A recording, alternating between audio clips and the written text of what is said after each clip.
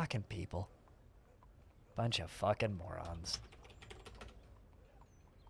Hey. I like bringing on the dwarves, to be clear, right?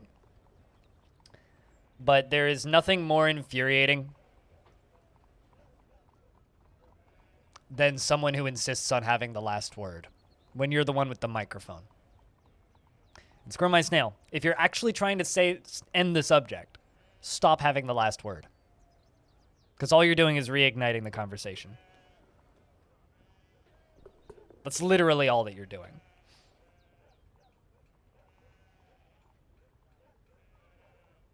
Just to be clear. Like, that's all that's happening. By restarting the conversation with the last word.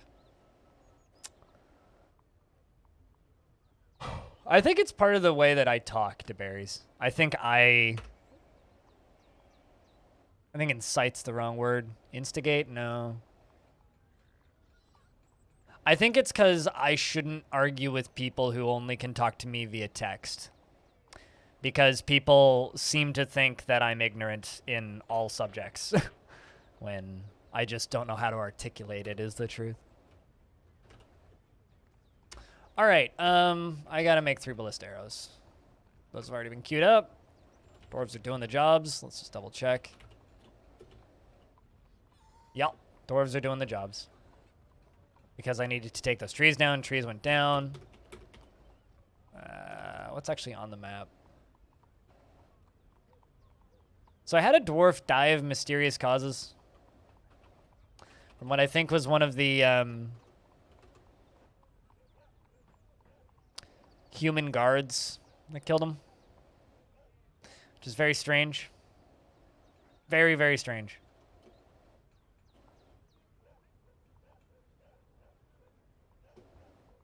Just the 2. Frogfire, just the 2. Congrats, Orange. Go pre-make yourself some dinner in case you start throwing up.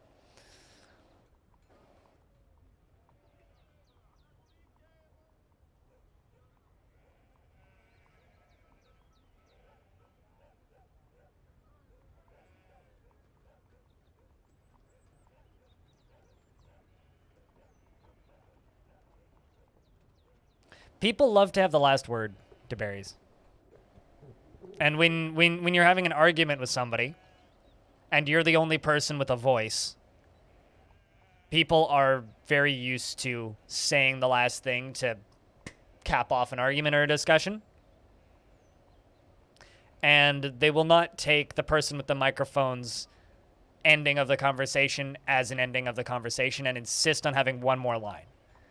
And when I have an argument with somebody, and then I end the conversation, and then I look up at chat 2 minutes later, and there's another paragraph from that person, that is just continuing the conversation to the point where it's literally impossible to end a conversation if the person that I'm discussing the topic with insists on having the last word, regardless of what the subject is.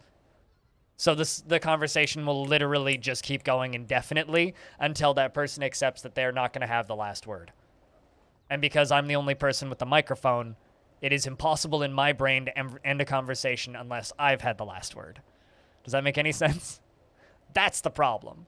So as much as I will try and have discussions with people, if the conversation is essentially just the other person saying, you are completely wrong, or you are wrong, without an actual solid reason and statement that, you know what, Draxiteer, if you don't like me, just don't watch my streams anymore at this point. If that's the statement that you want to end on, I'm gonna keep talking to you, and it's literally my personality. I will keep talking to you if you insist on having the last word. Doesn't matter what the discussion is. And you know what, Draxiteer, I liked you, but we'll never talk again.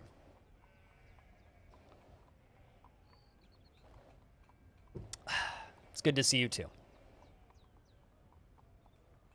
Also, if you think that was a rant, then you haven't heard me rant in a while, Orange.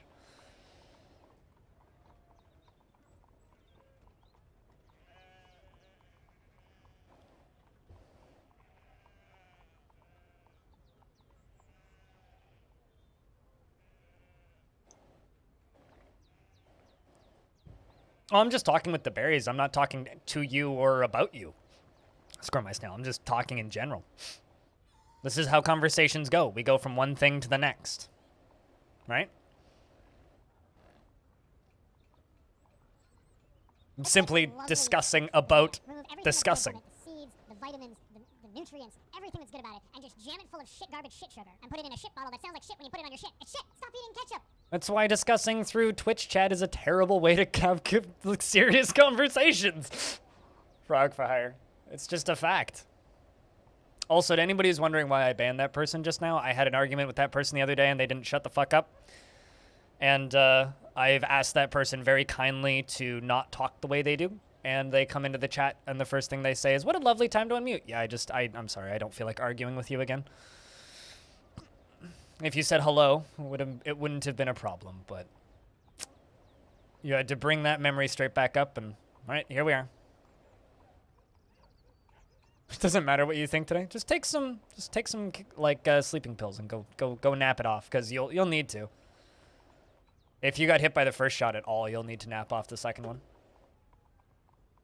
Everyone should just become less stubborn and realize that you shouldn't take anything that I say seriously or personally, because I'm just rambling at rapid fire speed. And if we don't agree, just drop it. Like, literally, like, people would get along with me a lot. People who get along with me understand that I'm just rambling. And not to take anything that I say seriously. Because if you just realize that what I'm saying is just mostly rambling and babbling and don't take anything that I say too seriously, then we'll get along just fine. If you take everything that I'm saying with, like, the epitome of importance and valid discussion, then realize that you're talking in Twitch chat and not in a public debating forum.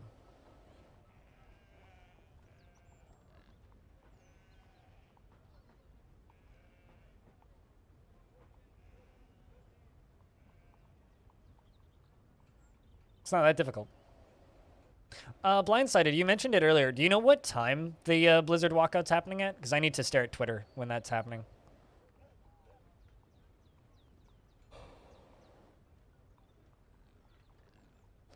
I think that the thing that you need to realize with streamers is if you're having a disagreement with a streamer, they're the one with the microphone and they're the one running the show. Oh, so they're out right now then, in theory. That's a long period of time to stand outside. Fuck that shit. I'd go to a coffee shop.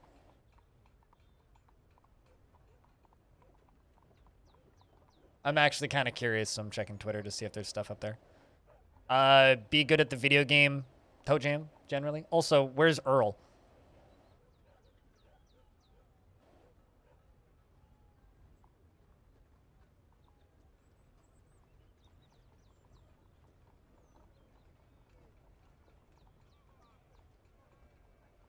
I had to scroll pretty far to find a photo. Yeah, there's a walkout happening.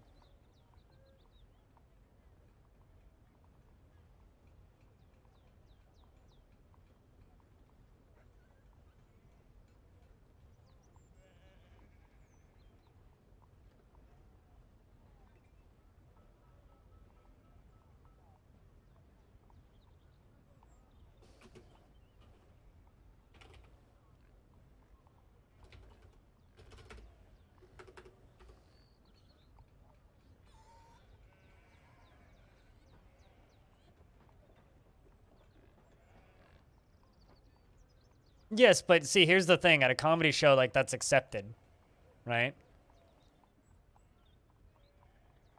Like, hecklers are part of a comedy show. And to a degree with people just calling out the streamer or saying stuff like that, like, to a degree, like, I'm going to treat you like a heckler. And how does a comedian treat a heckler? They make fun of them. They name call. They shout back.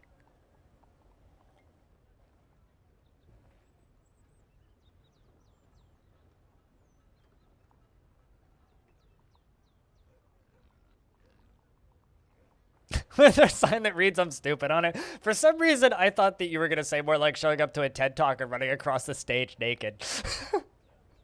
Which also would be amazing, depending on the TED Talk, but...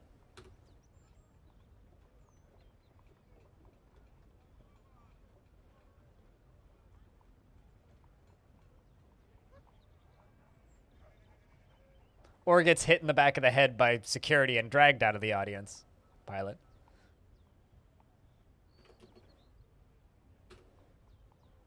It's like, you can absolutely heckle me. Just realize that I will shout back. Also, is Stone, are you here today? I think that you are, right? I just want to make sure for paperwork.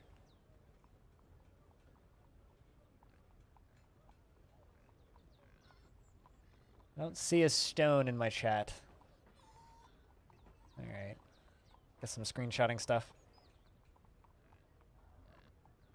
What is paperwork? So 3 times a year, humans bring us tributes. Stone volunteered at the very beginning of Longdeath to write down and catalog every single one of the tributes. So we have a full list of every single item the humans have ever brought us via tribute, when they brought them, and how much they brought, etc. That's what paperwork is. So if Stone isn't here screenshotting it off the stream, then I screenshot it for him and stick it in the Discord.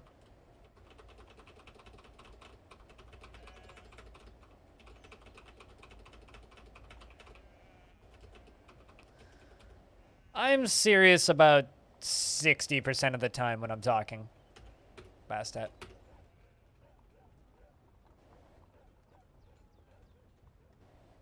Yeah, that's what's up with the pause and got it thing. If he's not here for paperwork, you can clip it for him. I have a hotkey on my keyboard that I can screenshot regions of my screen, so it's easy enough to do.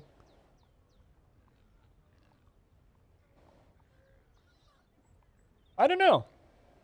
We'll see. Maybe. I don't know. Possibly, Tygo. You asked that question like you think I have a plan, which I think is admirable, but also seriously, the flowers in your noodle enclosure are beautiful, Pilot. I really like this shot because it looks like Snake is sniffing the flower.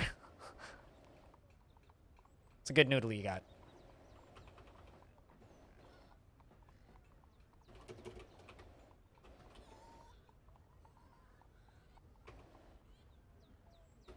Also, by the way, stupid, you had a baby? So, you now have an only son who's Ducky the second?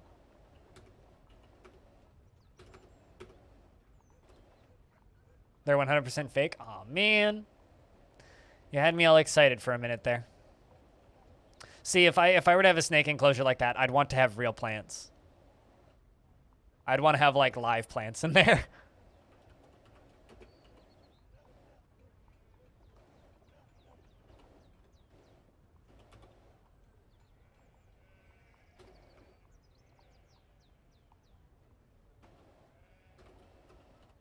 But that's the problem with like being a houseplant maniac is I would really want to have those. So the dwarf that died unexpectedly was Goffer II, who was almost our captain of the guard for 100 years. He was the captain of the guard for like 70 years. But he died of mysterious causes due to strangling by a human visitor, which is very weird. Very weird. So not exactly thrilled about that. So we had to appoint a new captain of the guard, which is Free. Free the Second is the new captain of the guard. So the current living dwarves are Pilot, the Skoid, Belug, Abe Xendi, Stone, Jack Nurick, LaFonda, Whitcode, Max, Evil Trick, Vimamel, Clay, Massive, Patchwork, Corvius Suede, Defcom, Aquafunkalistic Booty Wap, Simplex, Trees, Tiny Goliath, Ghost, Kade, Taurus, Seeker, Knowles, Blue Water, Cyralac, Peter, Ire Stupid, Voidlock, Hazhaza, Animal, Prismatic Flux, Murphist, Hexwrench, Caveman Crafting, Sidescoop, Free, Alien Slayer, Quaveneer, Bastet, Sathados, Windatar, Orange, Pengo, Costlord, Nimeseas, Ducky, Jess, and Spitalier. So that's the full list of dwarves in the fort currently. Realistic fake plants. That's like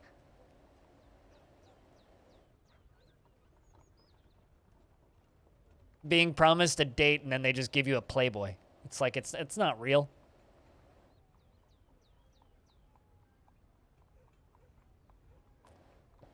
I'd want real plants, man. Oh, I know, but that would be like 80% of the fun for me, Pilot. I'm still like weirded out by the fact that you can't have a pet snake in your truck. But fish are okay. I want to know who was the first person to argue that they are allowed to have fish in their truck. I really, really, really, really want to know who was the first person to insist on having fish in their truck. I'm like, my mind is blown by that, Orange. Just that you can go without that.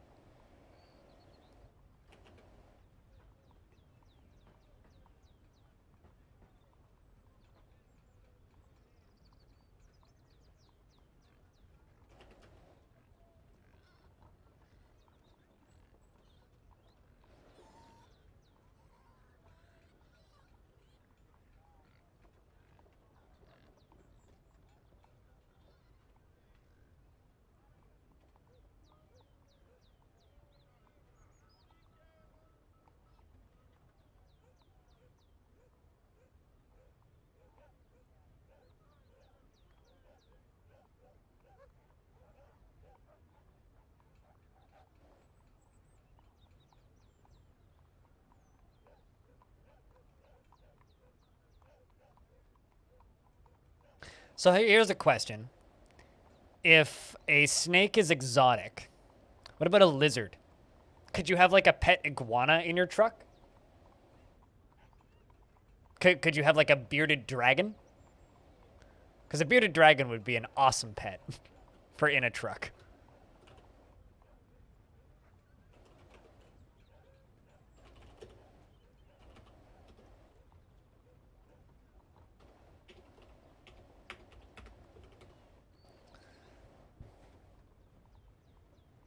You asked why, actually, and the company told me it's because they can get fined for transporting most snakes across the border of certain... okay, yeah, that actually does make a degree of sense. Still, like, firmly in the no fun zone? Yeah, it's like, what about psychedelic frogs? It's like, what about a psychedelic toad? Like, can you have a toad that, like, you can scrape psychedelics off of? Guano you don't know about, but bearded... yeah,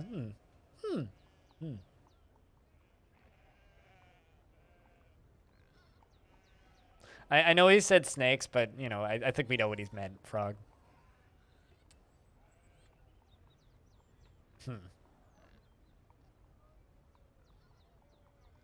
You still see a ray gun every time you see the butcher building? A ray gun? This looks like a ray gun to you? This? What part of that looks like a ray gun?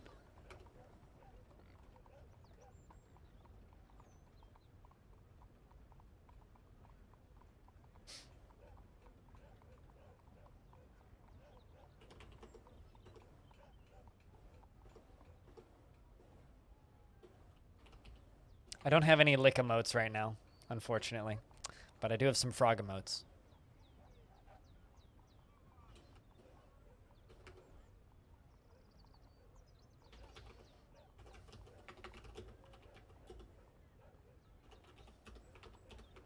Let's make a bunch of nest boxes.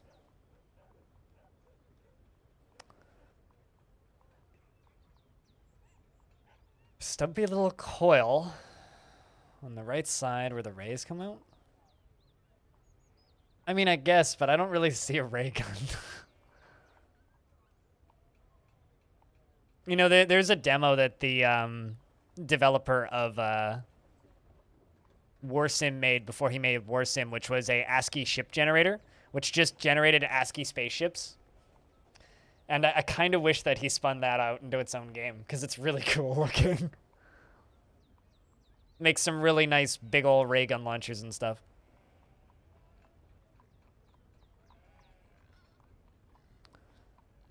I think the problem isn't like animals that can't survive in places. The problem is animals that can survive in places. So like if you were to take a snake somewhere where that snake is an invasive species and the snake could survive, that's a problem, right? But like if you have a bearded dragon and you let it out, it's just gonna die. Like those things are stupid. It's just gonna go die.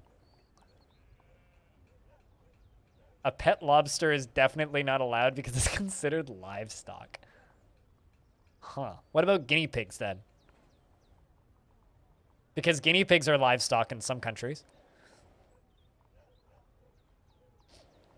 Like, could you have a pet hamster?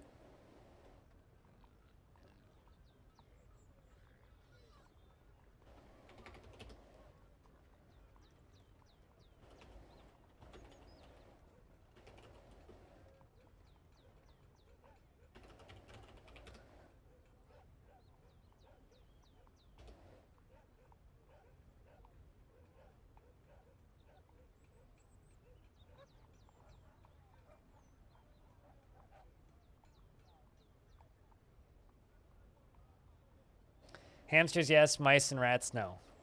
I mean, I could see why mice and rats would be a no. Because, like, I feel like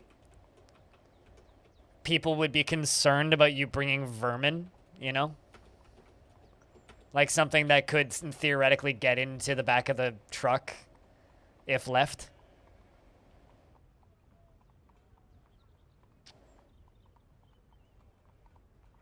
Unless you go through the house. Sounds like it's not worth it for a rat. So here's the important question, Orange. What kind of pet are you going to have in your truck, and why is it a parrot? You should just get a really, really, really old, like, just a really big parrot, and just, like, train it to talk on the radio. So that you can become famous among other truckers who are just like, oh, it's that fucker who just has the Polly want a cracker? Parrot? Like, you're just that asshole. I mean, a parrot would be awesome. It could just, like, sit on the seat next to you and just, like, yell into the speaker. It'd be great. You could have someone to sing karaoke with. I know trucker cats are a thing. Apparently trucker goats are a thing.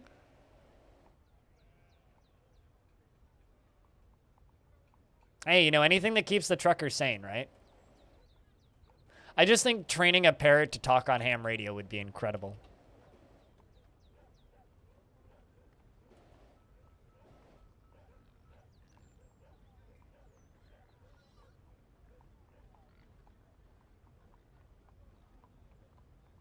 Actually, scratch the parrot. You should get a potbelly pig. That is weird. That goats and pigs are fine, but lobsters or livestock is really strange. You should just like get like 50 tarantulas and just have them all in cages behind you and just like drive in and just creep out all of the border crossing guards and just be like, I have a wall of spiders. It's like the inside of a Indiana Jones event. Darren, did you find out if you're sick or not? Or both your kids have been to Peru on mission trips and they had fried cavy. Did you tell them that that was guinea pigs? Hulk looking for logic and law. I mean, I don't need to look for logic in it, but I can be like, excuse me. There's a big difference.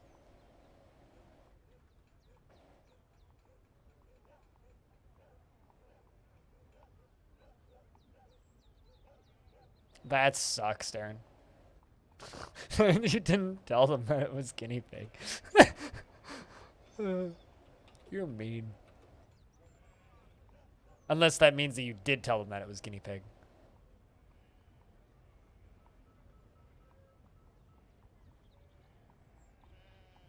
You're feeling better, but you'll know the results of the test on Thursday. Okay, that's good. Hopefully it turns out to be good news.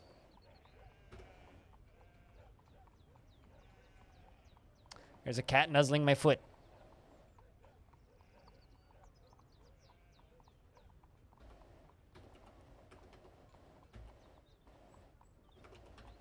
Also, I know you guys like to meme about it, but I swear it is not my goal at the start of every stream to argue with people.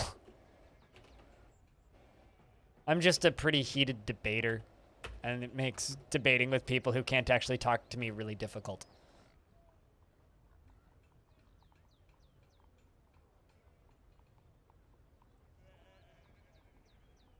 You actually didn't go with them? Oh, really? Huh. I mean, I would eat fried guinea pig. I don't really like guinea pigs. They're a good part of the stream. It makes my, like, anxiety levels rise, though. Okay, now that's awesome. Because, like, you could just put the monkey in a diaper and just be, you know, good to go, right? My mom's, one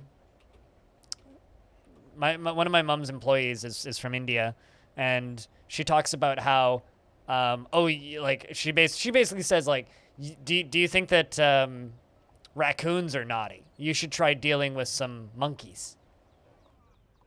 2021 for another 5.5 months, Silver She.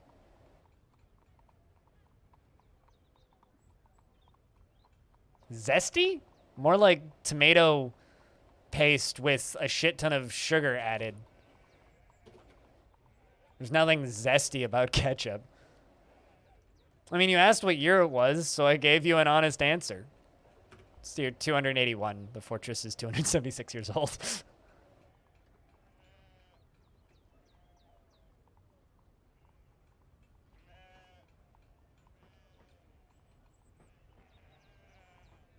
So who's that? And he could just reply, well, officer, it's your twin brother. Oh, that's... Now that seems like a really good way to not get across the border. How you doing, Silver Sheen? It's good to see you.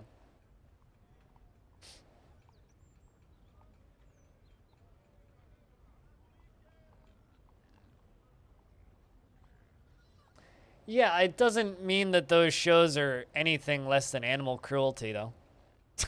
I mean, there's a lot of really old shows that are like featuring monkeys and such, and they're like none of those shows would be able to be made, even like 15 years later, let alone now, because they're all just straight up animal abuse, like to a point where it's like I shouldn't even be laughing at it. I watched Zaboombafoo. Fucking Kratz Creatures, man.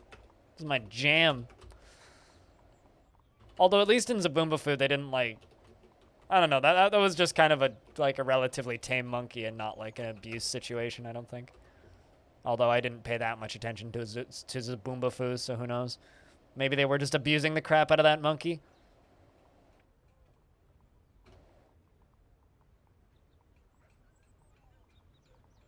How so, Silver She, if I can ask? Zaboombafoo was a Muppet? Was Zaboombafoo a puppet? I actually have no idea. I haven't seen that show since I was like 7.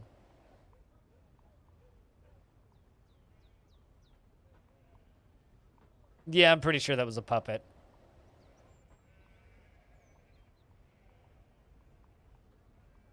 Yeah, that's definitely a puppet. Puppet with really weird looking eyes, actually. Because, like, there's definitely points where... Yeah, there's definitely points where it seemed like a puppet. Because, like... Celebrity TV lemur Zaboombafoo dies at age 20. Okay, so, like, was an actual monkey. But also was probably a puppet as well. Because, I mean... Like... you know...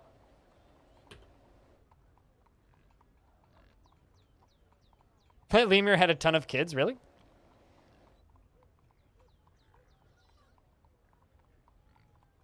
I was gonna say, welcome to, like, the club, I guess. on both parts of that, Silver She. Zoobs was getting busy. I mean, it's a monkey. That's what monkey do. Now I want to, like, watch some Kratz Creatures. I wonder how well those shows age.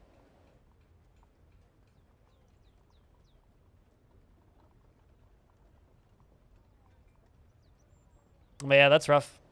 Silver Sheen. Been there. Done that. Got the depression t-shirt. Wonder if you could have a pet lemur. I have no idea. Pet monkeys weird me out. It's like almost... Like, I kind of get that they make pretty good pets, but like... They're kind of like the... Oh, it's almost like taking care of a little proto-human, which is a little weird to me. Um, well, my ex was always Pan, so not specifically. Not specifically.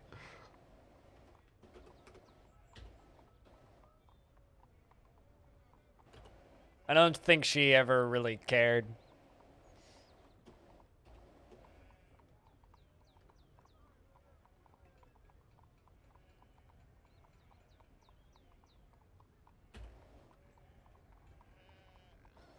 Meditate on war. It's fitting that you're captain of the guard. Free. How old are you? 13? Yeah, Freeways is going to make a good captain of the guard, I think. Also never actually gave you proper tasks. We should do that. I'm not going to give you other jobs. I'm going to give you mechanics and siege engineering, though.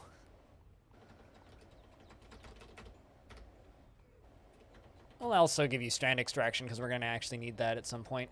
And leatherworking. Let's also give you... No, not stone detailing. That job takes way too long to get back from. Give you those. In case you beat somebody up.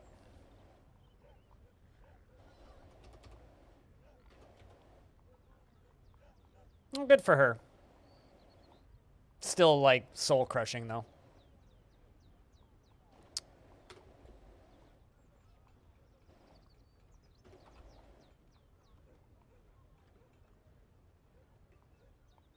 You don't actually want one. You just want to know if you can have one, just so that you can have that option on the table and then, like, carefully take that option and put it somewhere else. I'll be back in a second. I just got to check something.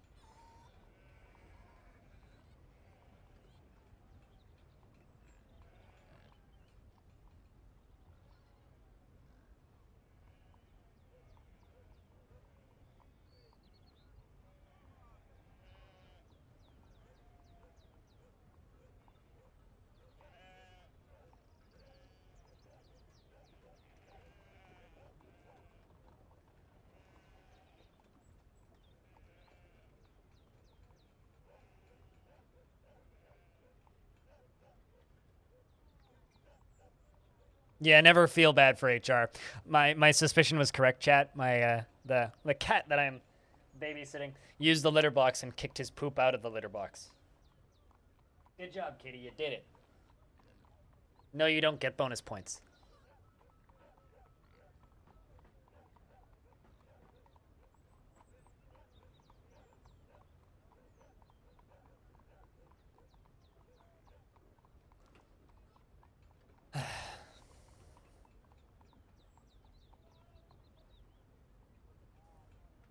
Cat should play soccer. I mean, he's 21, so maybe you could join the Senior Citizens League. Could always be worse. Yeah, he didn't puke on my carpet yet. What? I fed you, like, an hour and a half ago. Like, not even. Gesundheit.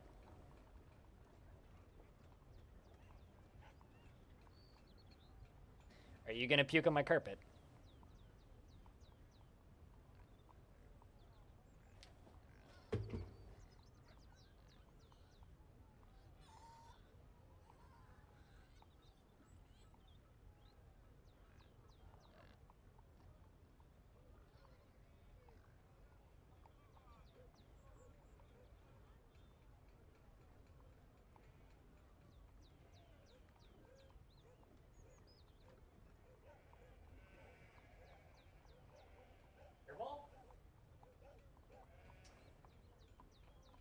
Just a hairball. I really don't want him puking on my carpet. That's all it is. I really do not want that cat puking on my carpet if I can avoid it. Yeah, well, no, he was just looking at me and then he just goes, goof, goof, on the carpet. I'm like, don't you fucking dare. I'm watching you.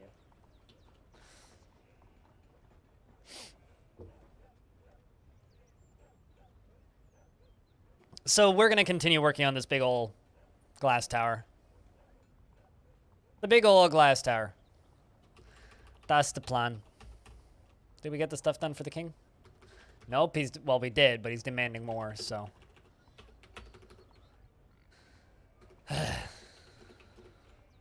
See if I have more glass. Did I actually make more glass yesterday? I can't remember. Starting to think I didn't. Pretty certain I didn't. All right. More glass it is then. Time to hack down some trees, too. Even though we're going to get more wood delivered pretty soon. We need the trees. But, you know. Yeah, I'm glad that things are working out for the better, Silvershe. It's like... that shit can be fucking brutal. Like, that just sounds like my 2019, except the difference between yours, from what I can tell, and the 2019 is... I don't know how rough it was, but for me, it was like the equivalent of having a brick dropped on my head. And it, like, put me out of commission for, like, 6 months. Like, I mean, I was here and I was streaming, but I'm still not myself. It's been, like, almost 2 years.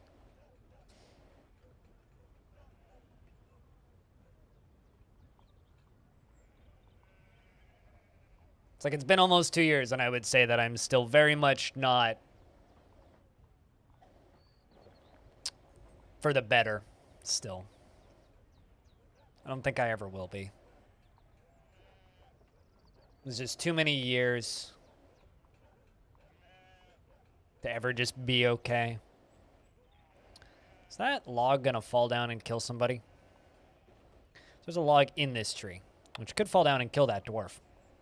It didn't, but it could.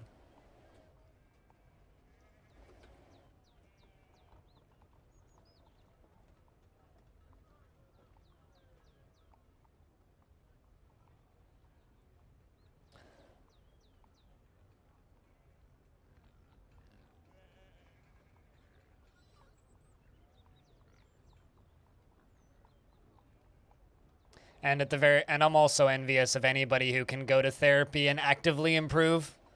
Like, I've talked about this a little bit on stream, but like, I went to therapy for a bit last year, and it was like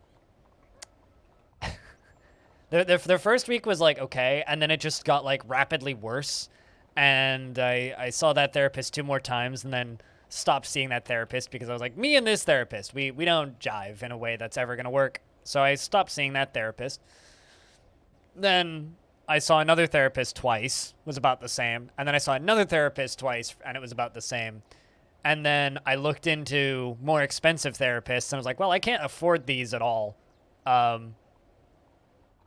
So it's like I've kind of just come to terms with the fact that I can't afford good therapy, and bad therapy just makes me worse. So, like, I don't know, like 2 months ago when I was really fucking down all the time was when I was with my third therapist. It was like really fucking difficult to even stream at that point. Like, I couldn't talk coherently without arguing with people, and I couldn't like stay stable at all. I don't know. I think I'm just broken. And that's just kind of what I'm gonna be for a long time.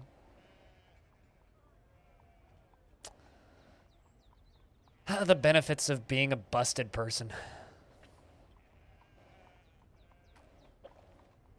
All right, Kitty, did you figure out that hairball? Where'd you leave it? Not on my carpet, I hope. You did go cough something up over on the hardwood. Yeah. Do you want more food? Is that what... I mean, you just coughed up a hairball. So now there's, like, room down there again? Are you hungry? Is that what's up?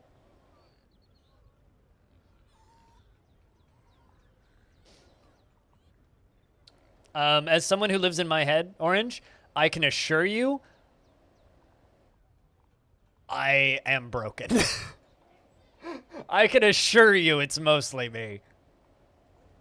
Because I wasn't always like this. And I wish I didn't have to be like this, but I'm just like this now. Did I feel invalidated by my therapists? I feel invalidated by my own existence. I don't need a therapist to do that.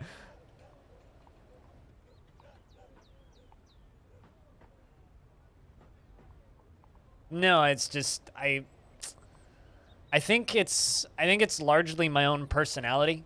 I have a really, really, really difficult time speaking with therapists. And it doesn't help. It's like, I know a lot of people are like, oh, therapy helps so much. It's like, no, it fucking doesn't. What's wrong with you? Like, how in the world does this shit help you? If anything, it makes everything demonstrably worse. At least for me, in my stupid brain, so. But, you know. Not everybody gets to talk to a random chat room all day, every day. You know?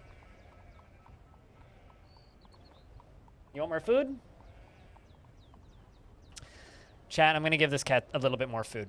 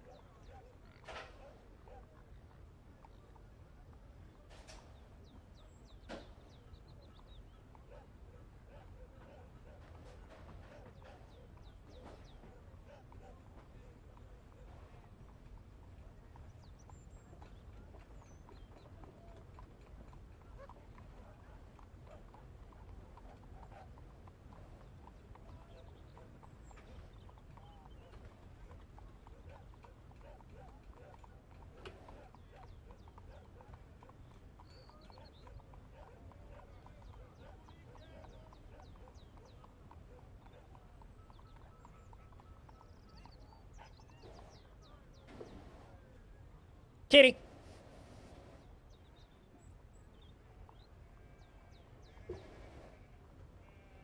Yeah, he needs his butt to be, what's the word?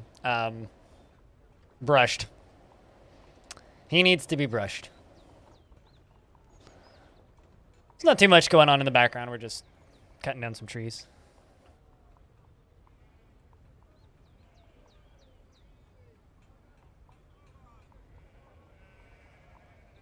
I tricked the human once again. What, into giving me more food?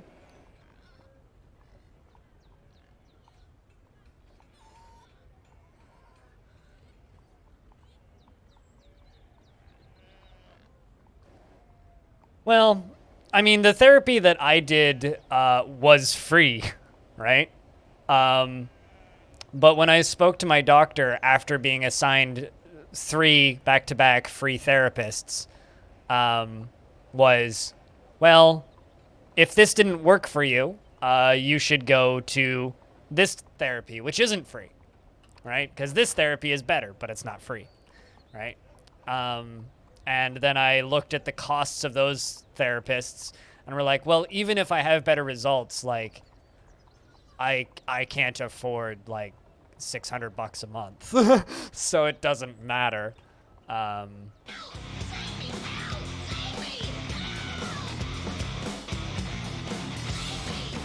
That's a damn nice kitty. Where's the button?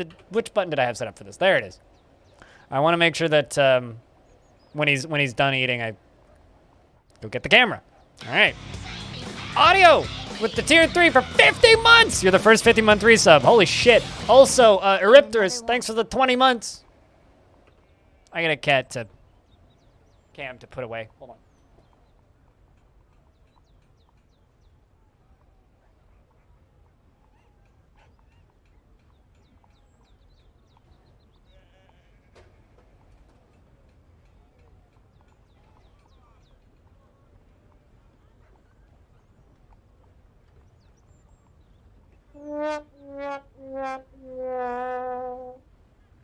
the shit yesterday was bad for you? What happened yesterday?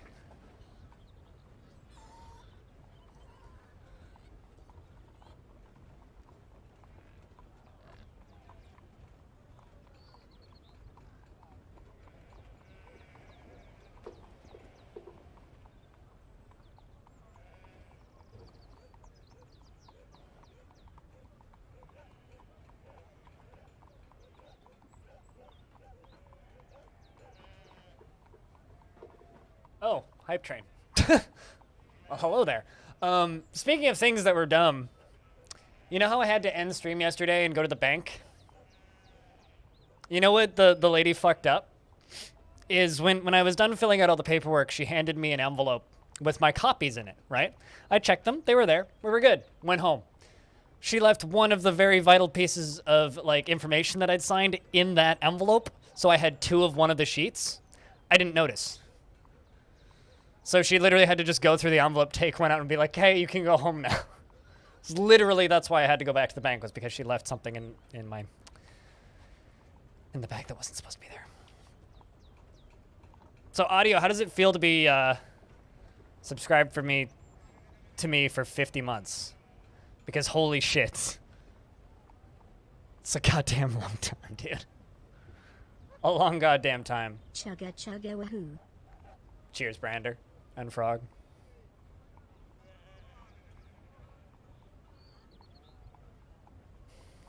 Until they start insisting to know about your mother. Is there supposed to be a joke in that? Because I don't get it.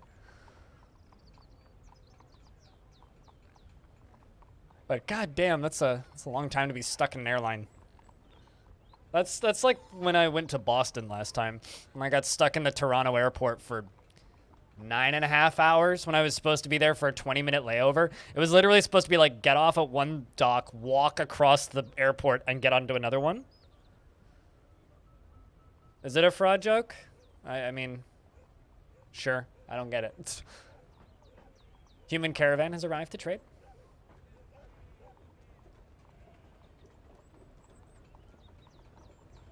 And the other human caravan has arrived to trade. Still no, diplomat. Whelp. But guys, thanks for the little hype train. Cheers. Bouncing off those resubs.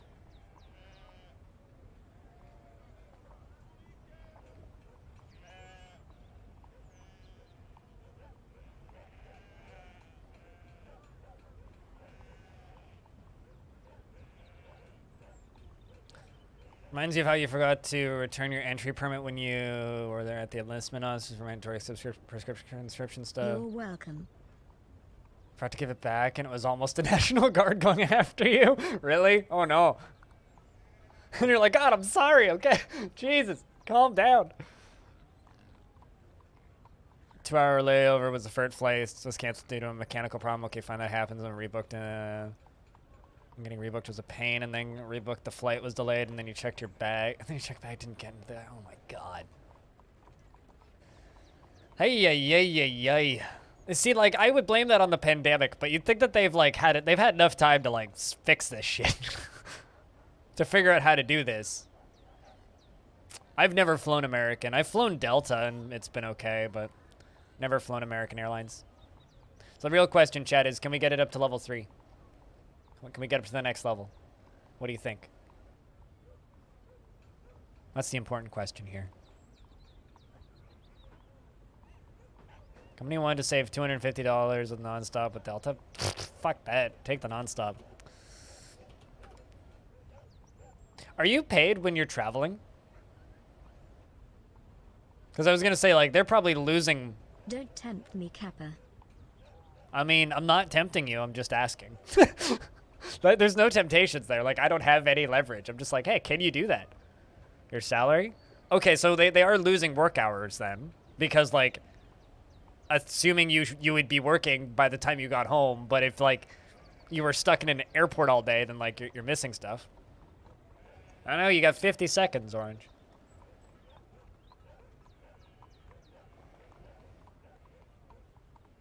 Your next Prime sub is due tomorrow? Well, you can wait till tomorrow then.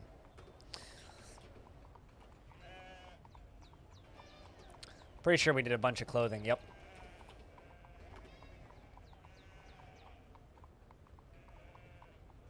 You now have leverage to get that. Well, I mean, like, that's logical to me.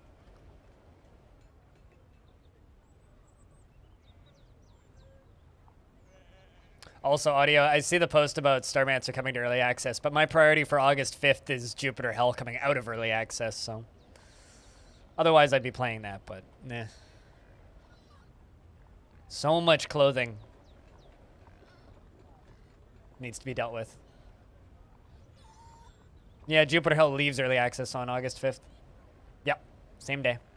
Same day. Thank you very much for the 200 bits, Brander. The $1 from Frog. The $1 from Brander, the $1 from Brander, the $1 from Brander, and the resubs, guys. Cheers. Fuck? What's fuck? I mean, there'll be plenty of time for both. It's not like they're gonna go anywhere, but we'll definitely have to have a peek at it. If Twitch didn't ban your PayPal, Twitch banned your PayPal? What? That's not a thing that happens.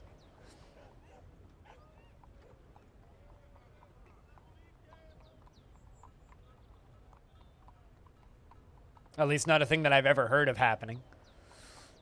I've heard of, like, credit cards getting blacklisted from Twitch purchases, but... Yeah, it's like if you charged back against Twitch, then they might, but Twitch doesn't just do that. If anything, it's probably the other way around. It's probably your PayPal locking out Twitch. Welcome back, stupid. I still feel bad calling you stupid. I hope you realize this.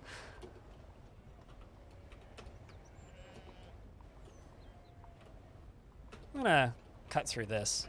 Put some doors in there.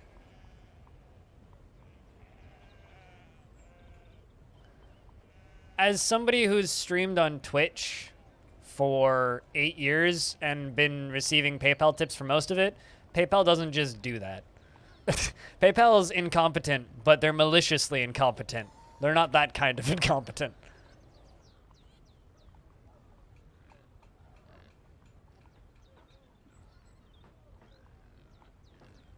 See, now I don't feel bad about that, Orange.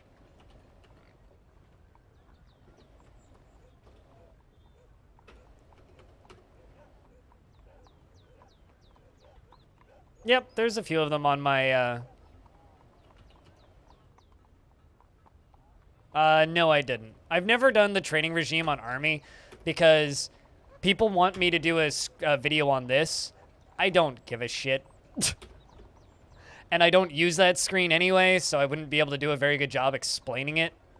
So, no, I've never bothered because, like, literally all you need to do is just hit V, hit P, hit N to make a new squad, add the dwarf to the squad, hit Q, select the squad on the thing that you want to make them train at, usually an army stand, and then press T, go to the squads menu, select the squad, and then hit T, and they will just go train. So, no, I've never bothered making a video because every time I've explained it to people that way, they're like, that's not what I meant, I want to see the military screen. I'm like, well, I don't use it, so I can't help you. So yeah, no, I've just kind of stopped doing tutorial videos because, frankly, it's like, I don't feel like putting together 15-minute edited tutorials because it's really not what I do. It is actually redundant. Like, you don't need to use it, which is why I think it's so hilarious that people complain about it so much. It's because, like, you just don't need to use it. Unless, like, you want every single one of your dwarves wearing identical pieces of military like armor and such, which they don't need to be. They'll just grab whatever the highest quality thing is and the highest value thing is. So it's like, it doesn't really, you don't need them to wear the most expensive, fanciest stuff because it literally doesn't matter.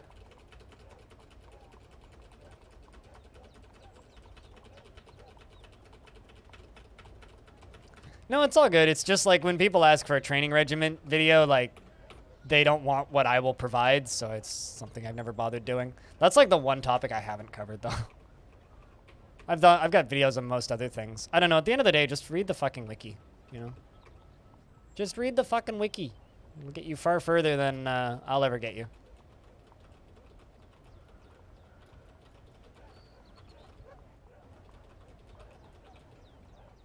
Haven't been here in a long while. Hey, Happy board guy. to see you still streaming. Well, heck yeah. I mean, I've streamed for 8 years. I ain't stopping anytime soon. I still read about your dwarves' history every now and again. The poor board guy that got booted out of the fort for murdering somebody. There's still a piece of art upon the wall of your dwarf. Thanks for $2. Cheers.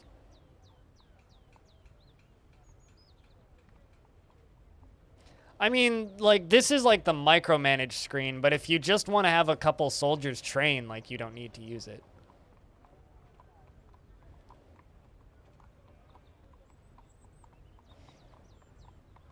Relevant is maybe putting it a little harshly, but I don't know if I'd quite say relevant. It's maybe being a bit too flattering.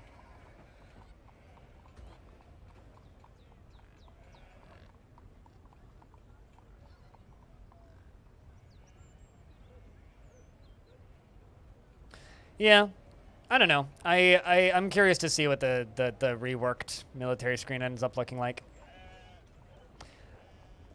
People do to the military screen what they do with literally everything in DF, Beermanier, which is they think it's really scary, so thus they never put any effort into just learning it themselves. It's like the main problem that people who try and learn DF run into is they look at a thing once and they go, oh, that's scary. And then they hear like a rumor about how it's scary and hard to learn. And then they just don't ever bother because they just assume it's scary. Right?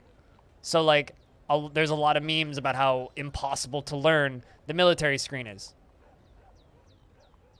All right. Well, it's not. It's just the same as any other UI in DF. It's a little bit fiddly. But once you understand the kind of inner logic of the UI in DF, it's not bad at all. It's just another screen that you'll learn.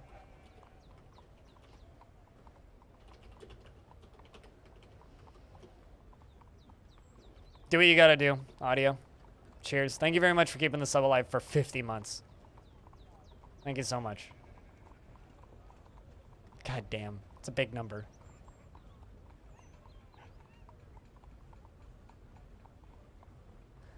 Yeah, but that's like because of how the dwarves' internal AI works, more so than the military screen.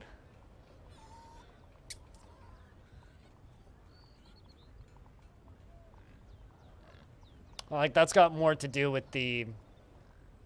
just the dwarves being idiots. Ducky, the dwarven child, has been possessed. Commander Rainbow Ducky, the child has been possessed. And has claimed a crafts dwarf shop, because of course.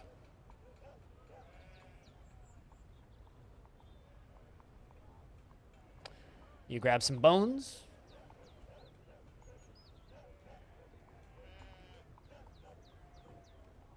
Free damnation. I'm sure you'll make something good. Any bets on what you're going to make, Ducky?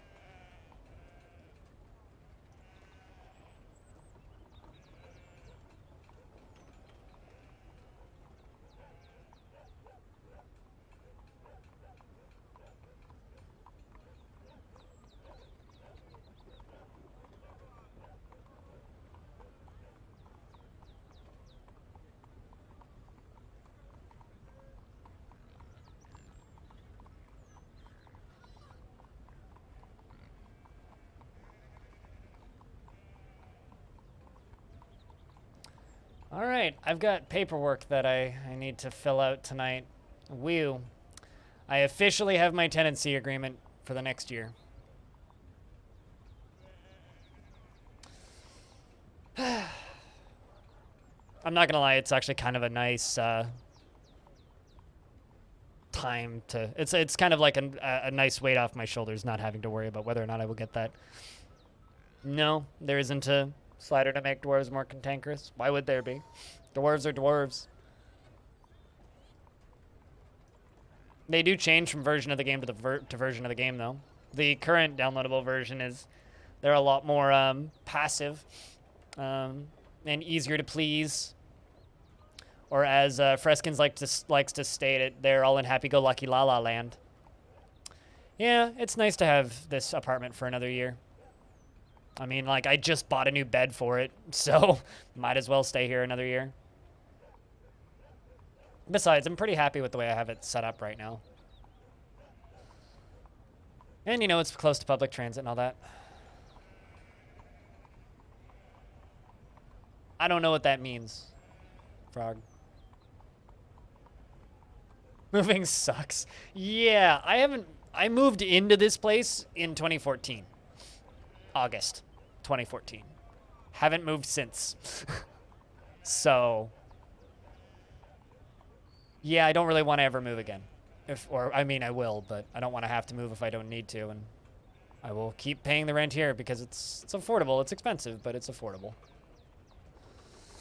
It's actually like kind of a very real fear is that every year I worry that the owner is going to tell the retail company that I rent from that they want to sell. And if they were to sell this unit and give me like 6 months notice or whatever to move out, I wouldn't be able to afford another apartment this size in this part of town. I'd have to move further away from public transit to be able to afford rent again because like I pay, well, as of this new contract, I will be paying $900 a month for this apartment.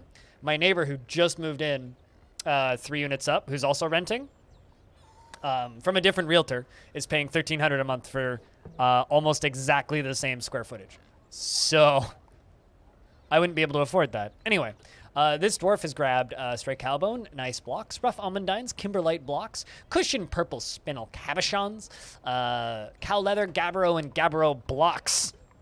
Make something cool for us, dwarf.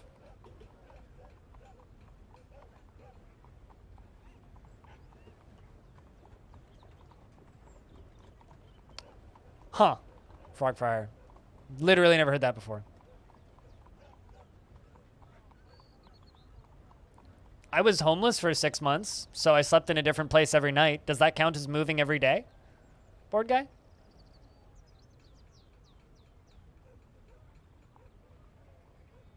And trust me, it's not ideal. I wouldn't recommend it.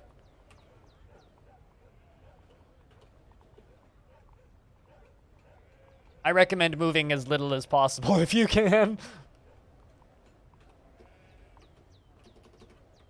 Yeah, even growing up, my family didn't move too much.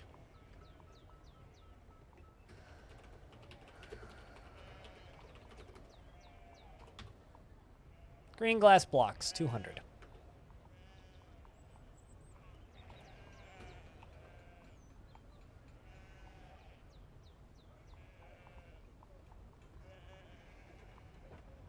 About 2.5 years in your current place? Yeah, I'd stick there. I don't know. I'm kind of the moving is expensive kind of person. So it's like if I wouldn't actively be moving to a better living situation, living space with people that I want to live with more than the people I'm already living with. Like if I were to say be moving into roommates where I'd be getting cheaper rent and they knew what I did for a living and would be okay with me like streaming all day. Like if I was moving into a situation like that, then I'd consider moving. But like outside of that, it's like there's absolutely no logical reason for me to move. Just ever, really.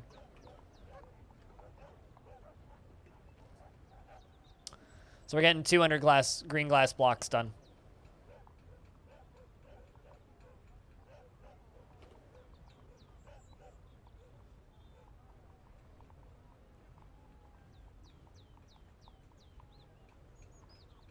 Sell most of your furniture because it was too expensive to move it to a new place. Yeah, no, I agree with that. Ducky, the dwarven child, has created Gush Gimel, a thin cow bone left gauntlet, and claims it is an heirloom in the name of the family ancestor, IR Stupid. Literally dedicates it to his mum. How cute.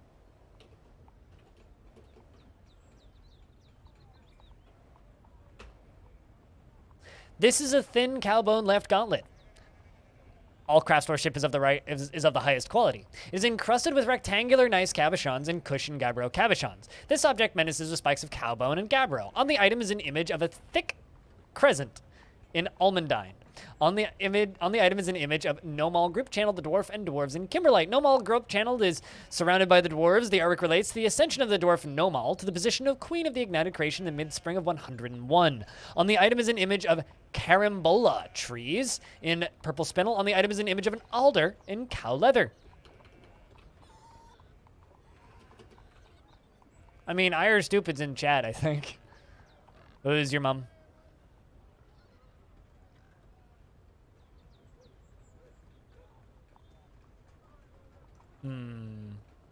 Also, Board Guy. We still have an artifact that's just named Board Guy. You self-named it. And in case you didn't know, Board Guy made an artifact called Board Guy, which is a mini forge. All Craftstar ship is of the highest quality. It is encrusted with cushioned mudstone cabochons and encircled with bands of round mudstone cabochons. Back in the era of mudstone, when we had one material to make stuff out of, mudstone.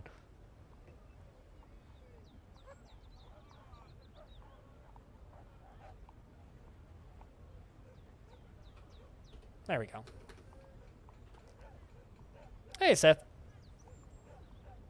I've been digging through a lot of Kimberlite, yeah, because I've literally never found diamonds in Dwarf Fortress before, first and foremost. But all the way down here, I've been building this, which is going to be a reservoir, and this is all Kimberlite, all this blue.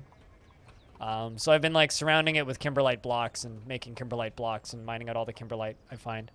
Cabochon, yeah, it's a type of gem, or a way to cut a gem, a specific cut of a gem. I've learned way more about gem cutting playing Dwarf Fortress than I ever would have otherwise.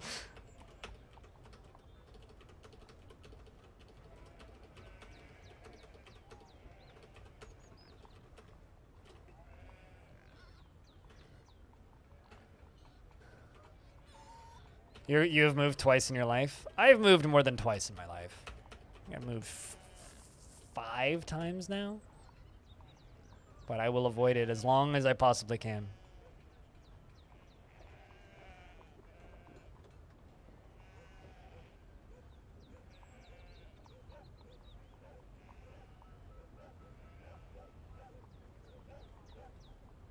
Like, as somebody who is, like, I don't have trouble getting used to people.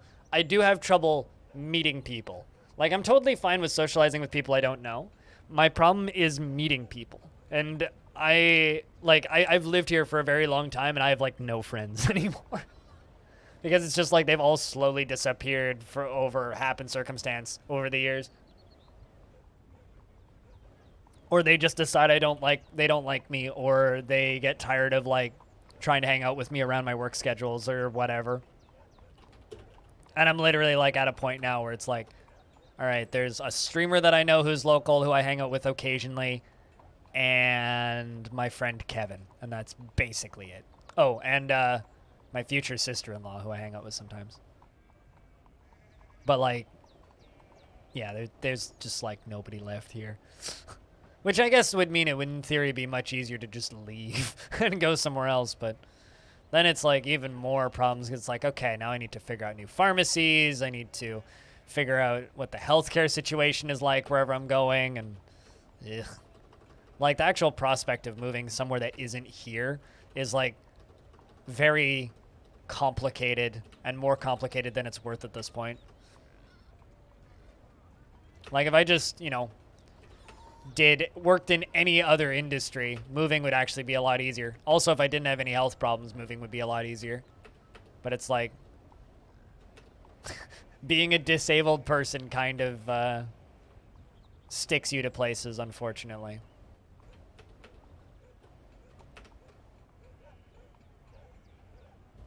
And it makes getting away from that place significantly more difficult. So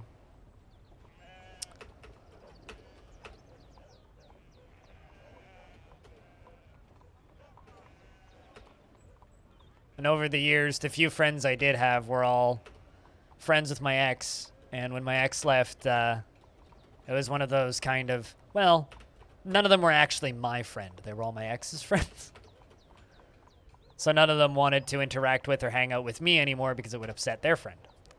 So Like, there was actually kind of a, like, end of 2019, I went on a pub crawl with one of my old friends, and it was quite literally like when we split at the end of the night, it was like, yep, we're never going to talk again. Okay, goodbye.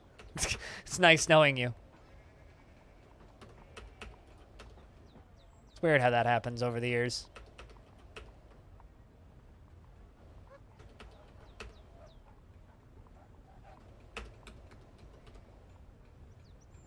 Bringing all those blue blocks down.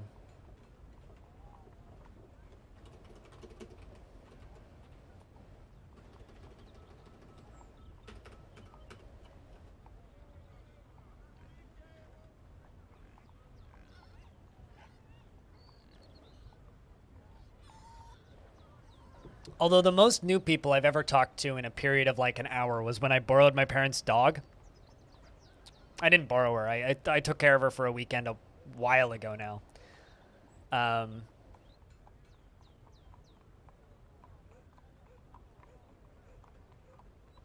Whoa.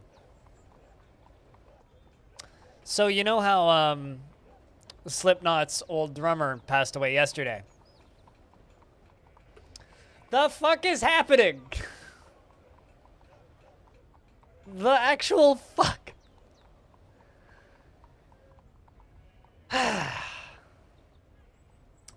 Ay, ay, ay, ay, ay.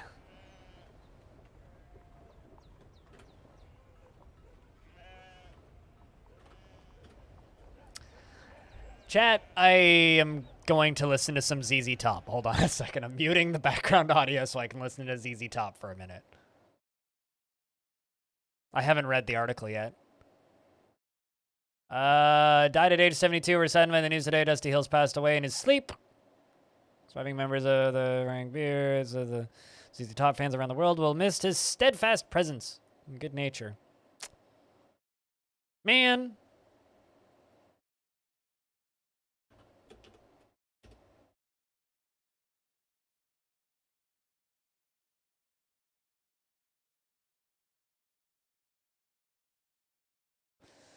Man.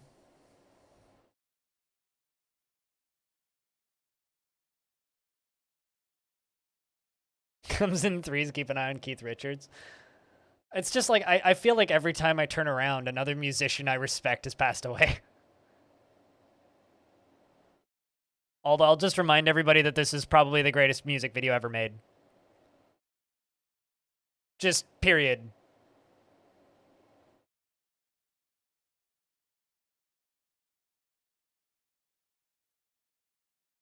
Man, I'm tired of everybody fucking dying. Hear that? Chad, if you're a famous musician, you're not allowed to die, okay?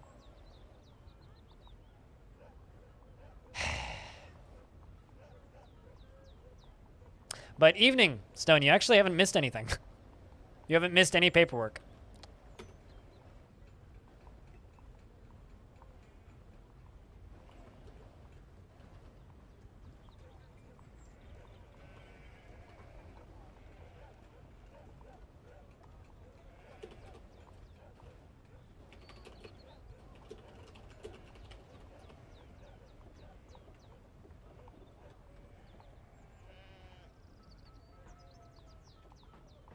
Is there any way to listen to the same thing? Is there a service that allows us to do that and you would subscribe?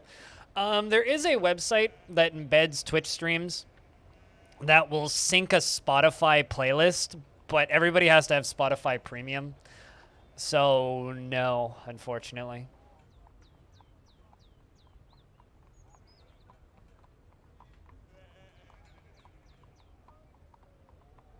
I've thought a couple of times about routing some audio in weird ways and running it through Discord, but...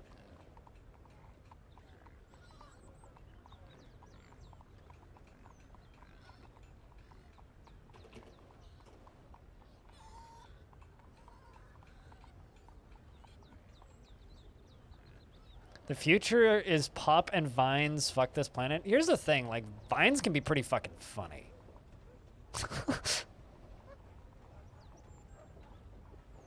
Well then, clearly you didn't watch me yesterday doing this, or the 2 days before that, or last week, because it's pretty frequent that we have this number of viewers. Vine's been dead for a while. YouTube's resurrected it with YouTube Shorts.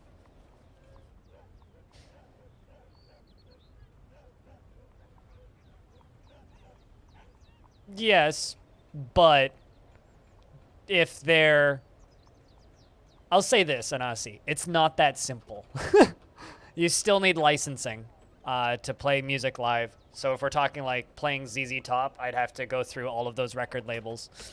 If it's music that's licensed to be played on Twitch, then yes, sure. But ZZ Top is not that. So it doesn't matter if it doesn't show up on the VODs. If you're streaming music live that you don't have the rights to stream, you're still in potential hot water. So it's one of those things where it's just kind of, you know, if this was a hobby for me, fuck yeah, I'd set all that shit up and do it. But this is my livelihood, so I just don't bother.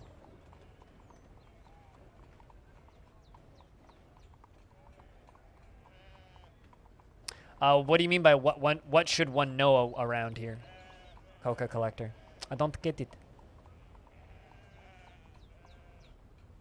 I mean, I'm aware of what the view count is, but if we just talked about view counts all the time, that would be boring. I mean, I got a raid at the start of the stream from one of my teammates, which was nice of her. So, I guess we're like maybe 40 above what we're normally at right now. So it's hardly 10 times what it normally is. But usually when we're streaming, we have like 60 to 100 people. Usually. Sometimes it'll be a little lower, sometimes it'll be a little higher. I had about 2,000 people once on Dwarf Fortress. It's when you wear cargo shorts and make a YouTube video. I think, anyway. I'm wearing cargo shorts right now. I could put this... If I put this VOD on YouTube, is that a YouTube Shorts? Or is that just a YouTuber in shorts, which is a completely different thing? The record that we know of is Sataros, who I think is still in the chat, who had a fort that lasted for 500 years. We're going for 1,000.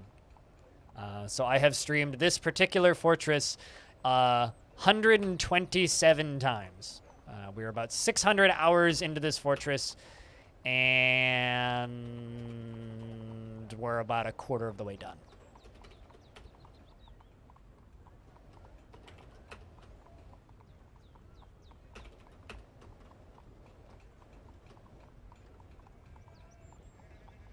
And if you want to see the actual scale of how much is here, type in the exclamation point Longdeath in the chat and have a peek at that playlist.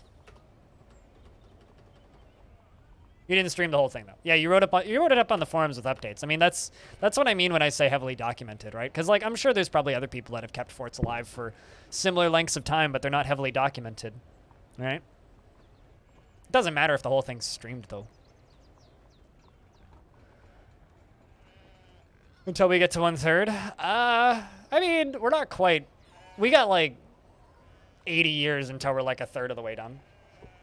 I'm not gonna lie, when we hit halfway, when we hit year 500, this is actually gonna feel achievable because it's like, okay, it's all uphill from here, right? What's the population? Currently, 55. 55, but we haven't had a migrant in 130, 40 years.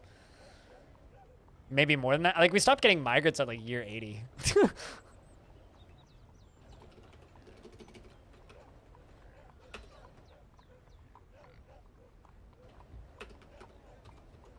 I've got legs stuck in my head, chat.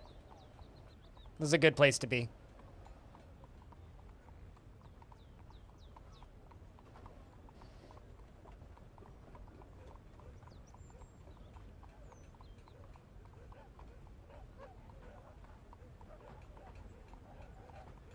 You almost become more committed the longer you go. See, that's the problem with having a YouTube audience is you have to be committed. And that's the problem with having a Twitch audience is you have to be committed. It's the more public you are about it. Black Betty's pretty good. Black Betty is pretty good. The main reason I'm so fucking sad about ZZ Top right now is they were literally the longest running American rock band of all time. Like they were the longest same lineup American rock band of all time. that never stopped touring.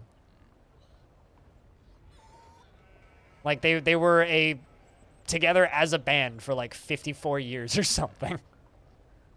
It's ridiculous. There's actually a really good documentary about ZZ Top on Netflix called The Little Band from Texas. If you're interested in the music industry, I highly recommend it. Highly recommend it. The song Legs. It's this song. As I said earlier, also probably the best music video ever made. Just flat, hands down, best music video ever made.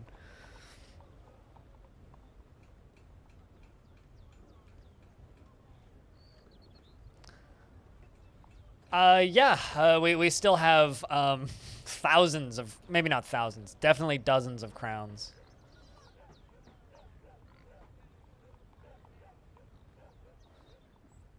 To the point where it's like, I don't know what menu those would be in. Well, because you're still alive, so we have to keep the crowns until you die.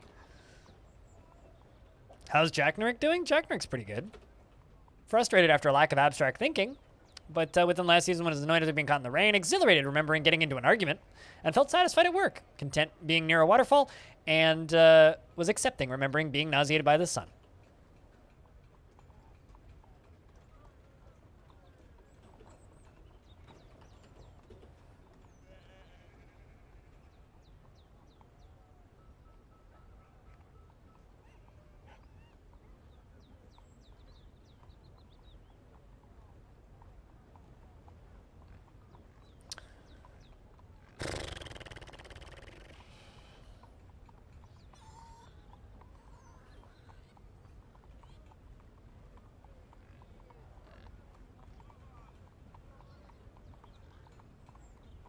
What version is this? One version behind.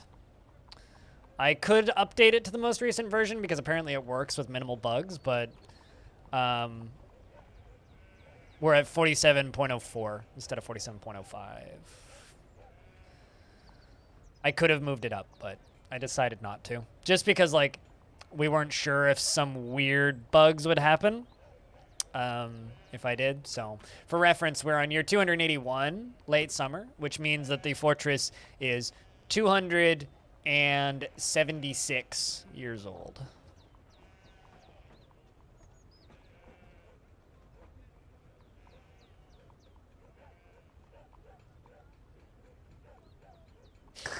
No, don't worry about it. The dwarf will stay alive, infinity, until they die of old age. And you'll probably stay in office, too, because dwarves really are afraid of change. Even though you did kind of get elected out a couple of times. I guess the dwarves preferred to keep making crowns instead of making socks for the other dwarf.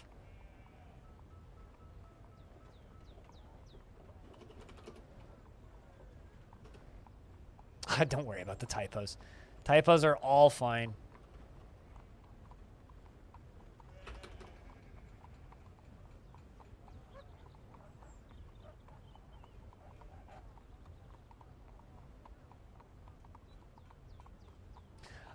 I mean, generally there isn't a huge problem with moving saves over to a more recent version because, like, usually what the big changes happen in world generation. So if the world's already generated, the game just ignores it and carries on as normal, but you never know. You never know. Wild Peak, what's up? It's good to see you. Mobile keyboards? Yeah, mobile keyboards are the worst. Ah, man.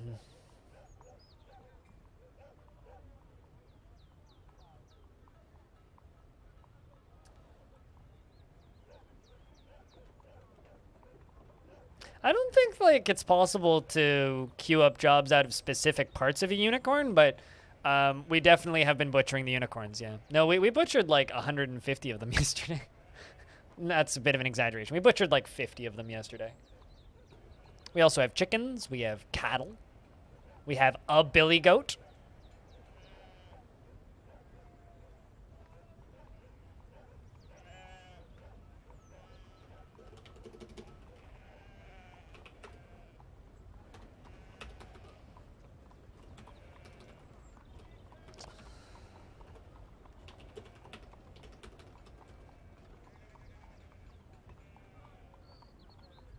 Man, I want to listen to Legs again. I like that song too much. It's not their best song, it's just my favorite song by them. Because if I were to actually throw out a best song by ZZ Top, it probably wouldn't be Legs, but I just like that song a lot. You think there's an option in the craft store shop to make items with the horn? Huh. I mean, they've definitely made unicorn bone crafts. I'll have to look into that.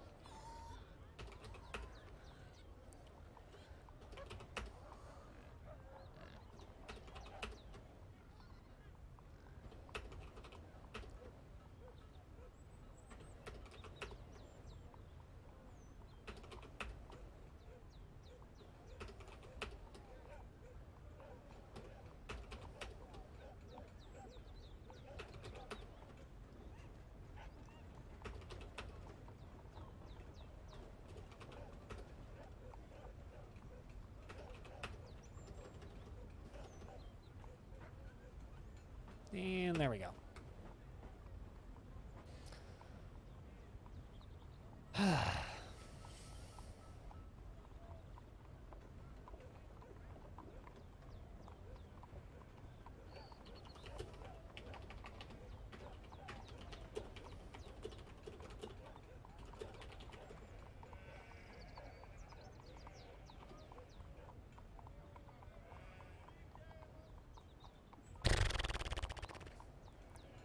Also, I swear to God, if anybody from Iron Maiden dies before I get to see them live again, I'm going to throw a mug across the room. That's not allowed to happen. I realize those crazy fucks are immortal, but...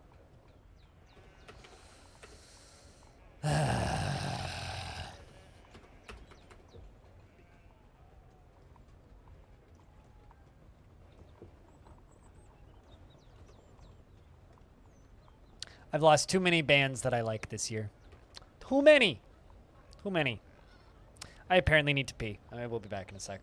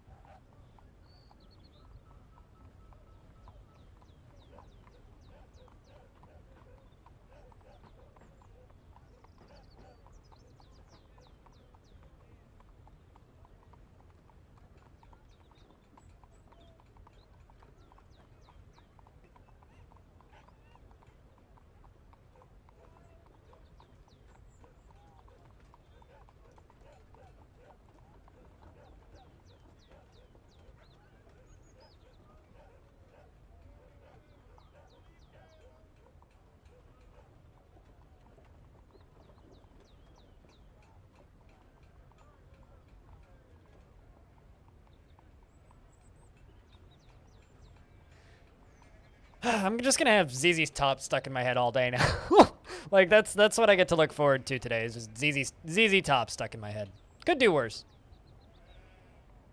No, this is just a standard underground lava flow. I mean, I guess if the world had been left to generate longer, this maybe could have developed into a volcano. But no, it's just a pool of lava in the lower cavern layer. So we are building a big old reservoir, which I'm going to dump lava into. And then from there, I will be filling the reservoir up with, well, lava, obviously. And then we will be pumping the lava from deep in the underground all the way up to the surface and up into a tower. Certain things do. Volcanoes can develop after the initial world gen, and things can flood, I think. But once you stop world gen, it stops. And like, for example, evil biomes can spread out more based on the influence of evil that is causing them to spawn. Tarn wants it so that in the future, we'd be able to, like, you'd be able to settle close to an evil area, and the evil area would slowly take over your map that you're playing on. So, like, they want the evil space to spread. Supposedly that's, like, in the game right now. It's just very slow. Like, evil biomes will spread as an area full of goblins or necromancers gets evil-er. I don't know if that's supposed to work that way with good biomes, too, but I don't know. A lot of that stuff is still, like, not fully implemented yet.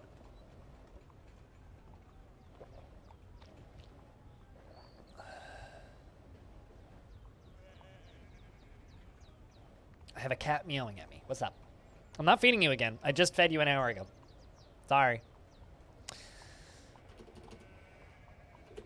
Stone heads up its paperwork o'clock. The humans have arrived to bring us tribute to the great and powerful Longdeath. Look at that. They actually brought someone speedy today. Look at them running. He's almost by the gate already. I think the cat understood. He's curled back up in his corner.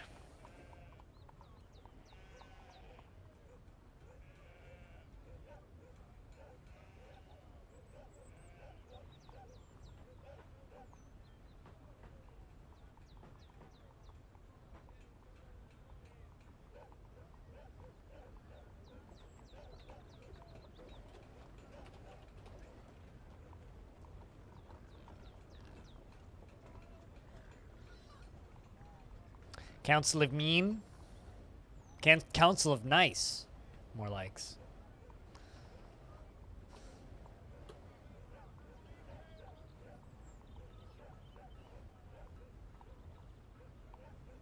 A chest or a quiver? Why not both?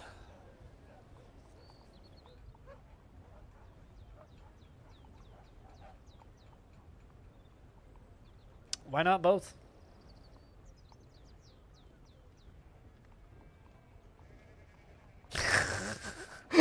Okay, this is pretty funny. So I posted a link to that Rolling Stone article about the bassist of ZZ Top passing away. And, and Crocodile responds with, I blame my mom. In the past week, she made the comment, is ZZ Top even still alive? Man, that's brutal. God damn it. That is brutal. God damn it, Crocodile's mom.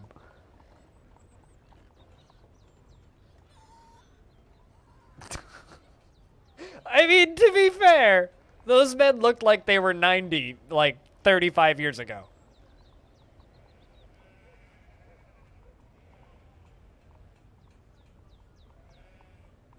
Like, just go to Google and type in ZZ Top beards. And, well...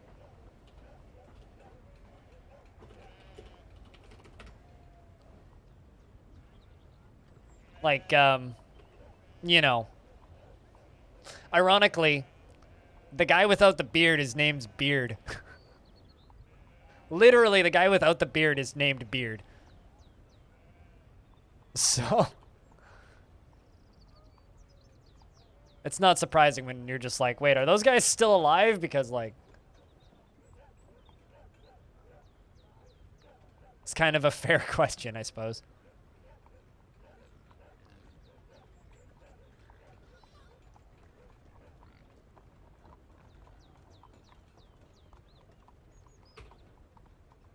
Prepared goat lung, termite ichor. How kind of them? 5 horse cheese, 5 piggy cheese, 5 beet plants, some galana blocks. Man, remember when each of these human factions just brought us like 3 things and then that was it? This entire human culture's like existence is based on bringing us free stuff.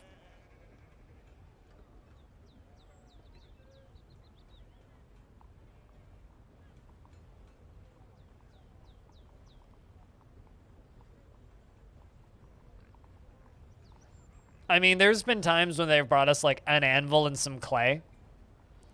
It's pretty funny when they're just like, here's an anvil and some clay. It's like, aw, thanks, guys. You're so kind.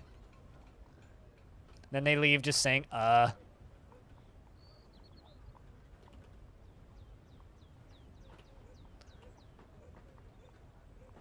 Construct building. Someone is probably still constructing. There we go. Not bad. Less than the almost 3 pages one we got the other day.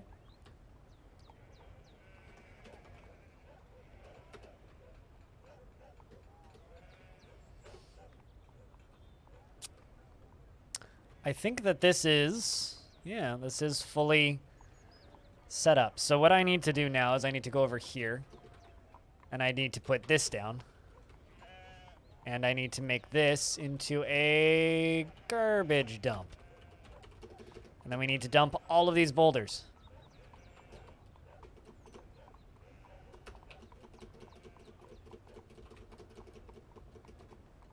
It's going to take a minute, but we're going to have to do it. Get them all out of here.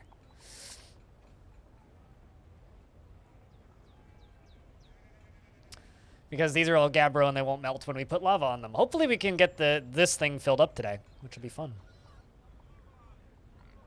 Because up here is where we're going to start the pump stack. And I still haven't figured out how deep I'm actually going to go with the tower itself. But this is where we're going to start the pump stack. Above this thing. So I'm going to need to let the lava in from over here. Definitely set it up in such a way so that we can bring the lava in safely.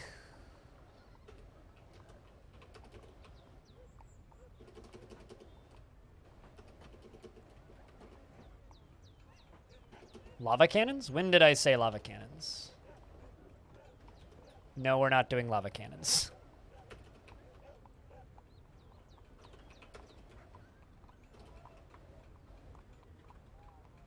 Yeah, do I look like Cupo? I'm good at this game. I'm not that good at this game.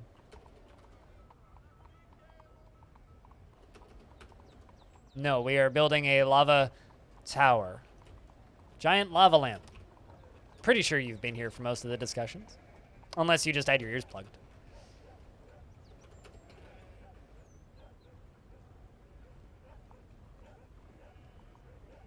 Which I'm thinking you may have.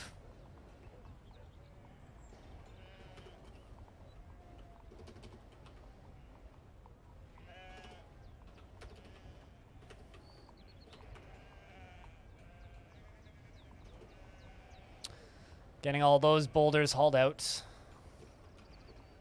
Dinging all this across. Oh, yeah, you know, well. I mean, we're not exactly at war with anybody, so having lava cannons would be a bit redundant anyway.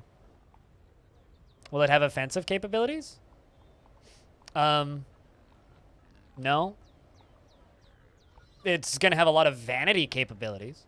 In theory, I could make it offensive, but, like, I don't need to, because this fort is not at war with anybody. So, like, the whole concept of building something for the point of war is a wee bit redundant when you're not at war with anybody. So, no, not really.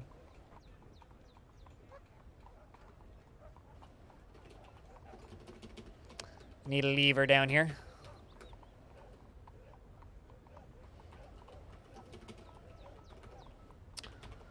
Floodgate, rock, 10, D, Gabbro. King's not asking for anything, so we're good. Declare war on that buzzard that knocked you off the bridge. Don't worry, many buzzards have died since then. We have captured and slaughtered and slain and shot down many, many, many buzzards. Yep, absolutely it generates steam. And yes, you can use it to give dwarves liposuction. It's fluid dynamics, pressure, steam, all that, yep. All of that are mechanics in DF. I think I'm going to encase this in blue as well. So we're going to go around the outside of this once we're done. But absolutely, yes. Well, so the fat on dwarves will melt before their skin gets hot enough to catch fire. So if you set a dwarf on fire or blast them with steam for like a quarter of a second, long enough so that they don't actually gain any injuries to their skin, but it melts all of their fat, you can actually like set a dwarf on fire and drop them in a bucket of water, and they'll come out very thin. If you do it really quickly and really carefully. But usually it just ends with you having a dead dwarf, so I don't really recommend it as a viable form of dwarven liposuction. It is hilarious, though. Do they sweat the fat? You know, I never really worried about thinking about that stuff too much. But probably something like that, I guess.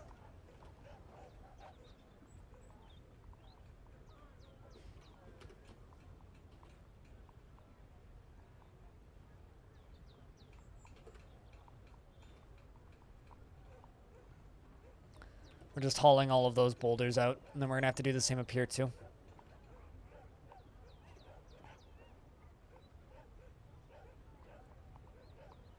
There's a narrow bridge over lava, and when invaders, you drop boulders into the lava beside them, and it's splash. Yeah, and then the lava mist covers the invaders.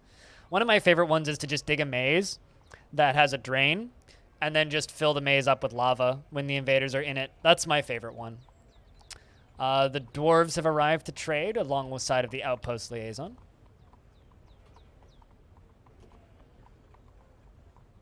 That is not something that's ever worked in Fortress mode that I'm aware of.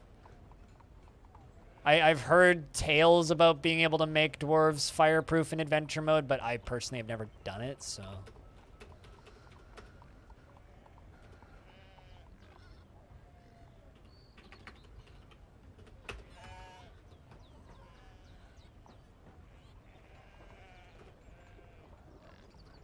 Dwarves are all in the basement right now hauling boulders.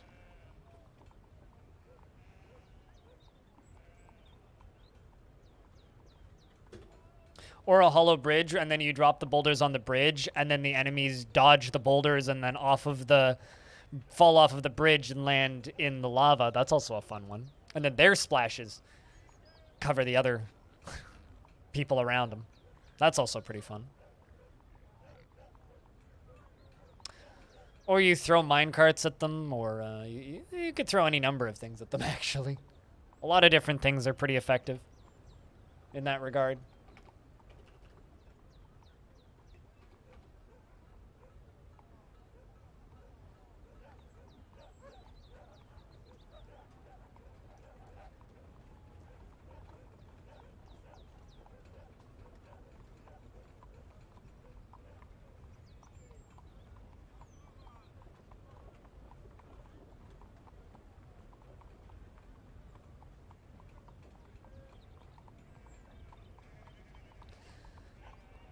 Bringing all those figurines over to trade.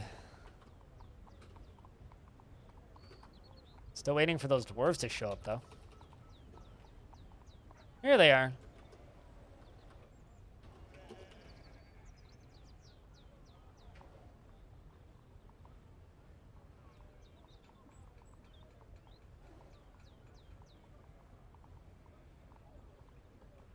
There is no totally accurate Kidley. You know, I don't know about that.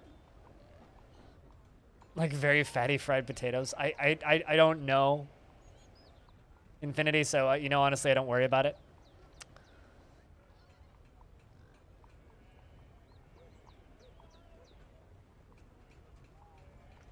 Was that the surface? So this fortress, since I don't think you've seen an overview of it. Uh-oh. Well, hold on a second. Let me go through this first. I am your liaison from the Mountain Homes. Let's discuss your situation. I want all the wood. All of it.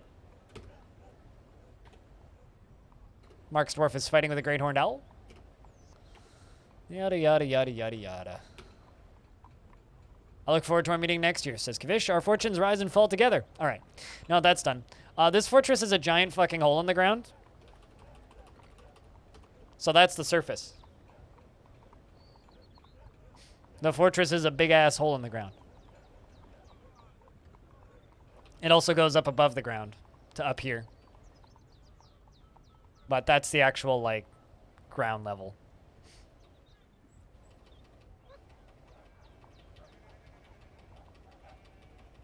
And then it goes all the way down, all the way down, all the way down to about there.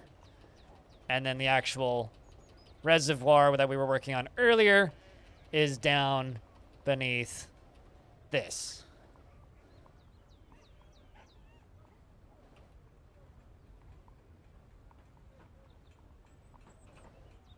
Isn't the Dragon Trap the name of a book? I'm pretty sure that's a book, right? The Dragon Trap.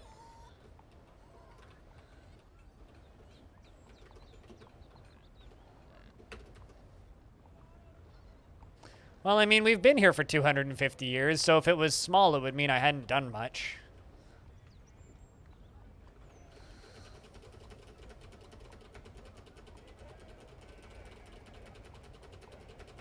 Just let me finish killing all of this, and then I'll take a peek at your dragon trap, if that's the image that I think you're sharing.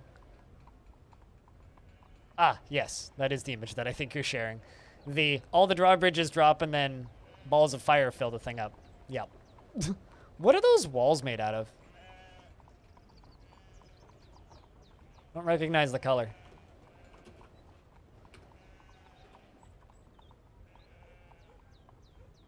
Clear glass? Oh, that's why I don't recognize the color. There are some rock crystals on this map, but like not enough that I'd really bother getting. Or no, that's crystal glass. I don't even think I know the recipe for clear glass. I know the recipe for crystal glass, but not clear glass. It's quite, yeah, there's quite a few rock crystals down here, but like not enough that it's realistically worth doing.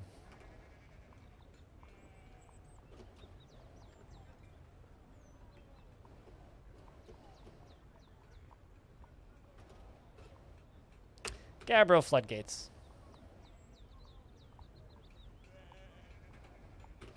King's not demanding anything, so we can continue working on this. But yeah, no, Kaka Collector, this is why I was like a little, not miffed, but like surprised when you're just like, man, DF has like 10 times the viewers that it normally does, is because I've been doing this one fort for almost a year now. And it's like at minimum 3 to 4 times a week, right? So yeah, I know how to make pearl ash. I mean, everything in DF seems a little convoluted until you do it once and you're like, oh, this is actually really simple. What the fuck? Like, everything seems really complicated until you've done it. Yeah, it's probably time zone issues. I mean, I'm always on it this time, so. Can you make steam pistons? Steam pistons. Well, I mean, magma pistons are a thing, but it's probably not what you mean when you say steam pistons. Magma pistons are, special.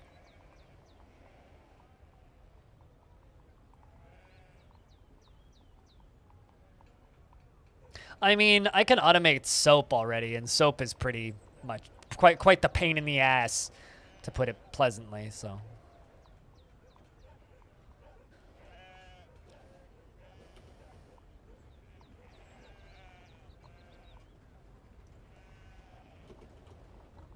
All right, open space, open space, open space, open space. Oh, I don't have any floor grates.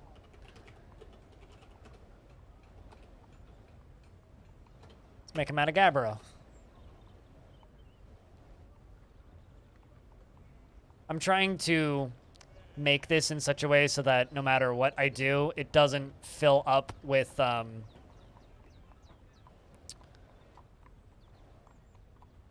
so that it doesn't fill up with things that will, you know, attack my dwarves.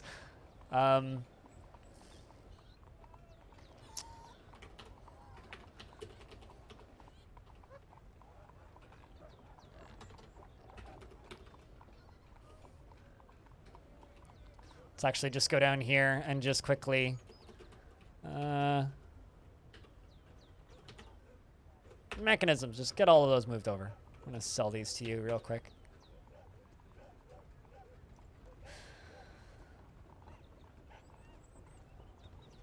It's time for them to meet Armok personally. I mean, my dwarves have been pondering large sums and toxicology a lot recently.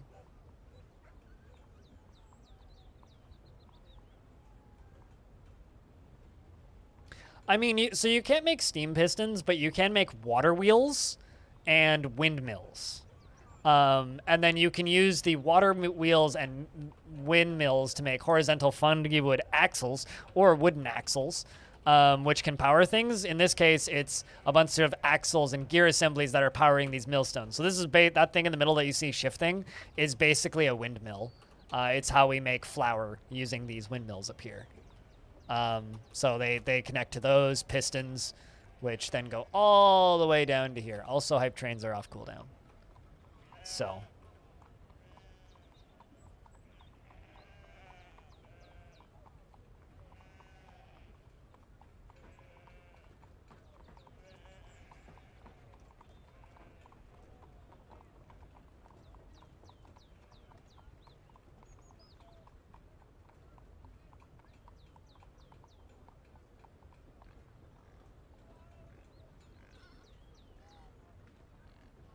If there were pistons for moving stuff in DF, it would run like ass. I mean, that's a planned thing, though. Moving fortresses is a thing that we're going to get one day. Probably not anytime soon, but one day. That is why the windmills and water wheels and axles are in the game, is so that one day we could get moving fortresses. It's literally a part of the plan. It's like on the to-do list. It's on the, what's it called? Development calendar. I'm trying to think of the roadmap. That's the word I'm looking for. So we'll get it. It might take a bit, but we'll get it.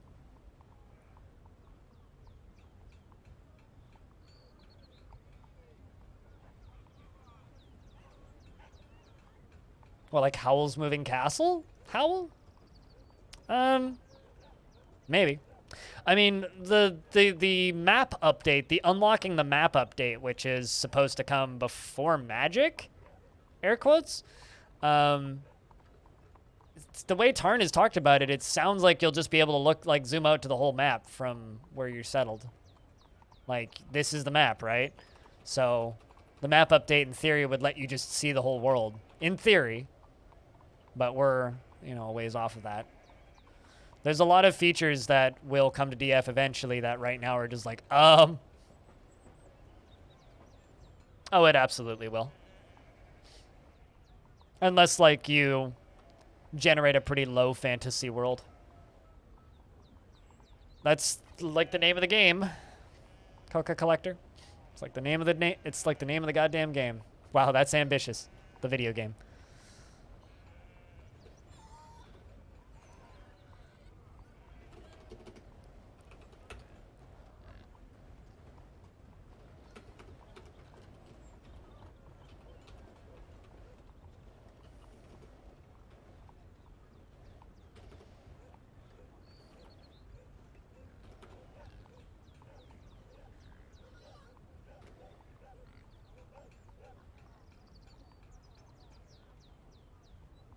But it's the reason I find DF so fascinating, is because it's just like, oh, no normal human being would make a video game that does that.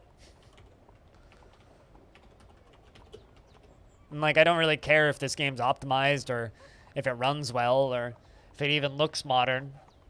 I just care that Tarn gets to keep doing the weird shit that he wants to do. And that's what keeps me coming back, is that Tarn gets to do the weird shit that he wants to do.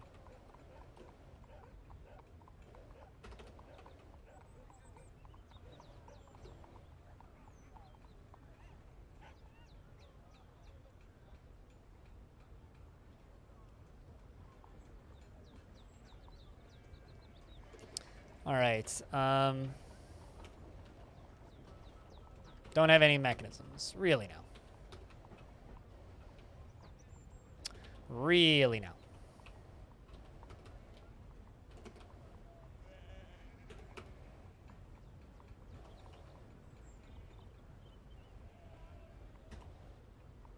If they do, I'm not going. I mean, technically they're doing PAX right now. I'm getting emails about PAX online a couple times a week right now. The thing is, it's just a live stream, so who actually cares, right?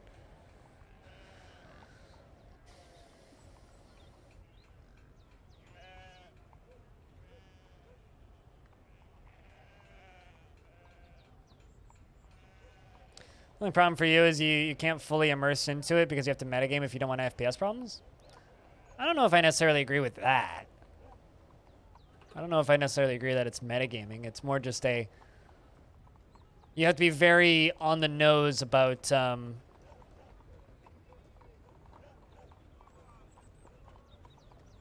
have to be very on the nose about...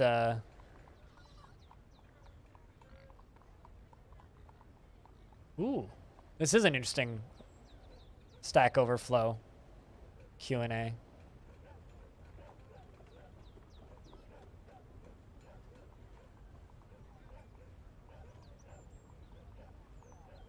Sorry, I got distracted by this. Posting it in the Discord. Or in another Discord as well. Because it was posted in Discord by Frog. They were jealous of the Twitch interview.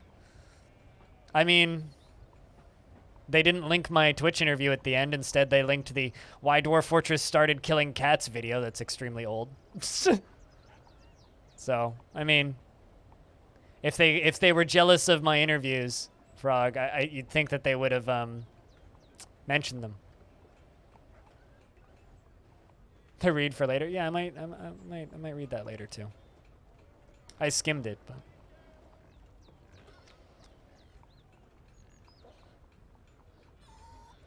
Anyway, I've got some word stories to read. Hold up. There isn't much for me to read, though.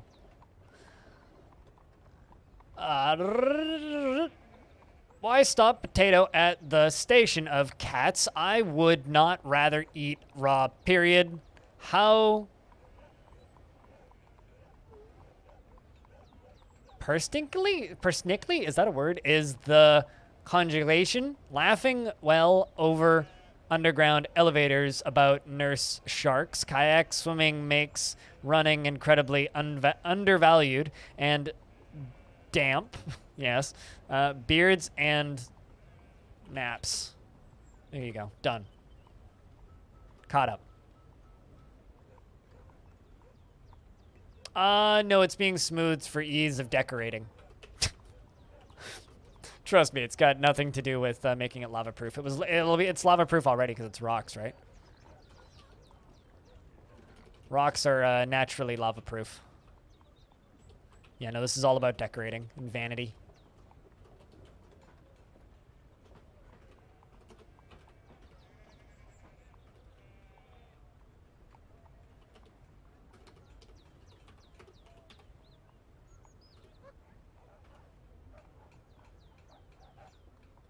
Simplex, you're my manager. Go do your job. God damn it. Why is that a question? I mean, come on. Why wouldn't it need decorating?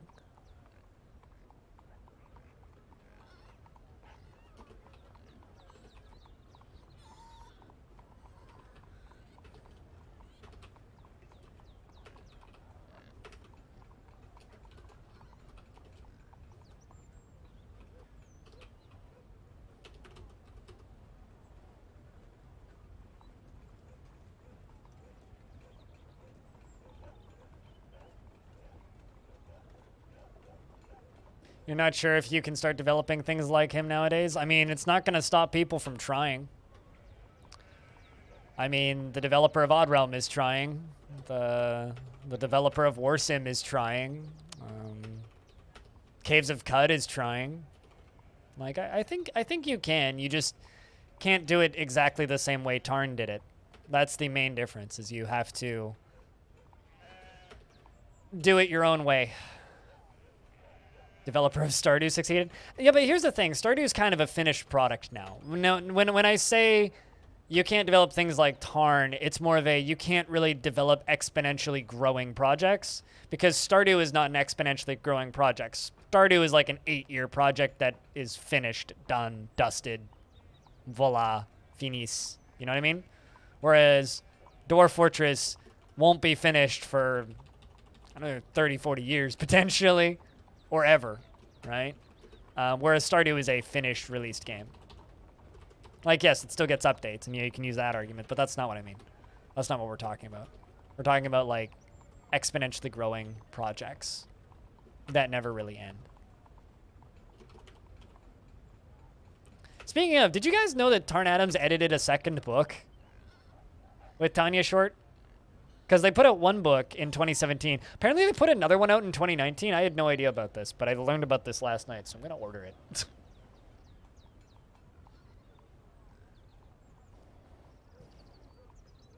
I was watching some GDC talks, and they were talking about it. Yeah, I own the first one, and I've read it twice.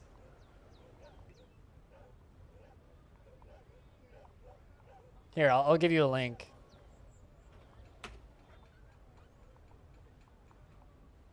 It's just a wee bit expensive, so I'm going to order it next month. It's cheaper than the first one, though. The first one is procedural generation in game design. This one is procedural storytelling in game design.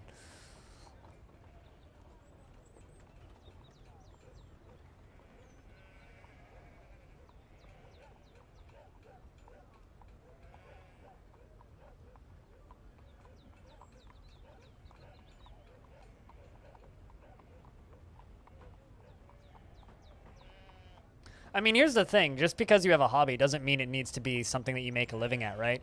And like I tell people who get into Twitch streaming this all the time. It's like, make Twitch streaming into the best hobby you've ever had. And in the future, if people want to give you money to do it more, let them, and then make it into something more than just a hobby, right?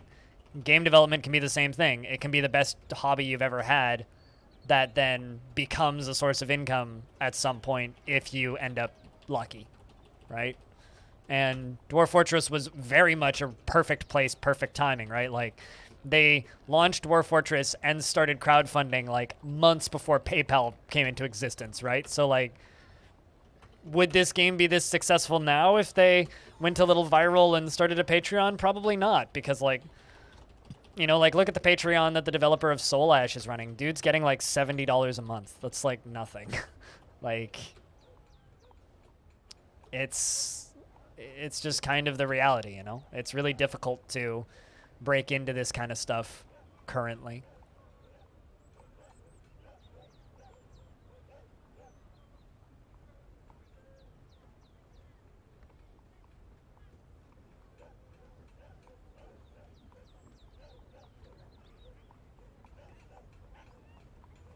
That is very expensive, really niche audience, I suppose. It's published by a textbook publisher, which is why that book is expensive. So it's technically a textbook, but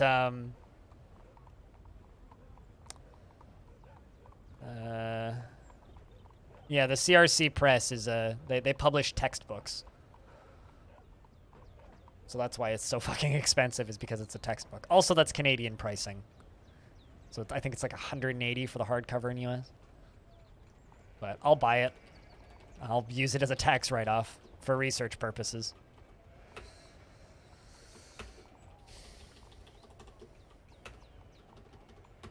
Because buying a book relevant to the people that I'm interviewing and such is very much, you know, worth the time.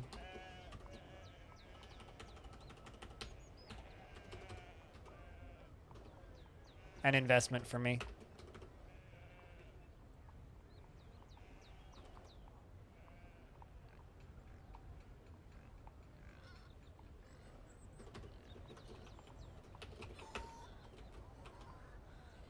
Time to get on that, Frog Fryer.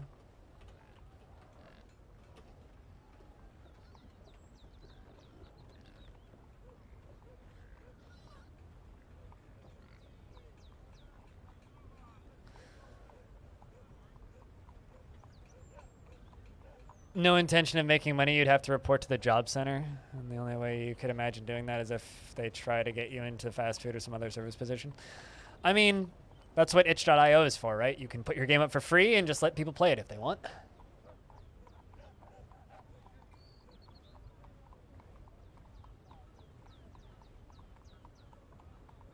I wonder if YouTube is enjoying the Hieroglyphica VOD. It's hard to tell. 10 likes, a dislike, and no comments.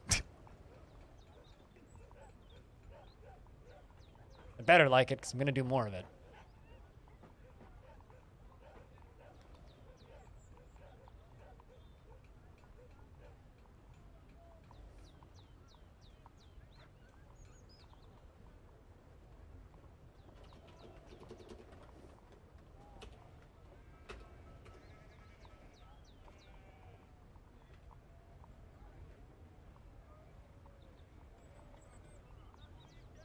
But yeah, no, I need to do this in such a way so that no forgotten beasts can get in.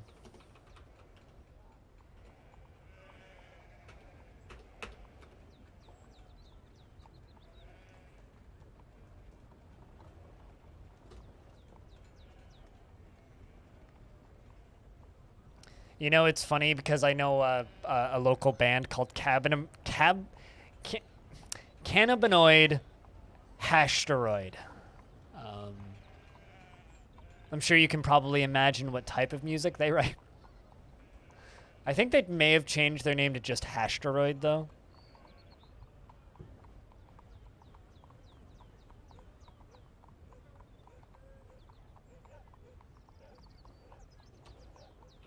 On the topic of specific niche audiences, that's one of those.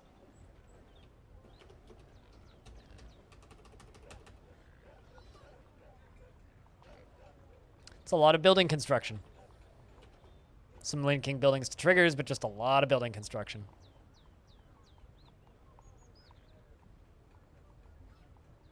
Gotta wait for all of this stuff to get put in place first.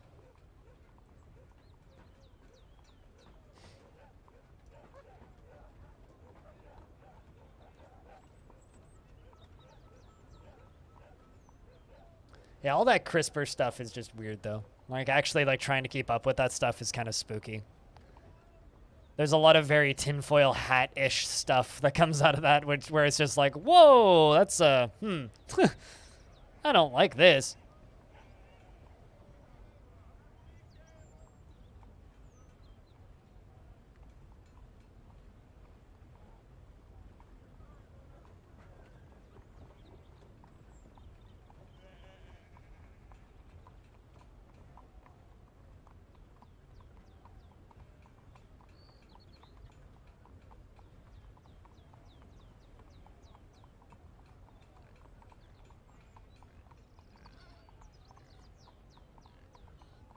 You don't know what else to put on it? Food, stuff, edible things, nom-noms, grocery list, done. I went to the grocery store yesterday after going to the bank and just bought 2 bags of potatoes and just walked home with 2 giant bags of potatoes and a can of canned coffee. That was my last grocery shopping session.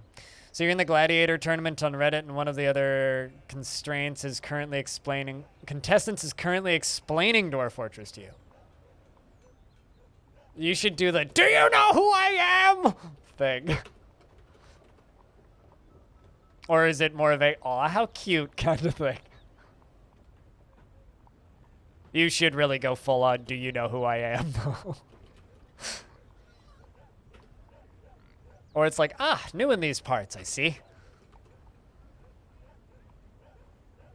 You're just playing dumb. You're a better person than I am. You are a much better person than me. I, for one, would just go full on, "Do you not know who I am?"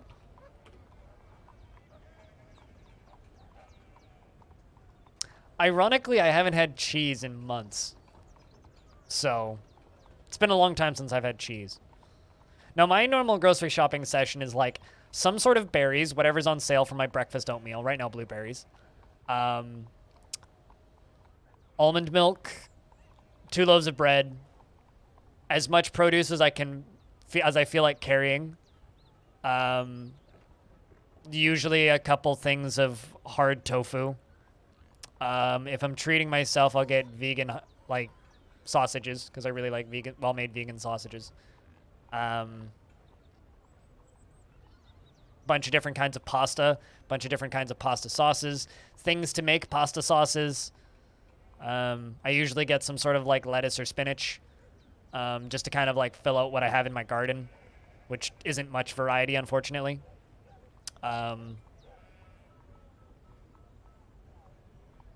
That's usually about it.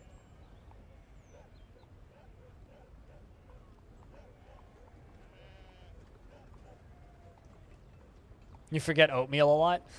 Oatmeal's like an important thing to have a lot of.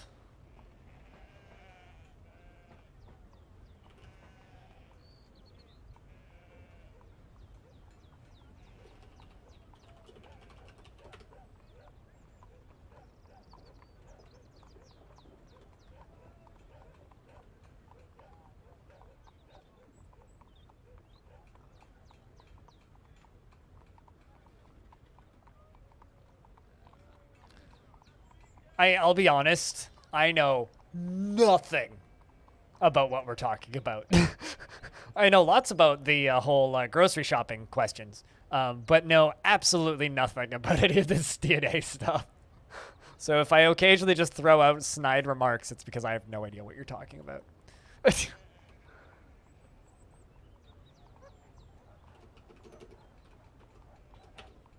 Just, for whatever that's worth. I have no idea what you're talking about.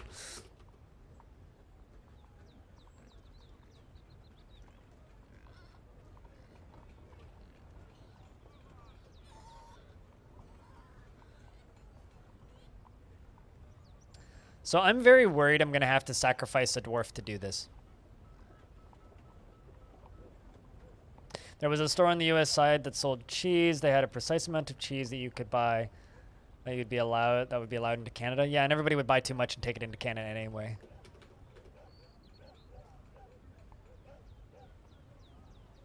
Nature think a lot. Nature think by eating though. And you know how to save my dwarf? I mean, how would you do it that would do it safely? Because the only way I can think about doing this safely without letting Forgotten Beasts in potentially would be to smooth it and fortify it. But that's a very dangerous way to dig through that.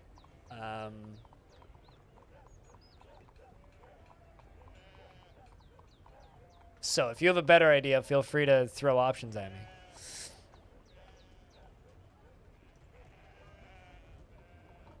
It's like I could channel it, which would save it, but then channeling it down to here would then not leave me with a fortification.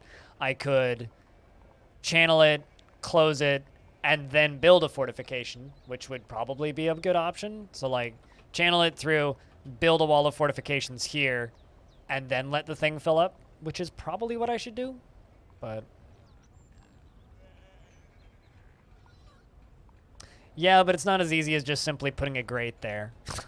That's the problem. If it was that easy, I would do that, but yeah, actually that's what I might do. I think I'll channel it, which will be the safest way to do it, and then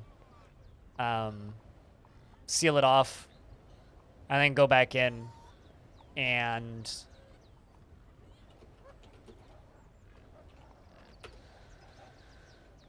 once we go back in,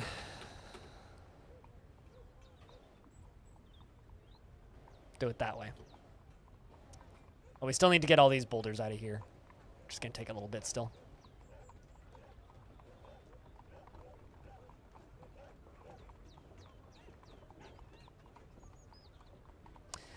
Because, like, I'd prefer to have the fortification on this side, right? But I guess what we'll do is we'll channel it out on this side, let the dwarf run away, and then build fortifications here, and then just have the floodgate on the wrong side. The problem is if something comes in and breaks the floodgate, then I just have a broken floodgate there. That's the other issue. Is it's like, well, what if like some forgotten beast comes over here and topples the floodgate? Then I just won't have a floodgate there anymore, which is a bit of a pain. But then I could pretty easily cave in the ceiling and deal with that issue. Seal it off manually, but it is what it is.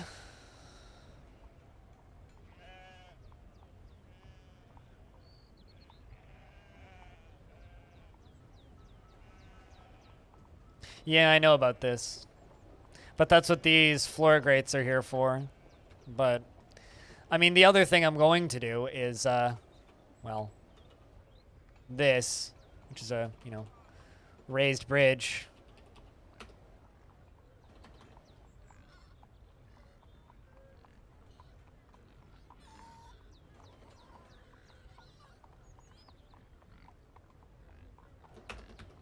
We'll make you out of iron.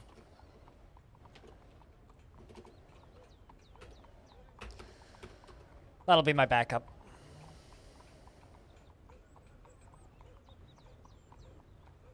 I don't really want to use it though, so I won't use it unless I need to. This is one of those like, okay, what could possibly go wrong? Situations, you know what I mean? It's like, what actually could go wrong here? And how can I do to like prevent it? The answer is everything and nothing. Something will go wrong and I will not be able to deal with it.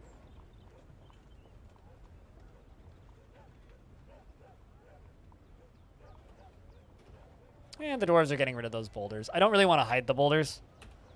So we're also going to need to get these boulders out from up here.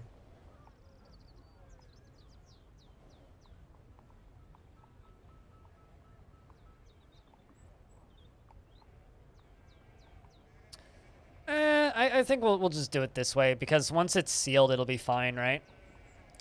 Also, you know what? Let's actually move this. Put it up here. I think we'll just fill it and then seal it. And once it's sealed, it's fine, and then it'll just be a short period of time thing. Jess has withdrawn from society. The young dwarven child has gone into a mood. What time of year is it? Late autumn. Good to know.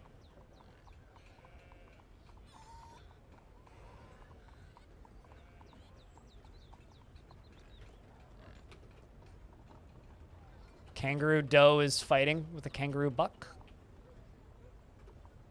Apparently. Someone got kicked in the gut. Methinks. Hey, Lake Bear. How you do? 'Tis good to see you.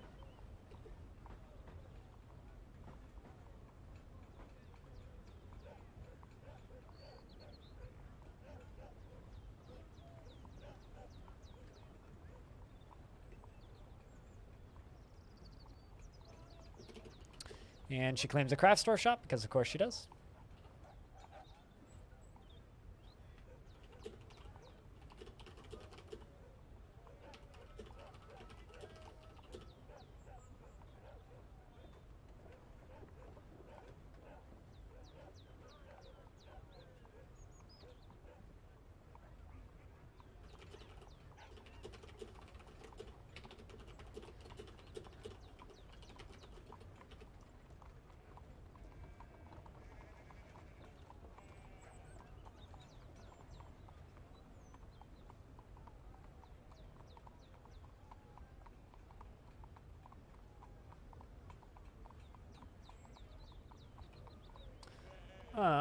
And more kangaroos are fighting. Why do you always apologize for them being long? There's nothing wrong with them being long. Infinity. Long walls of text mean good conversation.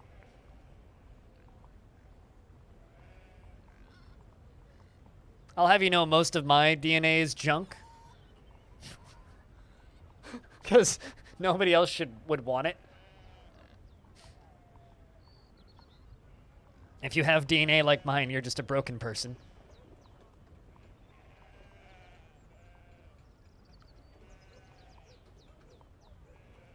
All right, let's just let the child do things.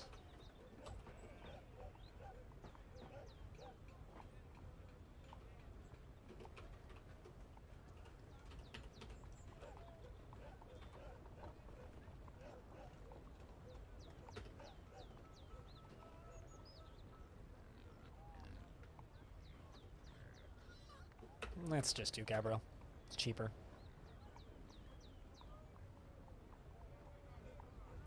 And not notice, welcome back again.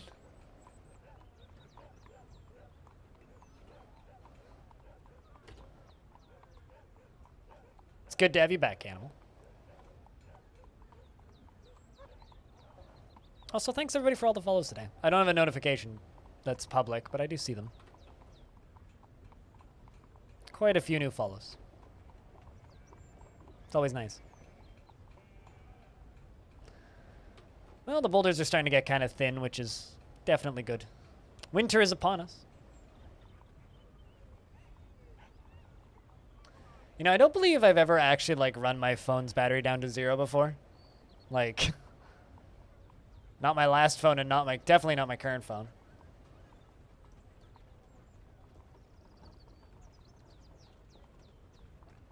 What is winter? Not right now. The opposite season of the year.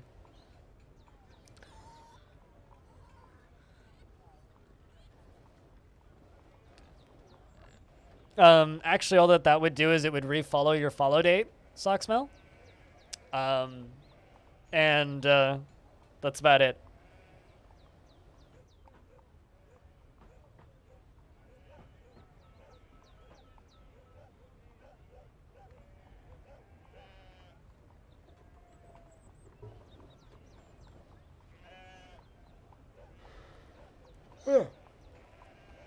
And as somebody who's been follow-botted before, I don't really care about follows much these days, which is why I don't have a notification for it at all. Also, like, I followed his stream last night, and it kind of sucks when you're, like, you know, just chilling and lurking and just, like, you know, kind of doing your thing. And then somebody's all just like, yo, thanks for the follow. And it's like, I was lurking. It's like, let me be alone, jeez. Winter there is disappearing. You're not wrong here either. Sucks.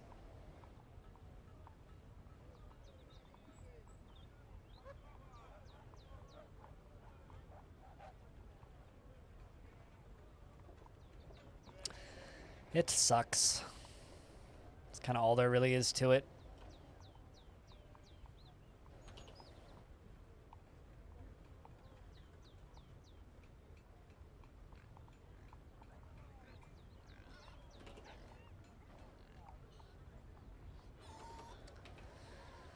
Yep, 42 days. The previous record was what, 29, I think, Seth? I think? I remember reading that somewhere. I might be incorrect, though. You could do the small waving thingy many streamers have in the corner of their stream where it doesn't comment on the person unless it's not lurking? No. No. Absolutely not. Wild peak. Because at that point, might as well comment on it. What's the point of having somebody's name pop up on stream if I'm trying to, you know, give people some privacy? If their name pops up on the screen, that's basically the same thing. Jess has begun a mysterious construction. Cow leather, great horned owl leather, ginkgo wood logs, straight cow bone. I actually do have a legit reason for stopping doing that. I can explain why. Walnut wood logs, pigtail cloth, tower cap logs, and gabbro. In the past, I've been hit by large amounts of trolling and harassment. And one thing that people used to do, Wild Peak, is there was a collection of them that used to do this. They would make 10 to 15, 20 new Twitch accounts per day using my username combined with racial slurs or various other unpleasant lines that would get somebody banned. And they would spam, follow, and unfollow to make the notifications pop up on repeat. I'd ban them, and then they'd log into a different account and do it again. This is why I no longer have the Lurker Hello channel points redemption, because that was 100 channel points, which you'd get for following. And so they would follow and spam that in the chat 3 times, which is like, yo, hey, now my chat's just full of racial slurs. That's cool. And then they would spam follow me. So just out of, like, lack of desire of ever allowing that to come back, I just don't permit any of it, because it's like, what the fuck's the point? It's a lot of work which can actually get me in a lot of trouble, so I had to shut it down. It's like, it's a lot of work for people, but if someone's trying to hurt you, it's a good way to do that. What is wrong with people? Do you really need to ask that question?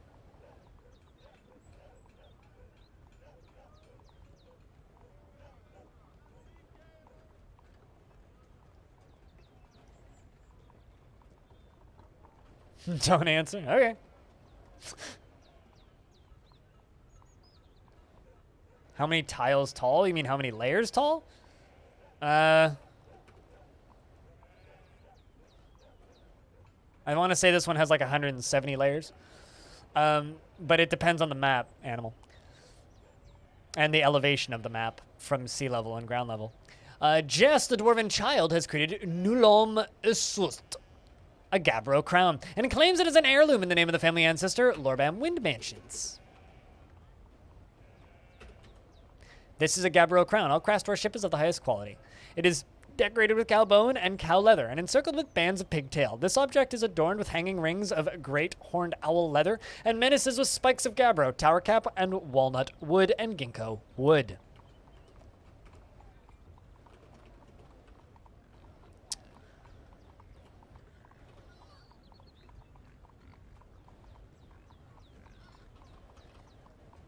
Now I just need to find it. There it is. But this particular map is a total of 160 layers.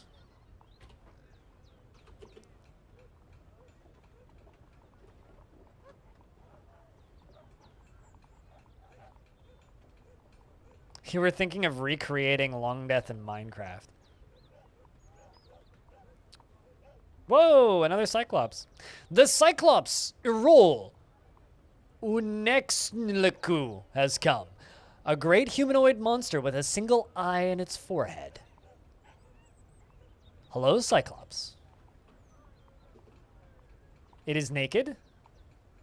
Takes to the right side of the fortress. Runs down through the frozen wastes of the land surrounding Longdeath.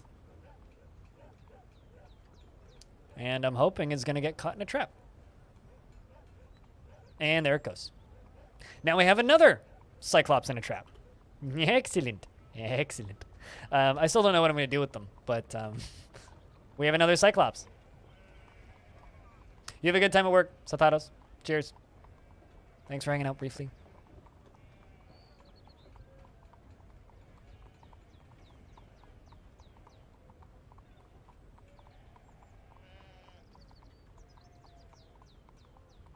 But in regards to that, Animal, if you want, I could send you the save file.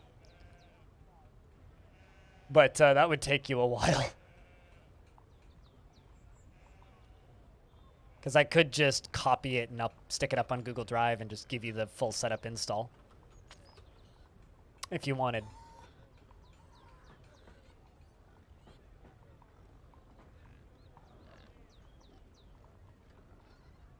To make DF look good in Minecraft, you need like 4x4 Minecraft 4x4 Minecraft blocks per DF block. So each Minecraft block is 4 DF blocks.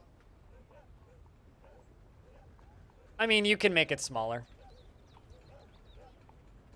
as well. Like you don't actually need to go that deep.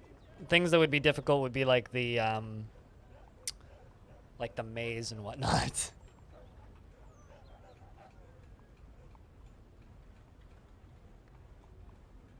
But I would love to see that. If you do it, you should do it on the Halcyon Frequency server.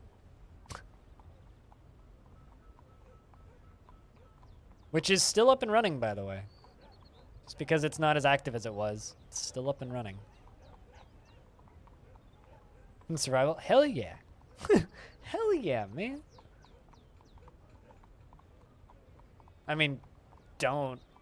But you could, and you should.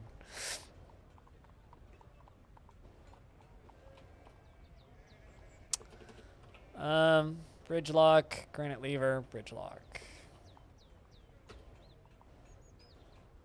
Gabbro, Gabbro.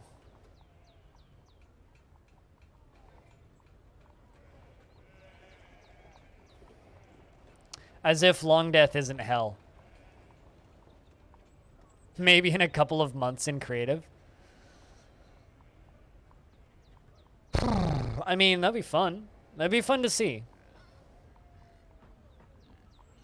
There was a point where there was a DF plugin for DF Hack that would automatically do that. I don't know if that still works. Frog. I don't think it's worked for a while.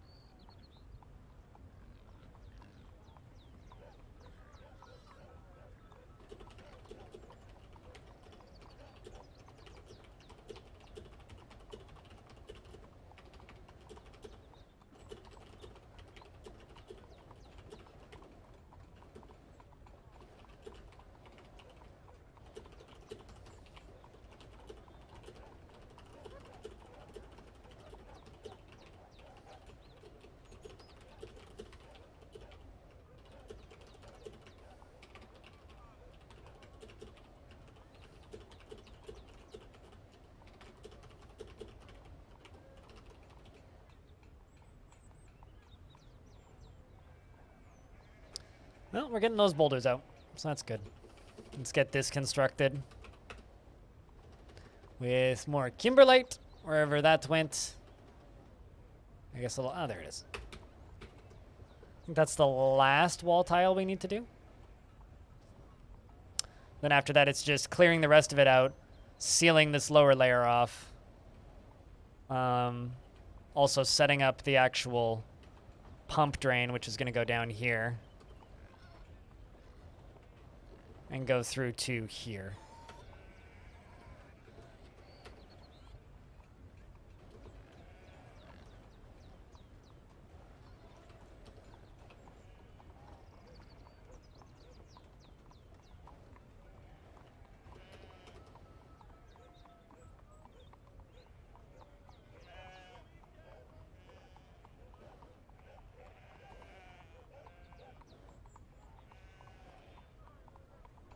That was a weird building animation. Like the ramp stayed there longer than it should have. Just gonna seal this off for right now. We'll come back to it later.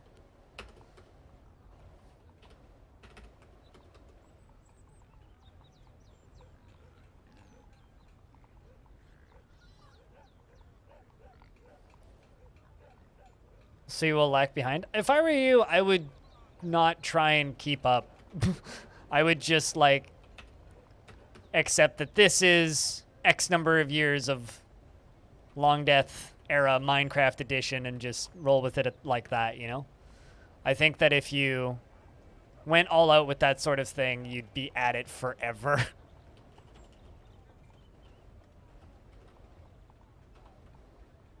Also, we're almost done with these boulders on this side, which is good. Like, if you want to recreate Longdeath, just, like, pick an era of Longdeath and then just go with it. Fortress and already made a big main hall. Yeah, I don't know. I mean, that would be my advice, would just pick a program to read. I mean, like I said, there was a plugin for DFHack at one point that would just export builds in DF straight to Minecraft, and I don't think that's been updated for a very long time, so I doubt it still works. It's like maybe if you had an older version of Dwarf Fortress and an older version of Minecraft, maybe, but I have a feeling that that doesn't work currently.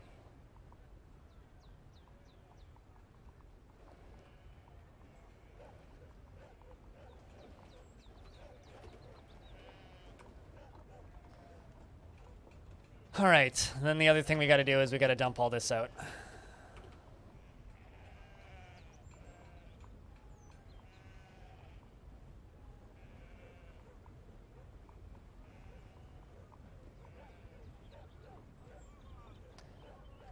Give IDs based blocks based on the fortress. I mean, I would have no idea how that would work. So many people if you think you could make that work, do it. We will be the billion. Ryan, I swear to Christ, if anybody from Iron Maiden dies before they go on tour again, I'm gonna throw my mug through a fucking window. Anyway, hi, how are you? Did you see that article I sent you?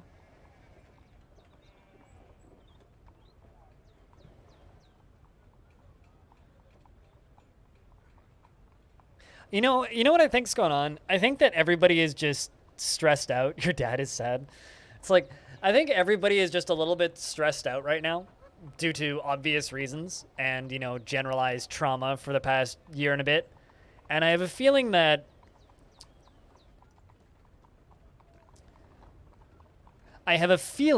that people who are maybe a little bit more susceptible to stress are under kind of extreme amounts of anxiety over the last year.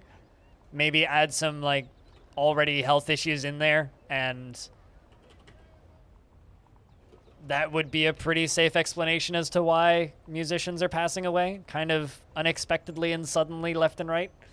It's like you have people who are maybe a little bit more susceptible to depression or anxiety, and then just like live in a very anxiety-ridden world for 2 years is probably enough to make a lot of people keel over, unfortunately.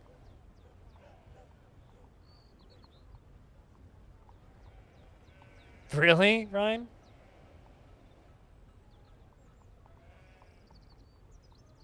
I could send it to you on... I mean, I could send it to you tonight. I just need to remember. I can't do it right now because I can't really copy... I don't want to copy files while I'm running the game, but I could do it tonight. Animal.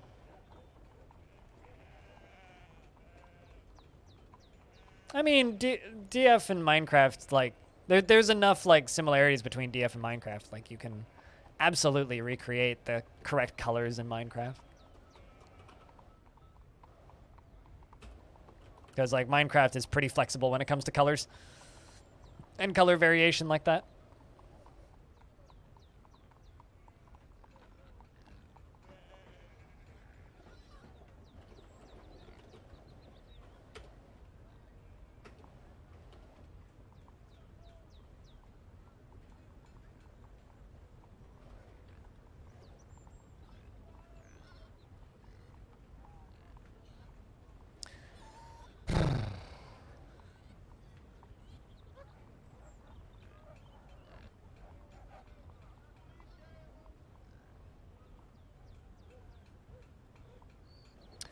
But yeah, no, it's sad days for the music industry. Like, literally, it's that simple. It's just sad fucking days for the music industry.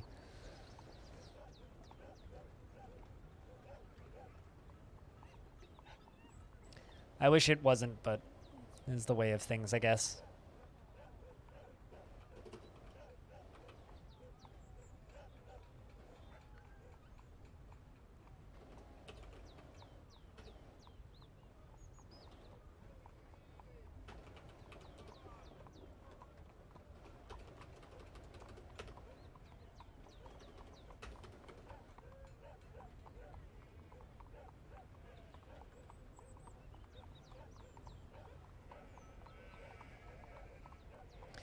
Also, with the new stone type called Deep Slate, you can do more too. Huh. Deep Slate. I like how Minecraft is just like giving up the realism, but they're just like, yeah, we'll just name stones whatever the fuck. I mean, I guess I kind of did that with redstone, but...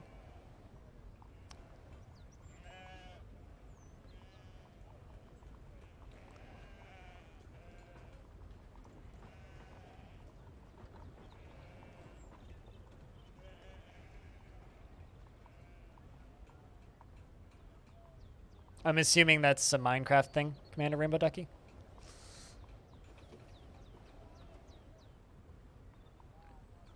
But yeah, Ryan, I'm taking a hard stance here, and I'm just gonna say that, like, no one from Iron Maiden is allowed to die in 2021. That's my official ruling. They better abide by it.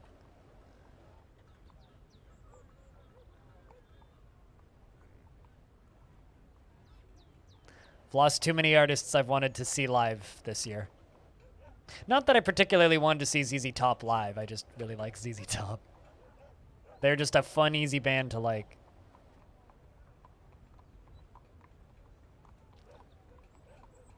I think the hard bit is going to be recreating all of the statues in the coffins layer.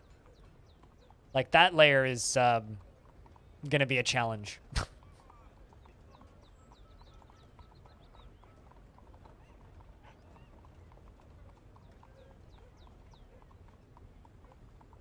Really hope this whole thing's going to fill up. I really hope. Come on, Knowles. Run faster.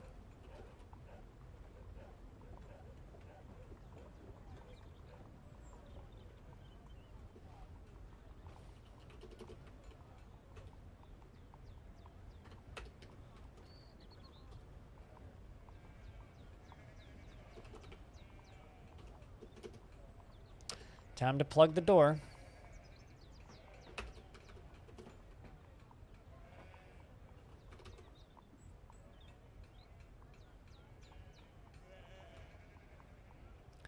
Last dwarf hauling out the last bit. Let's pull that lever, which should remove the floodgate.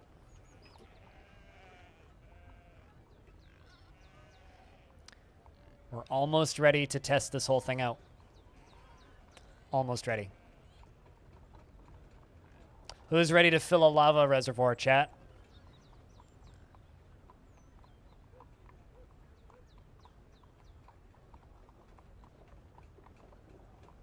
Oh, really? That sounds exciting.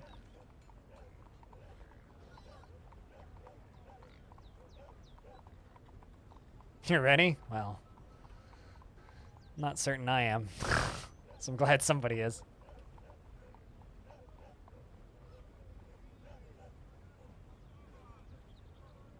Don't need to worry about that middle one.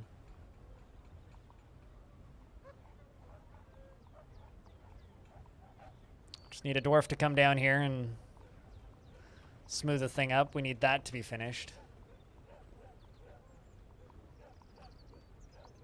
Here you come. Get over here. Smooth that damn wall up. That's what I'm talking about. Time to save and back up? What do you think I am? Some kind of pansy? No, we ain't saving shit. We ain't backing up shit.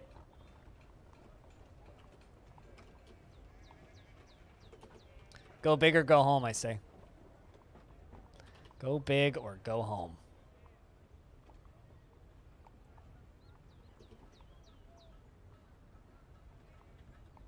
All right, that's sealed. Let's do it.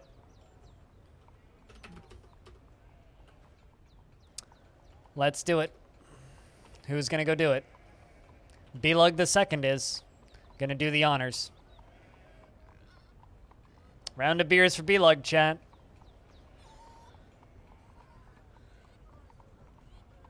There's part of me who's tempted to be like, yo, chat, let's bet bits on it, but I don't know how to do that, so instead we'll just say, good luck to B-Lug. Good luck to B-Lug. 3, 2, 1. God damn it, he went the wrong way. Rest in peace, B-Lug.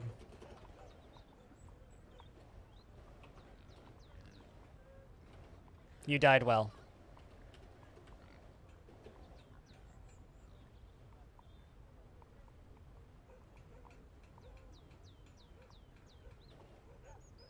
I'm so sorry, B-Lug.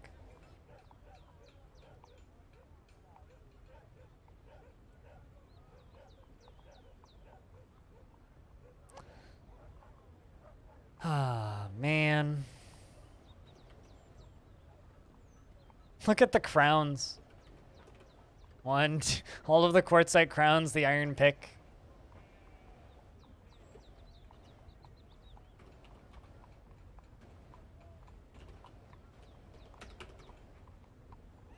Would a vampire survive lava? Nope. Yes, I'm losing Masterworks because a dwarf just caught fire.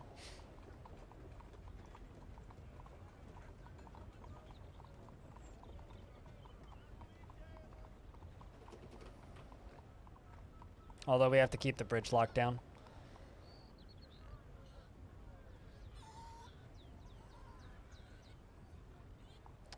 I mean, we're gonna go get those crafts out for sure, but I need the lava to dry up first. Which needs to happen first. But we're gonna give the dwarves a bit of a break. 3 ballista arrows and 2 crowns.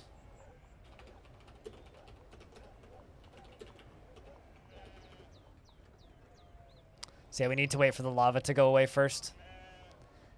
Unfortunately, the dwarf caught fire, so we lost a dwarf. It was a good dwarf. I think we're going to give him a tomb right here as a memory. To be fair, B-Lug the second was actually almost old enough to die of old age. He was almost old enough to die of old age. Although they don't even know he's dead yet. The dwarves don't even know. They do not even know. Went out on a high. I mean, like, not gonna lie, dying in lava, pretty good way to go for a dwarf. I think many dwarves would ask for such a death. There we go. Lava's already drying up. It needs to get down to significantly less thick. And then what we're going to do is we're going to seal this off with fortifications. so that most things will never come in here.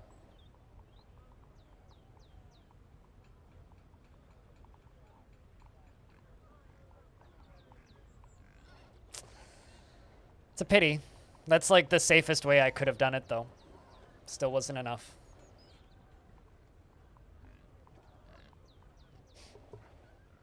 Or one of the safest ways I could have done it. Oh, hey, the lava's actually making it down to the lower layer. Cool. It would flow pretty quickly, though, if I just let it go. There we go. Now they know.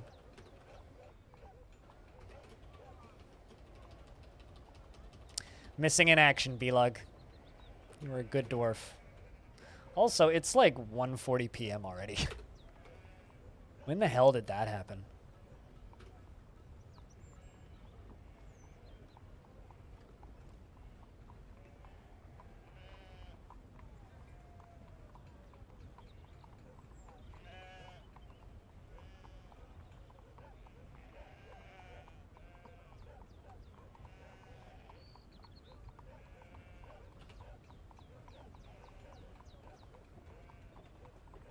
But, that being said, Lorbam has given birth to a brand new baby boy.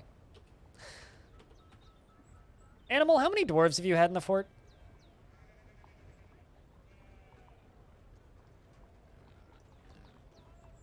I'm trying to think. Who else hasn't had a dwarf in a while who's here? Because there's a brand new baby boy in the fort. You don't know? I don't think Athros has had a dwarf yet. Yeah, Demonoid had one. I think you have Wave Depletion. Let's give Wave Depletion one. Wave. Wave is the son of Caveman Crafting II and Lorbam. You have some siblings. Evil Trick, Pango, Cosslord, Bastet, Orange, Nimeses, and Jess are all of your siblings. He was born today, which makes him very young indeed. His sideburns are clean shaven, and his very long mustache is neatly combed. His very long beard is neatly combed, and his very long hair is neatly combed. His slightly wide-set cobalt eyes have very large irises. His somewhat short ears have large, long swinging lobes, and his nose is slightly upturned. His hair is a crew, and his skin is sandy taupe. He personally values loyalty. Hey, Redbird. And, he dreams of mastering a skill, feels strong urges and seeks short-term rewards, and is very stubborn, prone to strong feelings of lust, and lives a fast-paced life, is somewhat uncomfortable around those who appear unusual or live differently from himself, and generally acts with a narrow focus on the current activity. Prefers that everyone live as harmoniously as possible, and he has a tendency to consider ideas and abstractions over practical applications. He tends to be passive in discussions, and he tends to be passive in discussions, and his voice trails off whenever he's trying to remember something. He needs alcohol to get through the working day, and likes working outdoors, and only grumbles mildly at crappy weather. Welcome to the fortress. Performer it is, then. Actually, it just means that they're more likely to make children. But, you know.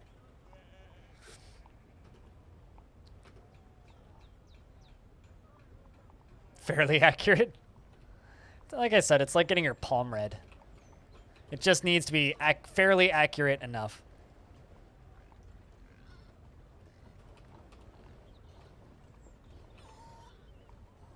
Waiting for that lava to melt.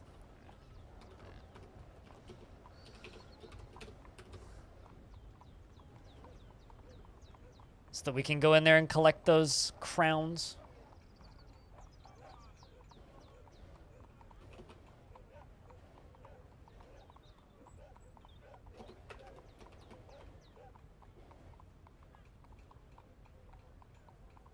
Sure. Socks. Sure. That. Yeah. Definitely that.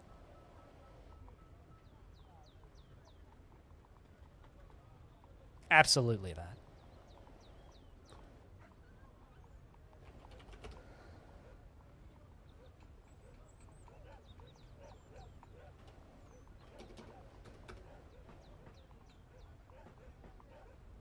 I wonder what material they made the slab out of.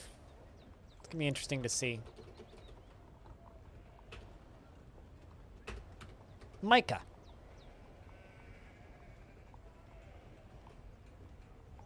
Well, most of the lava's gone.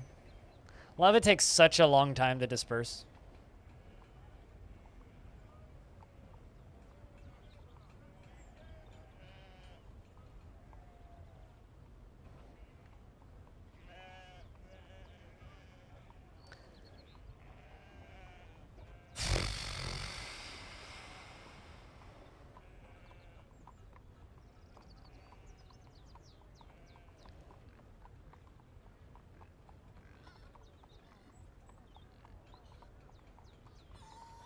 Question is, how long is it going to take for them to haul that down here?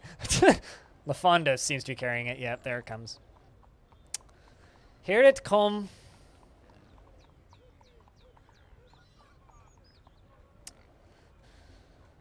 Ah, boy.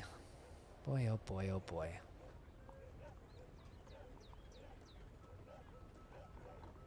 Also, I'm just realizing that I'm going to have to probably go around this coffin with the tower, but that's fine.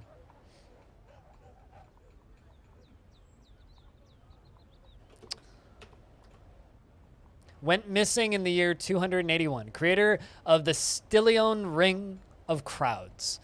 The color periwinkle made him happy. Superior Micro Memorial to Belag II. Reads memory of Belag II. Born in 153. Went missing in the year 281. Chat, can I get a round of beers for Belag II, who went up in flames, literally? I still would call that a pretty good death for a dwarf, though. You could certainly do worse than that as a dying dwarf.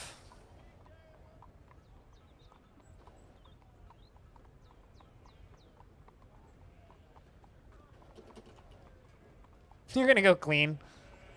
I mean, that's about right. Dwarves, you make me nervous when you do this shit.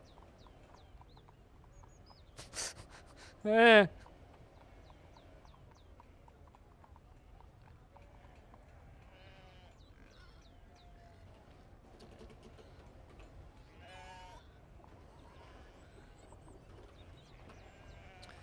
All right, let's go down here and just get rid of...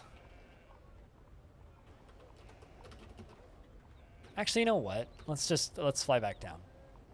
Let's fly back down, and I got something I gotta do.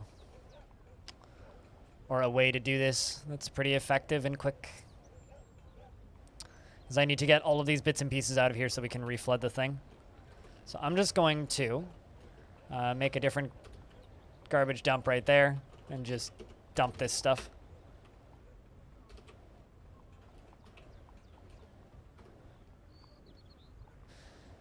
Get the stuff removed.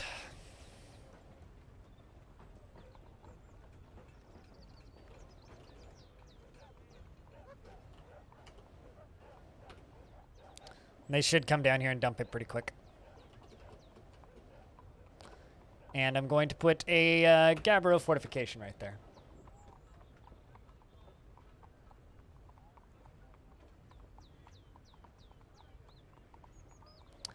Then once that's done, we're going to seal the whole thing off. And actually, I can also deconstruct this door for right now. And seal the whole thing off and lock us underground. Or lock this underground. And begin filling the reservoir. Which will take a while. And we can watch it fill, and it'll be fun. 2 more ballista arrows.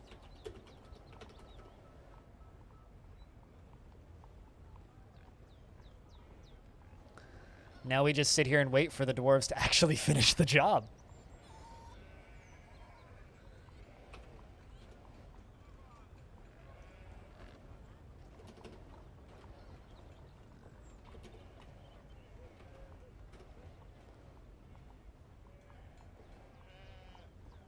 I'm really hoping we're going to get something a little bit more interesting out of the next news update.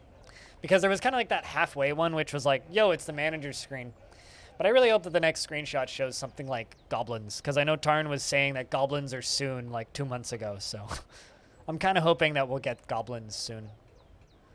I'd really like to get something out of the DF news that's a little bit more interesting than just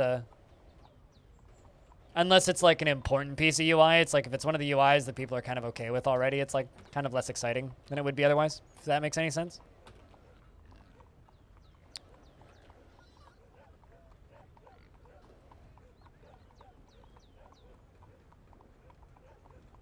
Yeah, I saw that. I haven't read it though. I mean, I skimmed it, but I was streaming when it came out, so.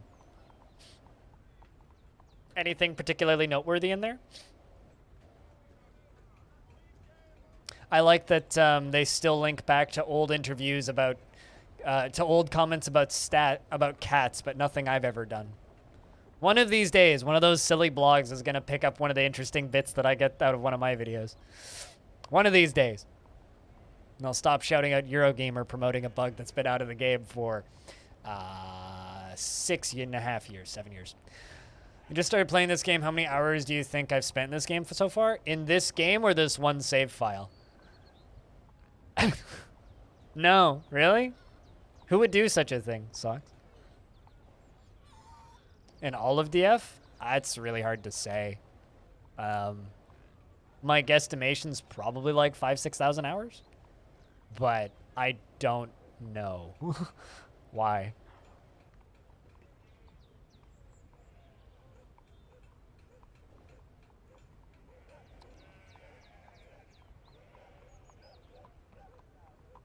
Easy does it, dwarves.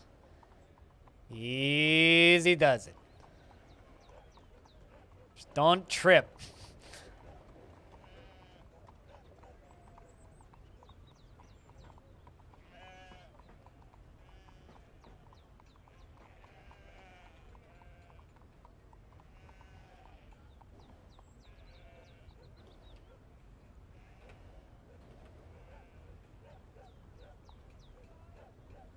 I mean, that's about right. After tens of hours, you'll be like managing things functionally. So are those things drunk now? No, I'm just moving them out of here so that I can refill it. I'm gonna like let other dwarves claim them, but I'm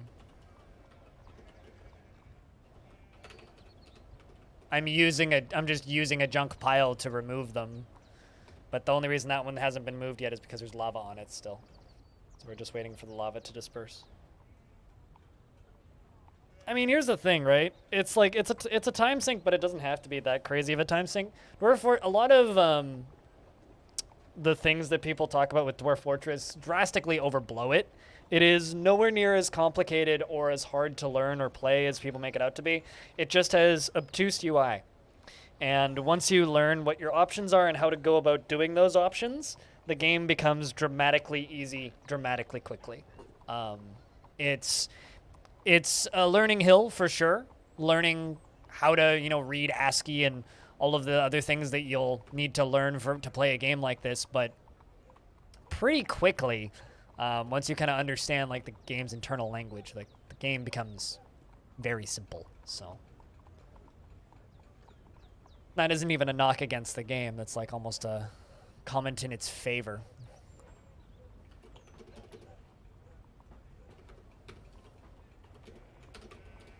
Let's get that door moved too. Just need this to... Oh, hey, the lava's gone from underneath it, so now I just need somebody to come down here and move it.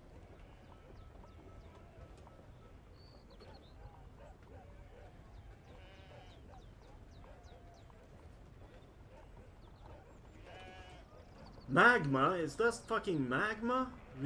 Yeah, actually. Believe it or not. Is there magma under the floor? No. There's this underneath it. Magma's on the floor. It unfortunately caught B-Lug, so we lost a dwarf. One for the lava gods.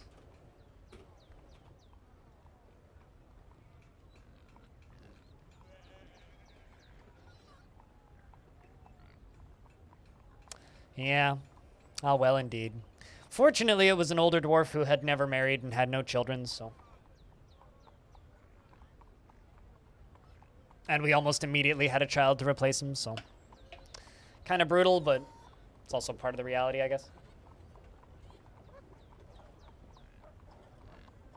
How you doing today, Freskins? How's the Legacy Fort shaping up? Has it been fun so far? I'm gonna have to like read the stories on streams once you guys are like a considerable ways in.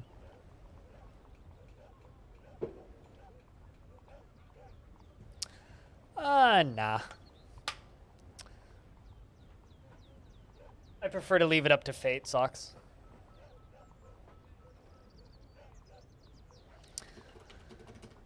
All right, let's get this sealed off.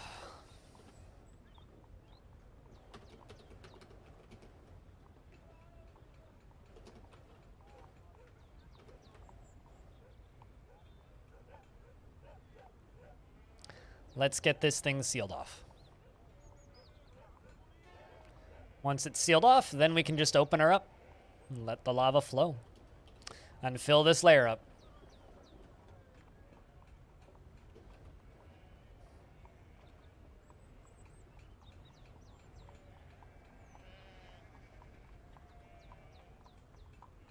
And filled 3 pages with stuff. Vinsati is very good at that. Vinsati is very, very good at that. Oh, spring's arrived.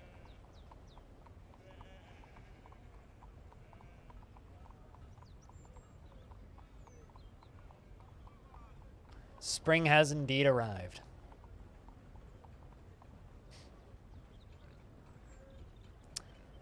But yeah, no, D North, if you ever need help with learning DF and stuff, join my Discord and the KitFox Discord. Whenever you run into problems, just ask questions in the Discords, and people are extremely helpful.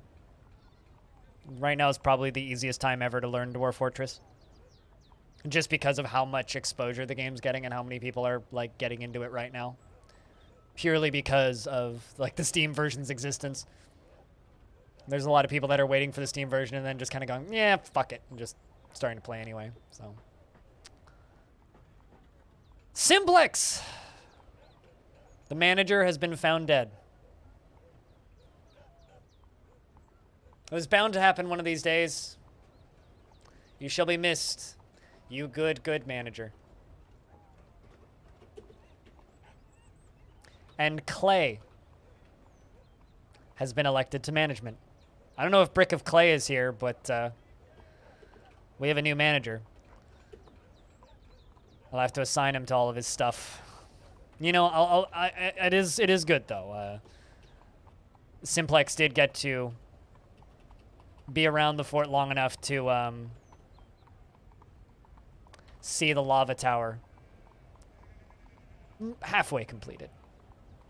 Clay will see the constructions to completion.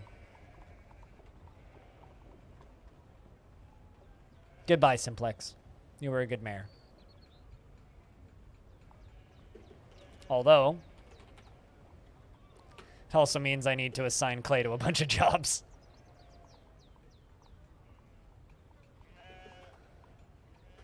Mayor, eh? What do you like? What are you going to make me construct? Animal traps, traction benches, and picks. Could be curious. Make me 55 animal traps. Oh no, Abe is depressed. Okay, well, hold up.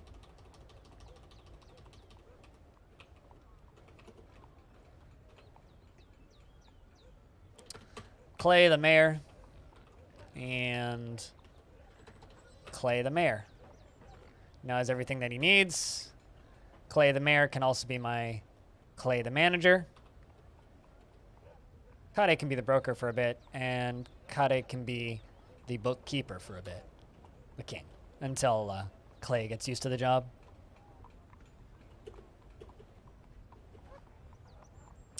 Now you can go conduct your meeting. And then I will let Abe's military squad train for a bit. And of course, tributes have been unloaded.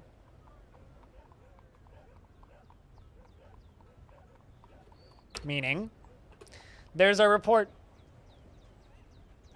They must have heard the news about our missing dwarf and brought extras. Because that's actually quite a lot for them. Yeah, right? That's big for them.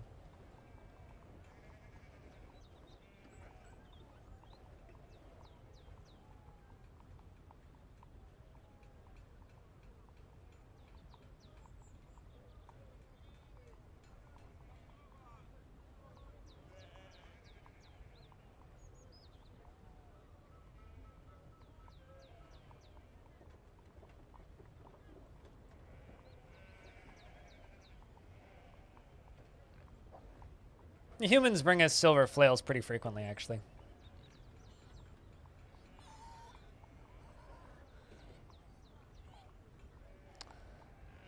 What squad are you in?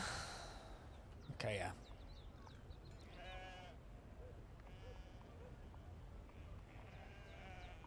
That does sound really yummy. Darren, that sounds really yummy.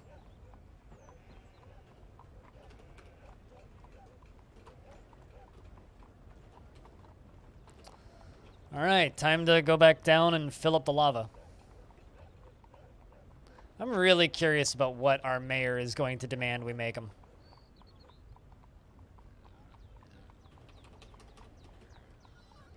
I am really, really, really bloody curious. And this is done. Excellent. And then we can go here and go, pull the lever. Now we can actually fill this thing. Well, the king wants 3 more ballista arrows. This means I can finally sell all of those crowns. Holy shit. Can finally sell all those crowns. And the 600-something items that mayor had kept in their personal keeping.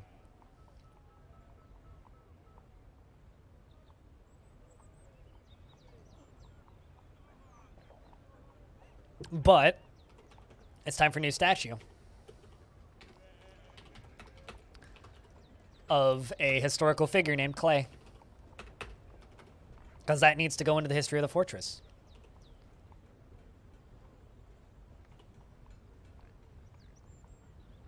Place item in tomb.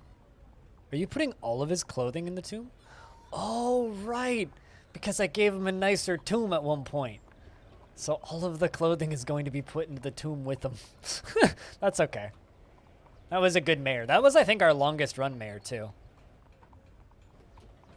I'm pretty sure that was our longest run of a single mayor.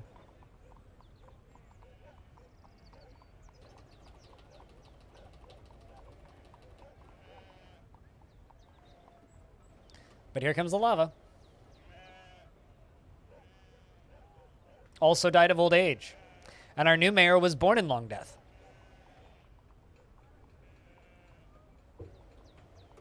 Curious if we can see this from the upper layer up here.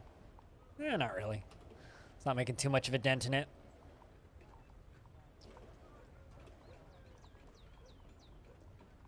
It's good. It's actually not that full, meaning creatures probably can't pass through. Besides, it's completely sealed off, so it shouldn't be a problem.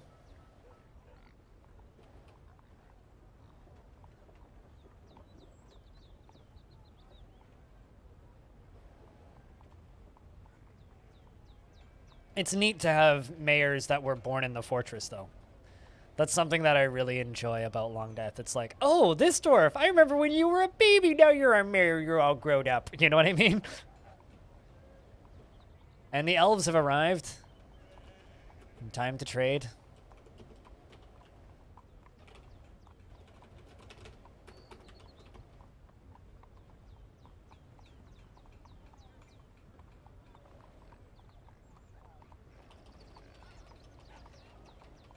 Need to remind myself how to set hotkeys. Curious if it's actually going to make it to the rest of these. The reason I sectioned them off was because I wanted the whole thing to fill up, and it kind of looks like it is, which is good. Because this is going to take a while to fill. This is probably going to take a year to fill, if I had to guess.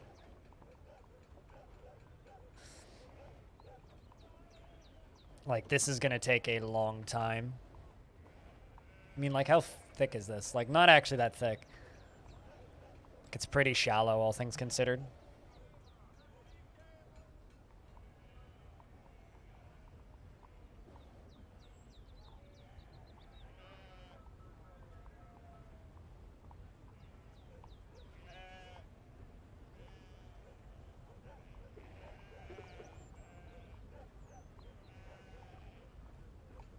If you raid necromancers, I don't think there's a single necromancer in this world, actually.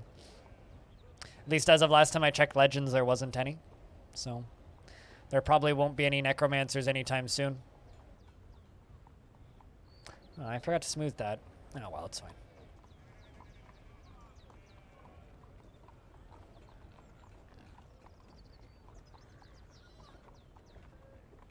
which I kind of like. I don't really like the frequentness in which you run into necromancers in the normal game right now. I think it's actually a little silly, because I quite like the necromancers as a unknowable supervillain evil that lurks in the far depths of the world that you don't really encounter much.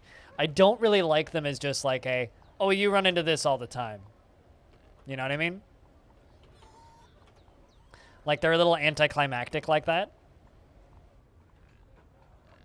Yep, there were some visual changes. New forts and factions have spread.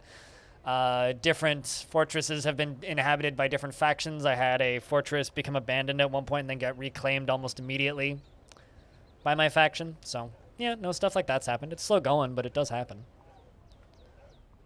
My faction independently took over a goblin pit.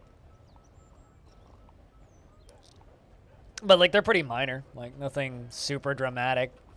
Like, we control this goblin pit. There was 2 more goblin pits up here at one point, which are now gone. This fortress up here has been claimed, abandoned, reclaimed, abandoned, and reclaimed. These goblins are slowly spreading out up here. These guys have spread quite a bit and have made new cities, but it's, like, obviously way slower than it happens in World Gen.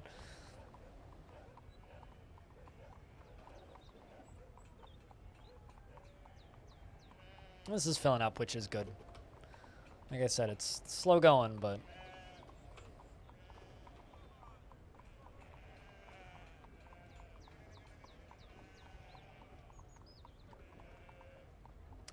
But yeah, no, I don't actually like necromancers to be super common. I really liked where necromancers were at when I first got heavily into the game, where it was like, oh, they exist, and you never see them, and when you see them, you're dead. And I really liked them like that. Now they just show up and fucking visit all the time, and it's just kind of obnoxious. Not a big fan of that. I like them more as like an unknowable super evil instead of like just a common thing that shows up all the damn time.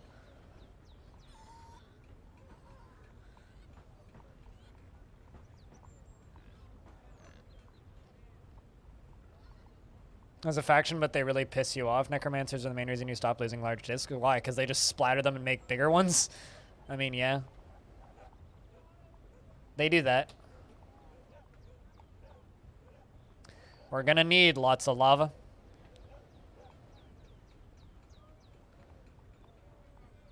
I'm just hoping it's gonna fill up. If it doesn't, we may have an issue. But it looks like it will. It's spreading a little bit thin in places, but...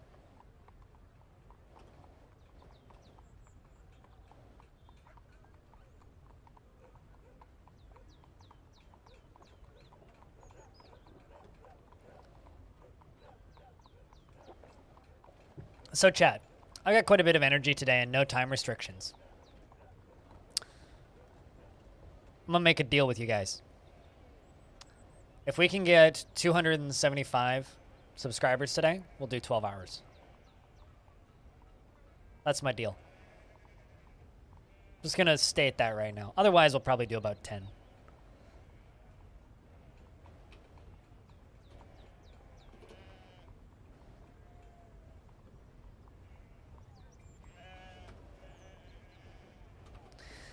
You would turn 100 goblins turn into like 500 pieces of necromancer fodder. I mean, yeah, no, that would happen.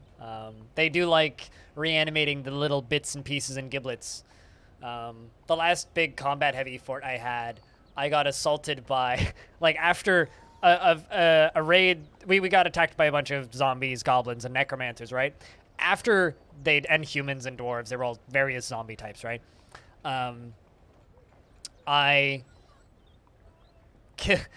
After the fight was over, I just noticed that jobs were being interrupted. And I was like, what the fuck's happening? And I went over to where the interruptions were happening.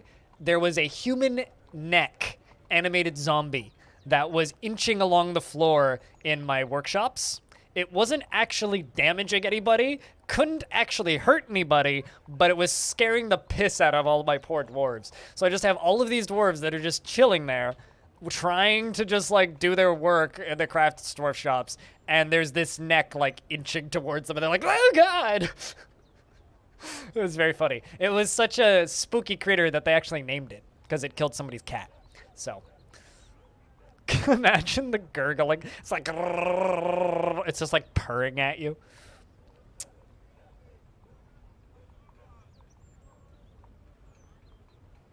Yeah, it was very funny. There we go. Look at all this. Excellent.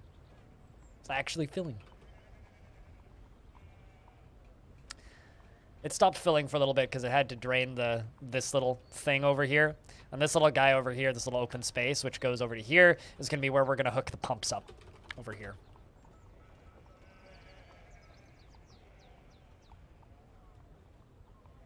But yeah, I can imagine the gurgling, and it's hilarious.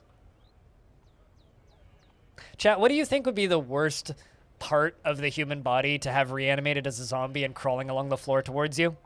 Because I think hands are pretty high up there. Just like a reanimated hand that's just like crawling like a spider's. Like, it's pretty terrifying.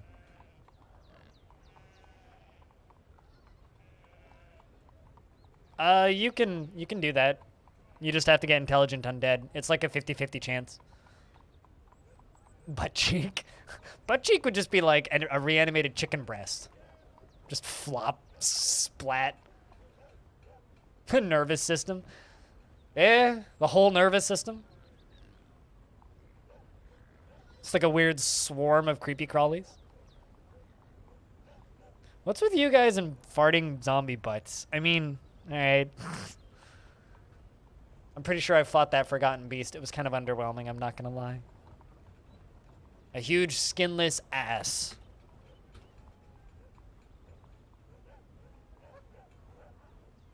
Although, were asses are just as scary. A humanoid twisted into the form of an ass.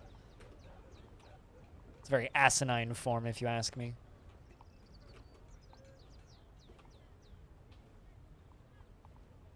An army of undead butts. Yeah, that's just Dire Dwarf on a Monday.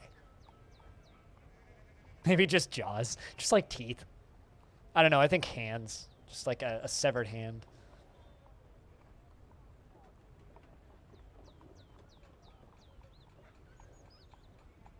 Imagine getting kicked by a reanimated leg. It's just like a severed leg, and it's just like flopping towards you or like inching like an inchworm towards you, and then it just kicks you. You're with me with hands? Yeah. Hands is a good one. Hands reminds me of the Thing, and that's always a good thing as well.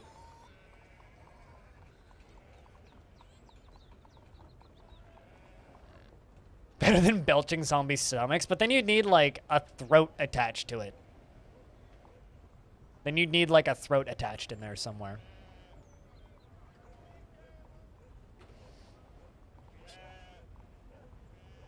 You'd need more than just a stomach to belch.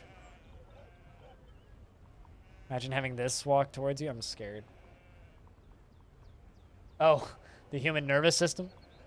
I feel like it wouldn't walk towards you. I feel like it would just like collapse into a gelatinous mass and like writhe towards you. You know what I'm saying?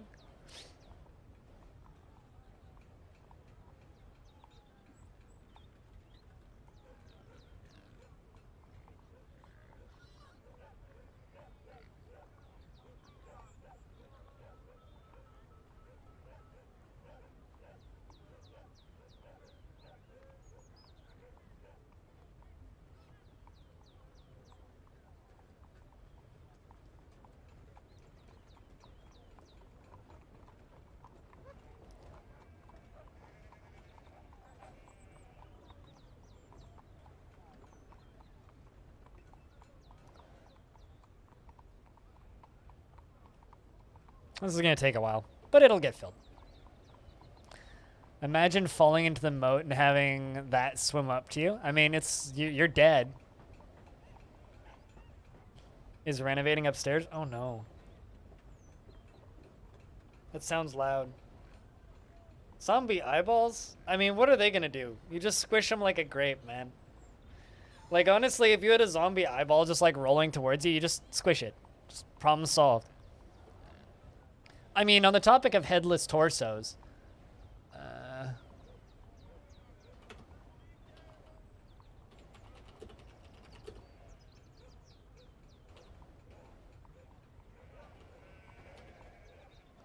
this is The dumbest thing that I've ever Googled. Does anybody remember this gem?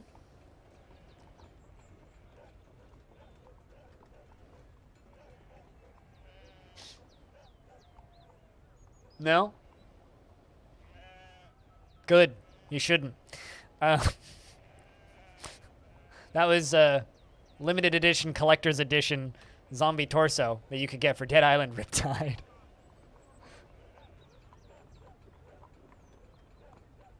It was a lifelike decapitated torso.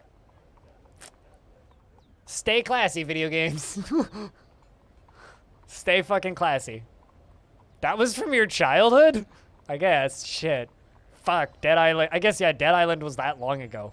Jesus. When did Dead Island come out? Hold on. I need to look this up now. Dead Island Riptide Definitive Edition. 2016? I get. When was original Dead Island?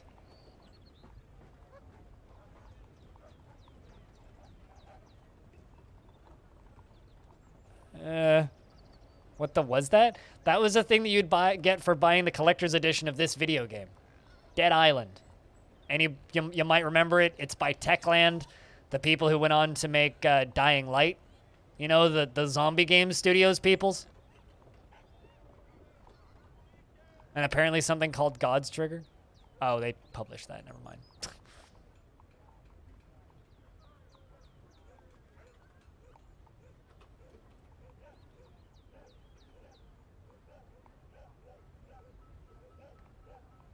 Well, the lava's still spreading.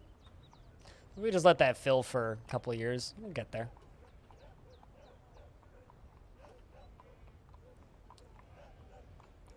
No, not the Island of Lost Souls. No, it's literally just called Dead Island.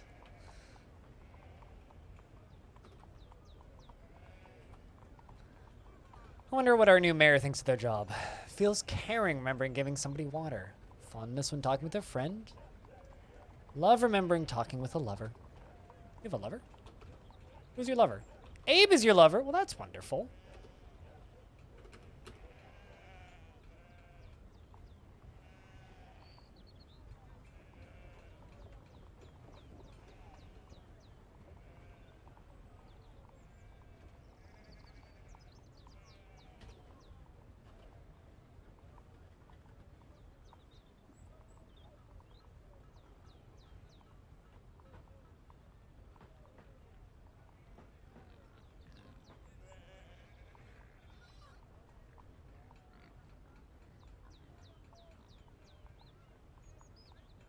What, Dead Island, Anasi?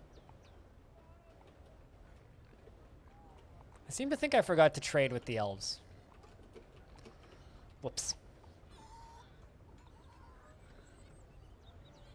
I have no idea what the Island of Dr. Brain is. Never heard of this. Am I supposed to know what that is? Or know what that reference is?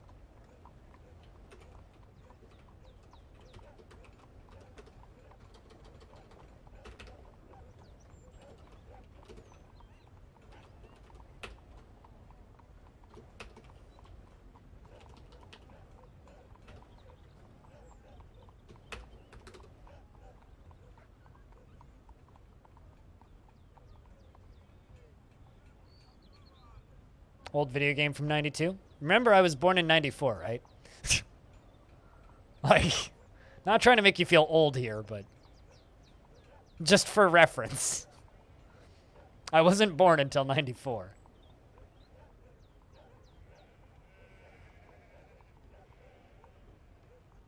No idea who that is, Anasi, but I guess so.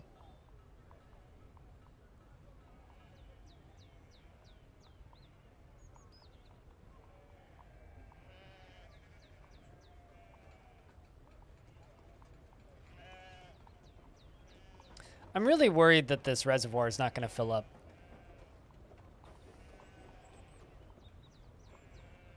Yet here we are.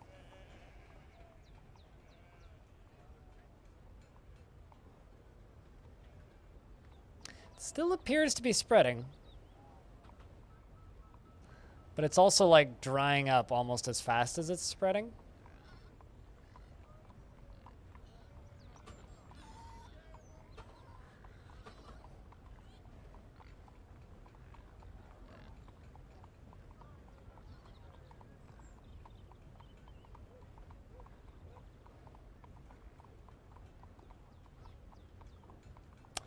I don't know, guys.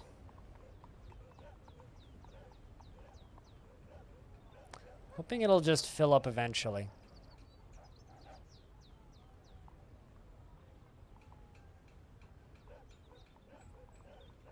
Yeah, I mean, I wasn't allowed to play video games until like 2004.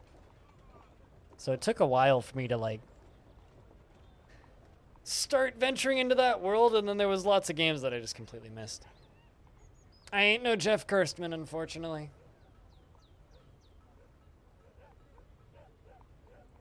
I do have like an almost encyclopedic knowledge of games from like 2005 onward, though. Like, I know way too much about games.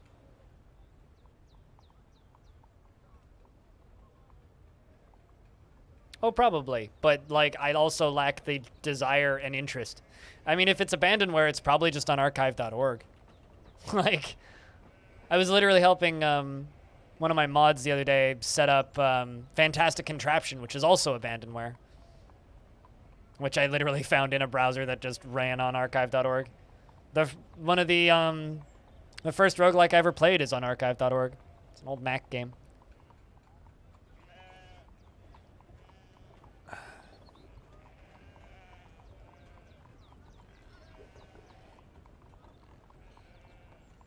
I mean, Morrowind is not very good, in my opinion.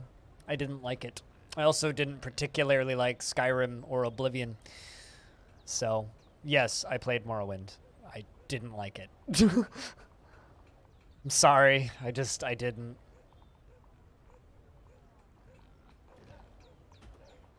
But then again, I also don't like the Bethesda Fallout games, so it's more of a problem with me and Bethesda and less of a problem with the game itself. The game itself is fine, it's just... Nah. I just don't like playing it is the problem. I'd rather go play Thief again, or... something that has a little bit more direction and less blech.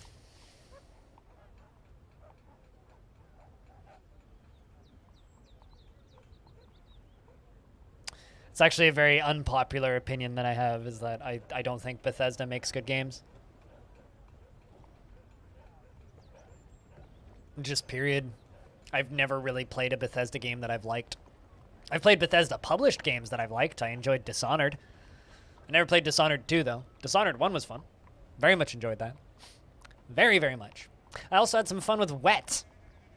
Anybody remember the video game Wet? I guess technically Microsoft owns Wet now.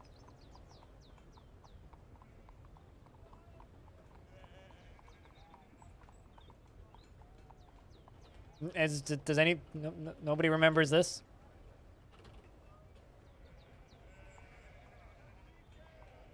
The video game Wet, published by Bethesda Softworks. You know, just Wet, because that's a video game.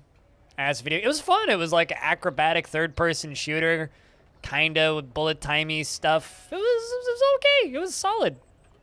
Very few people have. I played it to completion at a sleepover at a friend's birthday party. I haven't thought about Yahtzee in like fucking 10 years. Has he like split off from that stupid fucking magazine and like started a Patreon yet, or nah? I ran into problems with The Escapist, so I just like don't support anything that The Escapist does. I'm not super fond of what they went off and did.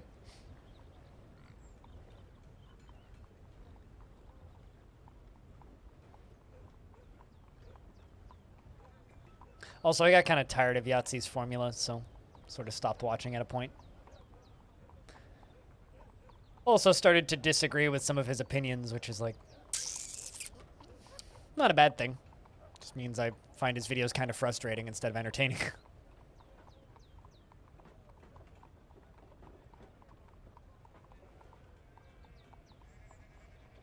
He's the only reason the escapist still exists. That's pathetic. He should just dump them.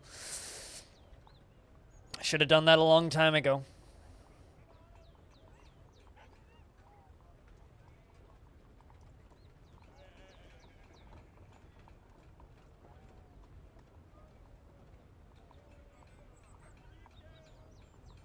Are you asking if Wet had dry humor? Because no, Wet did not have dry humor. Wet was very much like in your face with shitty humor.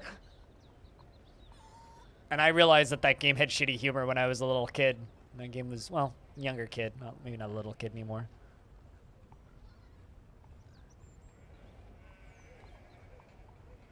But I very much realized that, yeah, this game's kind of gross. What the fuck?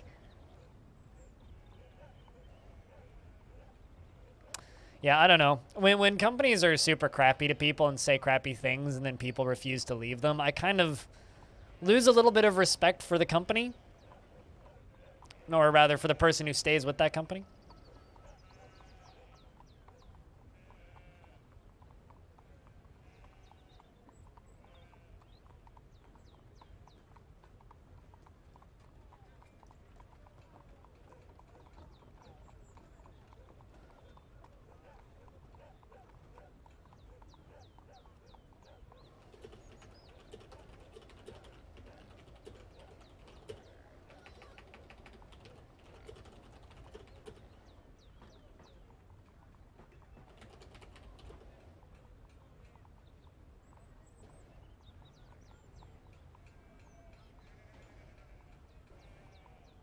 Yeah, I don't know.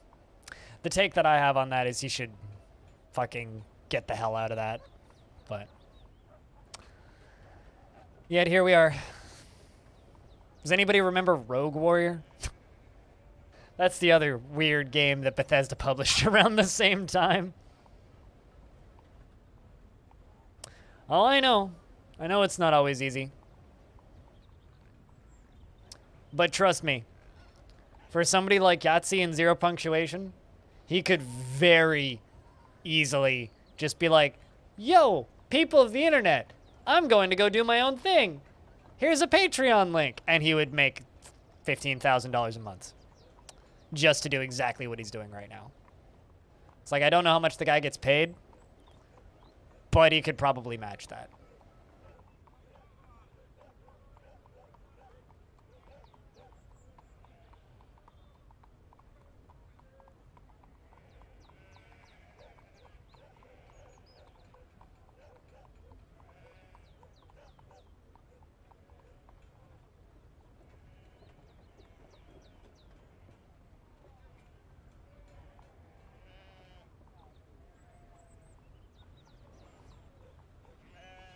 Literally just sitting here, waiting for lava to fill. Hoping that lava fills.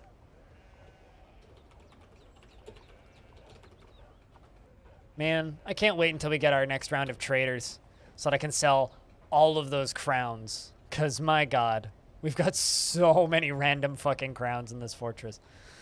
So many of them. Oh, hey, another Forgotten Beast. The Forgotten Beast. Tharavarni has come.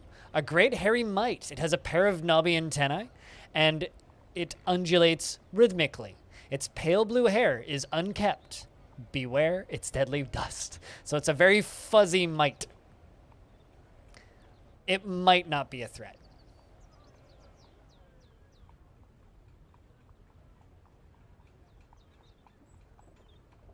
Oh, there. Oh, wait, hold on a second. Hold on a second. It spawned on this same tree? The same tree where this other Forgotten Beast was previously until it eventually died to troglodytes? Man, that's funny. I love that there's like this tree in the corner that just has stacks of corpses on it. Just stacks of corpses on it. Like, look at all of those naked moledogs and large rats and naked moledog mangled parts and troglodytes, skeletons, and yes, that is where the crab died. Several things died there, actually. That is very funny to me.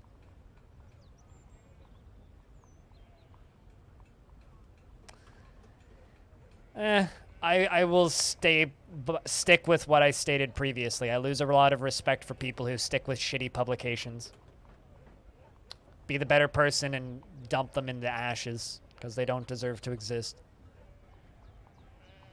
Which is why I don't watch Yahtzee's stuff anymore. It's okay though. That niche has been filled by more entertaining folks who are independent and free of that kind of shit.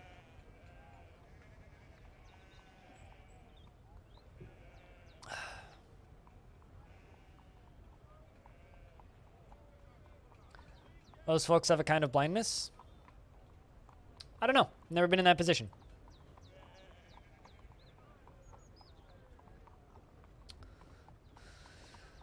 I don't know. I really, really don't. It worked out for the Gymquisition, so why wouldn't it work for Yahtzee?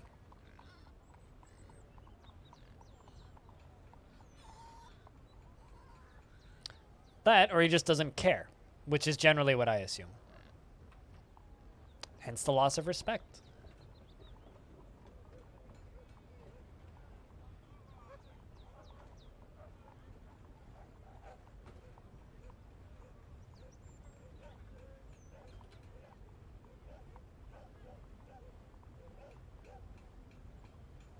And there we go.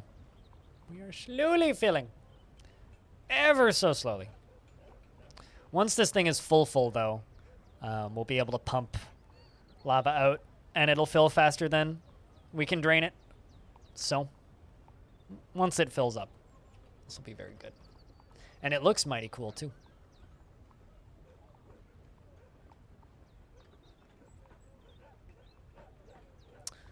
I have no idea, and frankly, I don't care.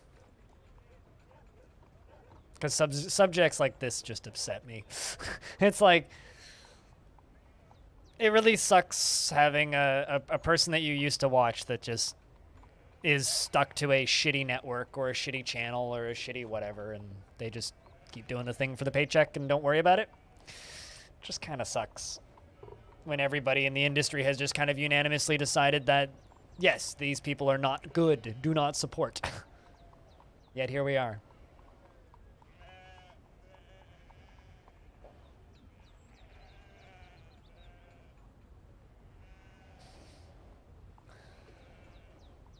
Although on the topic of gaming sites that are owned by the mafia,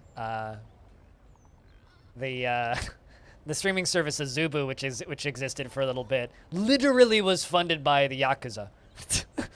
Literally had Yakuza connections.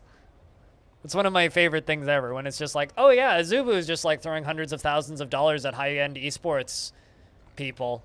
It's like, where did they get that money? Oh, they have criminal backing. That makes perfect sense.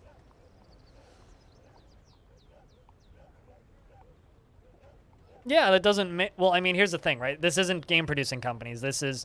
I'm talking about a dude who makes YouTube videos for a website called the Escapist Magazine. Escapist Magazine took a right-wing stance and had a lot of really shitty takes about the way people in the games industry are treated and workers' rights and all that sort of thing. Let's just say they had the very unpopular opinions on a lot of those topics. So the industry kind of unanimously agreed, yeah, fuck them. And this one guy still exists and is still making funny YouTube videos for them, and is the only reason that publication still exists, really. So why doesn't he just fucking leave and go elsewhere? That's what. So thus I don't watch his videos anymore because I don't want to support the publication that he signed with. Because at this point, he's probably just accepting their bullshit. And that to me is not acceptable. So, you know, it's a fun world that we live in.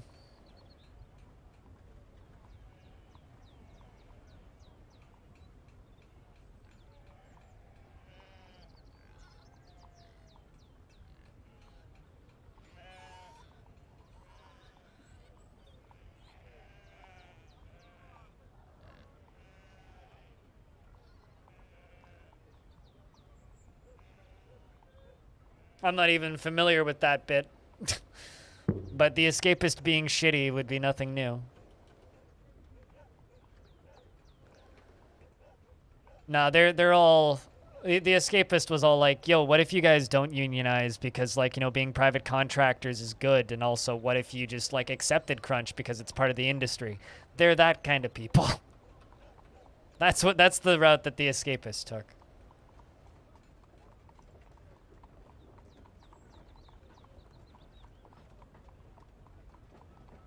Which is a really bad hill to die on.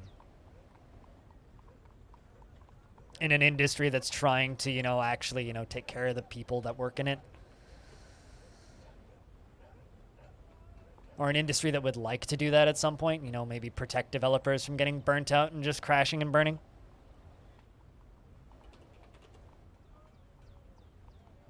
Yet, you know, here we are.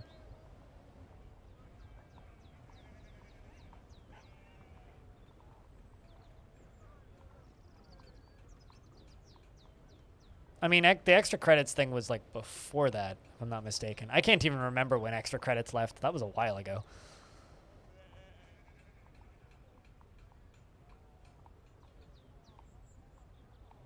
Mm-hmm.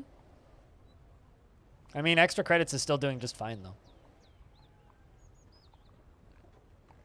But I don't know. It's just, it's frustrating.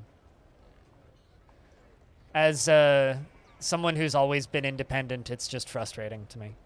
Just plain fucking frustrating to me. That people are just that shitty, I guess.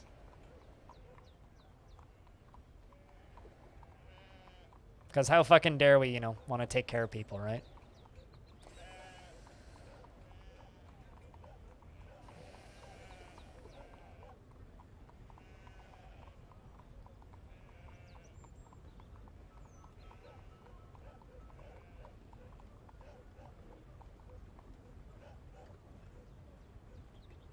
But it is summer now, meaning we will be getting a trading caravan pretty soon, I think. Which I'm looking forward to.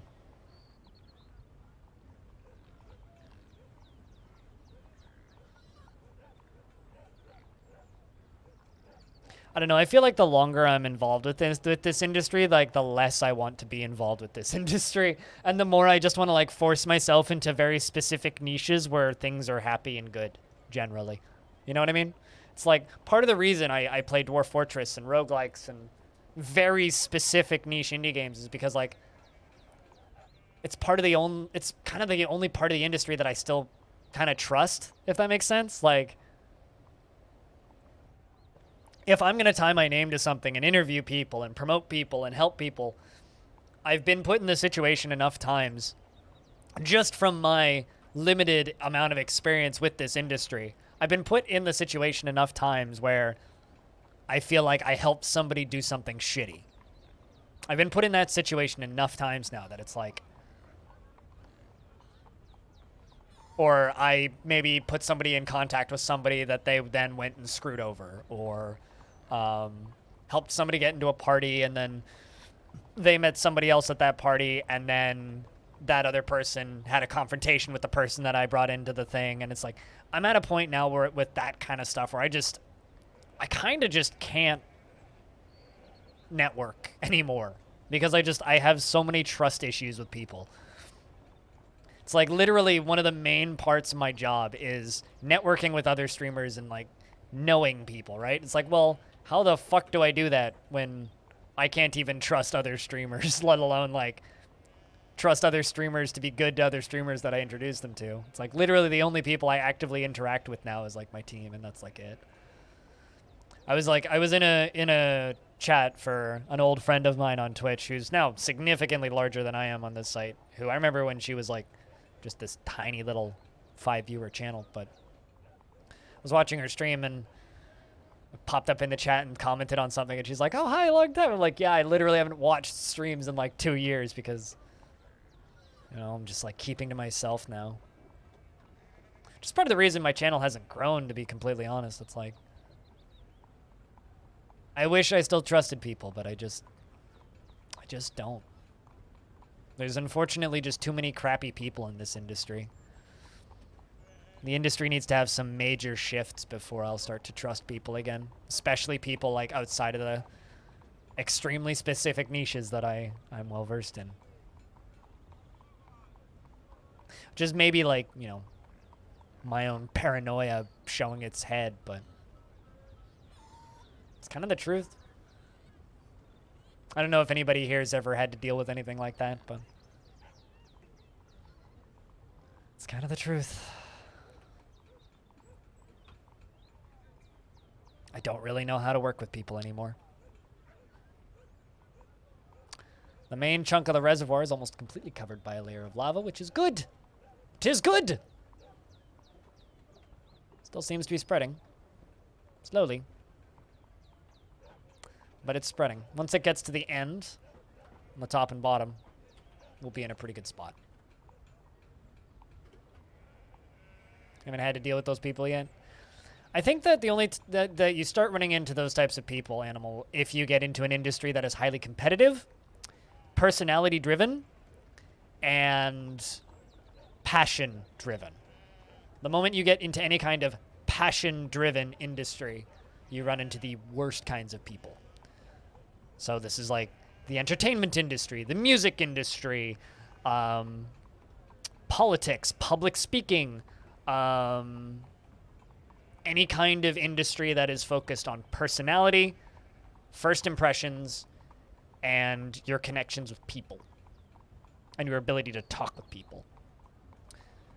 That's where you find the worst kinds of people. Also, would you look at this? Stone, you'll find this interesting. Look who's back.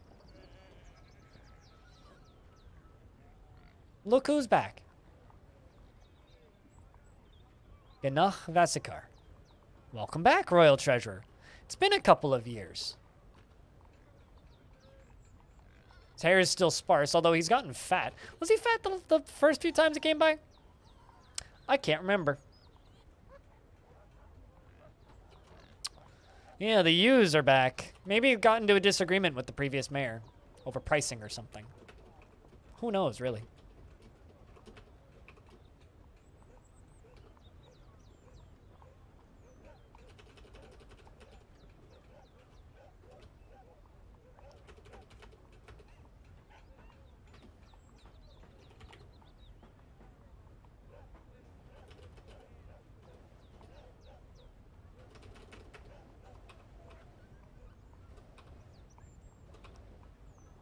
And then the last thing I want to do is crown. All of these crowns. So many crowns. Was always fat? Okay. I was wondering if he just like maybe had a really big meal and just didn't want to come for 3 years. That was my momentary suspect, but...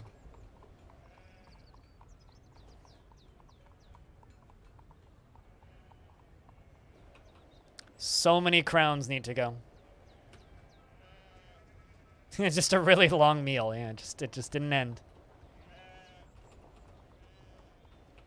So for reference, all of these, this little tile here, these are crowns.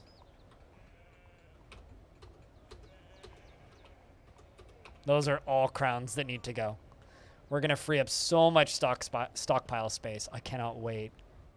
Holy shit, I cannot wait.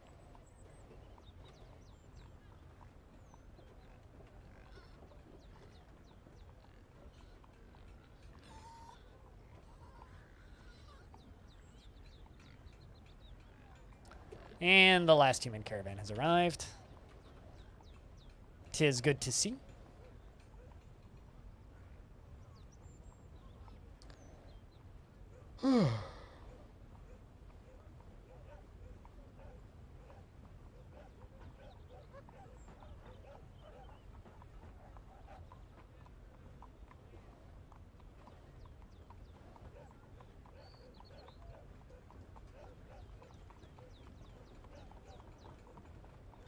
Headache meds worked and coffee was decent. Sounds good. Sounds pre-optimal.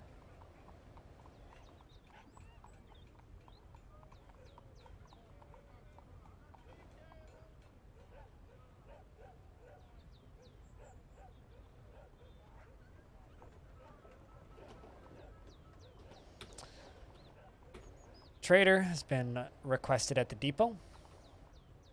It's going to take a while for them to empty that out. Good lord.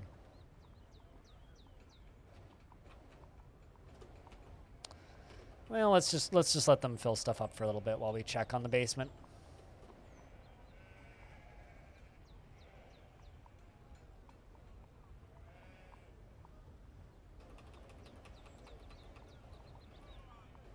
Oh, still filling. Slow progress, but it's progress. I may need to force it to fill faster. A new mayor of Longdeath. Let me extend my greetings to your people. There's much to discuss. The world is the same as ever. What request do you have of our merchants? Does the lava have a depth? Yes, it does. Same as water.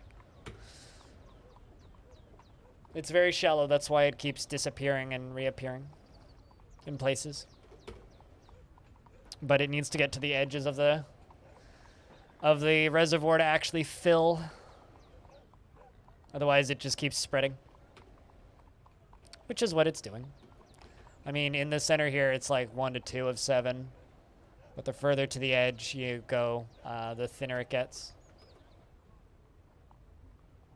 So that's why those little speckles keep appearing. It's because it's drying up and then refilling the tile and spreading and splitting and spreading and splitting, etc. Same with down here. So as the spaces in the middle fill up, then it can expand outwards. But it's expanding, so it's slow going, but we'll get there. Clay has been re-elected. A second term of Clay. I'm going to go use the restroom again. Back in a sec.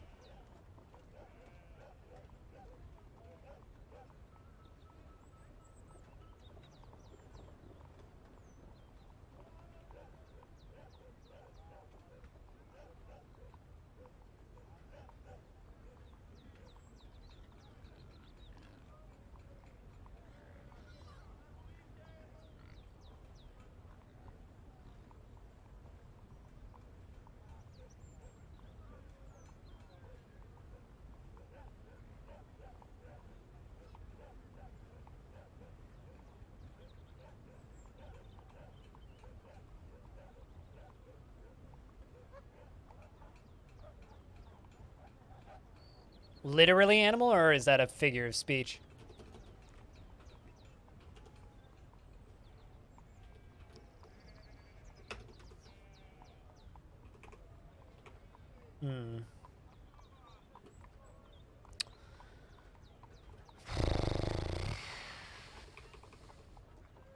Let's buy some fish.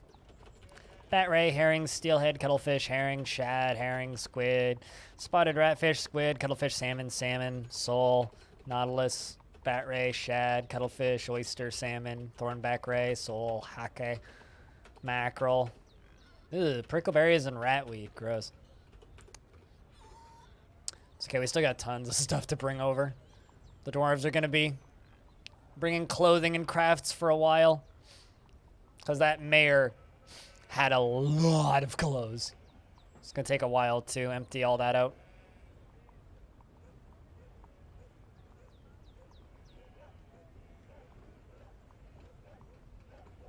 Although I will take your mud and muck and slop and raise it to slush. The worst kind of gooey underfoot substance you could find. Slush. Wow. Hello, you. What up? What up, my dude? How's things, kitties?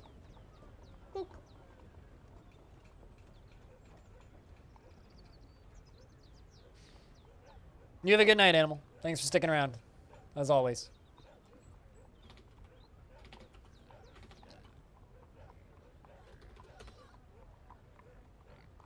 Gonna need to get up and make some sort of food in a little bit.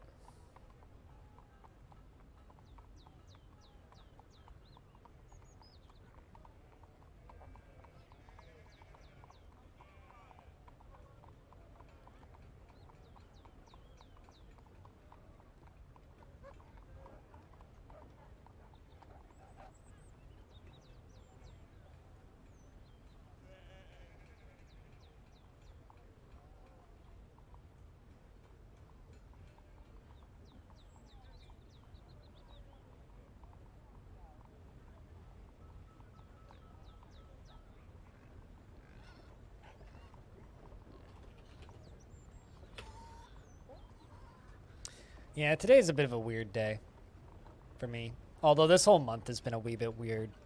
Like, I feel like this month kind of didn't happen. Do you ever have that feeling, chat? Where it's just like, you kind of space out of existence for a little bit, and then when you come to, you're like, did this month happen? Like, I know we're basically in August, but like, I'm sitting here going like, wait, did I miss July? Like, July's almost over. Still feel like it's 2020? Bruh, we passed halfway through 2021. You can't feel that way anymore. Yeah, but like, I feel like June happened. I feel like most of the months this year happened, but like, this past one just doesn't fucking feel real. Like, I don't know how that is or how that's possible, but... The Forgotten Beast Cathara Aquafelio Verminafulafio Fifu has come. That's a hell of a name. It's a towering feathered rat. It has 3 short tails and it is ravening. Its dark pink feathers are downy. Beware its poisonous omnoms. It omnoms you and it with poison. Only the last 2 years? See, generally, like, I have a pretty good sense of the passage of time. Maybe I've just been smoking too much weed this month. I don't know what it is, but like... I mean, fuck summer. Summer sucks. Trust me, it's very hot. We're having summer. Maybe you didn't have summer. It's been summer here. Fucking hate summer. Worst season. Too goddamn hot. I don't know. Saying that you didn't have summer sounds like something that someone still in high school would say. Because it's like, oh, like, you just did school from home all summer instead of, like, actually having a summer break. But, like, I don't know. Like, the last summer felt exactly the same as most summers for me. Too fucking hot, nothing to do, I have no friends, and, like, the only thing that felt weird about summer last year was there was no conventions for me. But then again, I live in a weird corner of reality that doesn't make logical sense to most people. So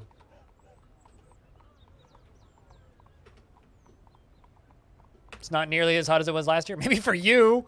Jesus Christ.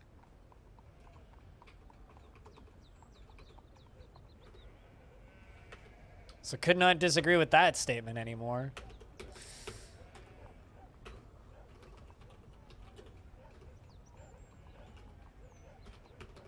We're breaking records over here nonstop, and it sucks.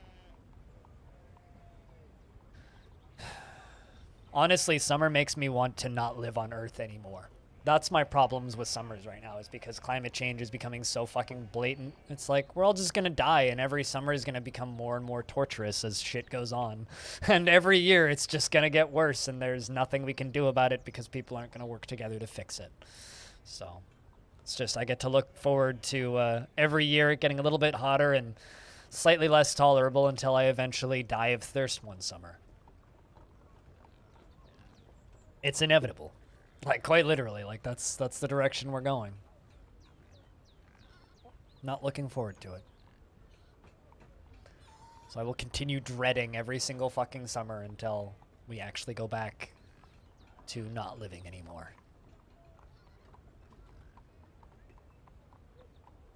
Till then, I don't know what I don't really know how to feel about the years passing, really. It's like, yeah, that's a really dark take to take, but it's like... There's nothing worse than just watching the slow decline and destruction of the planet that you live on.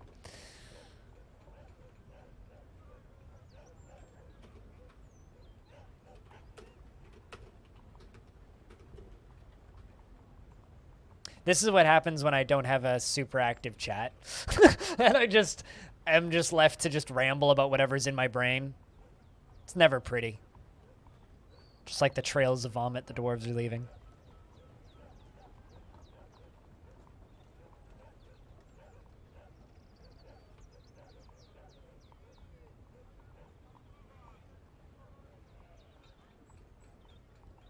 It's still spreading. Slowly.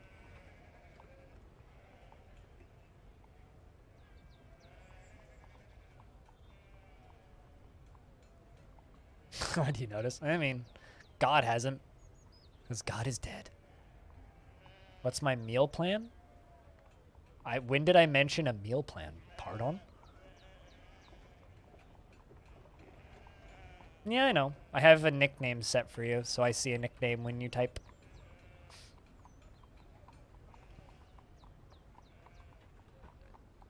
I don't believe I ever mentioned a meal plan.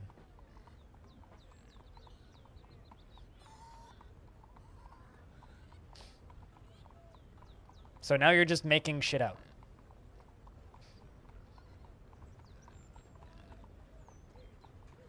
Yes, a piece of toast. Because I don't have a lot of money. Meal plan, eh?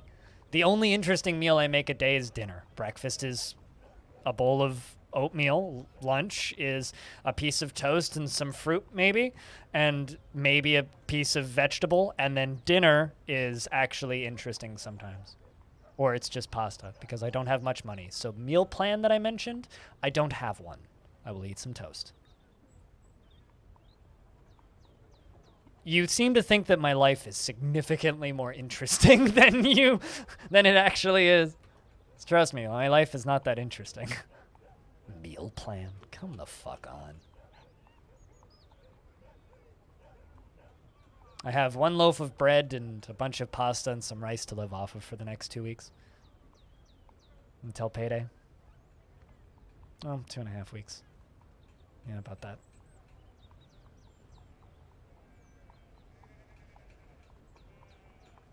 I mean, I don't have much empathy for other people.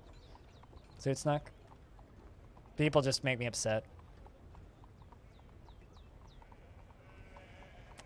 People just make me upset. That's an inevitability.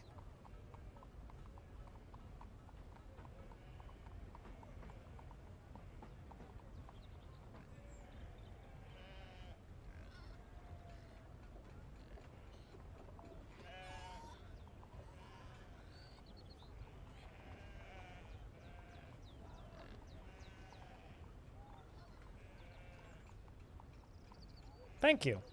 Kibsurdo? Is that how you say that? I generally like my content too. Generally. Sometimes people make it very frustrating, but usually I enjoy it.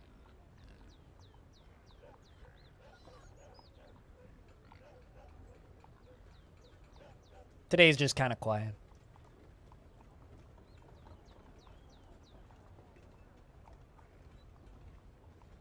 It's what keeps the water flowing underground. Sorry, what keeps the water flowing underground? Also, now I've just got like that fucking Talking Heads song stuck in my head.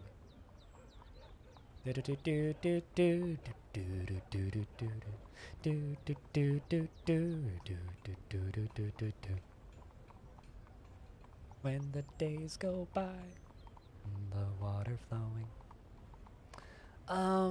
What was I doing? Ballista arrows. How many? 2? 2. All the lava flows. Slowly. Very slowly. When the days go by and the water flowing.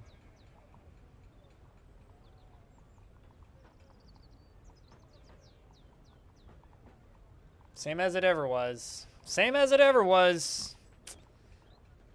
Same as it ever was. I think I might listen to that LP tonight. Because I got that album. It's a good album. It was one of the ones my parents gave me when I got the record player.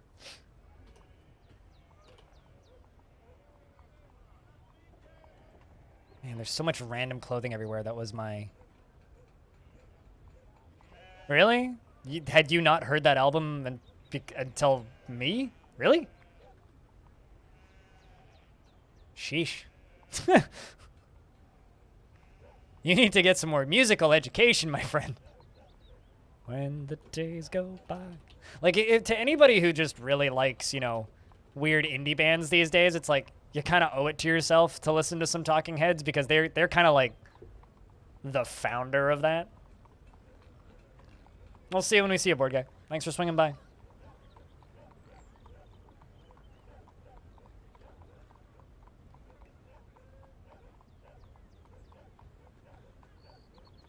You know what's ironic is just how accurate that whole album is, though.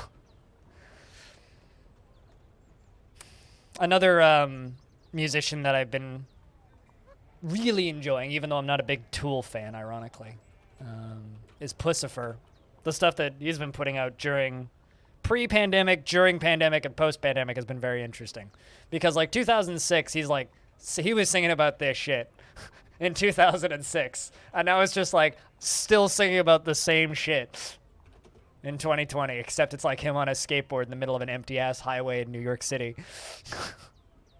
Man, shit's so good.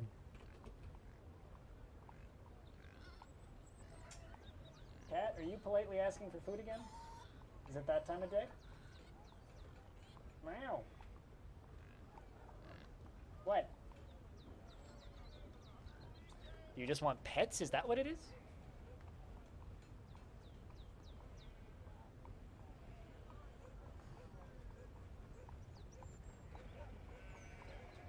I have a little dark-colored ball of hell.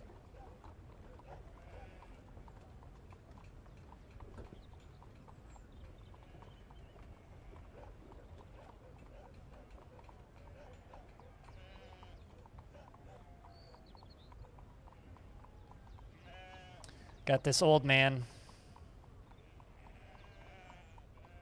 You headed out? You don't want to stay up here? That's fine. You're allowed to leave if you want. Unless you want me just to pet you.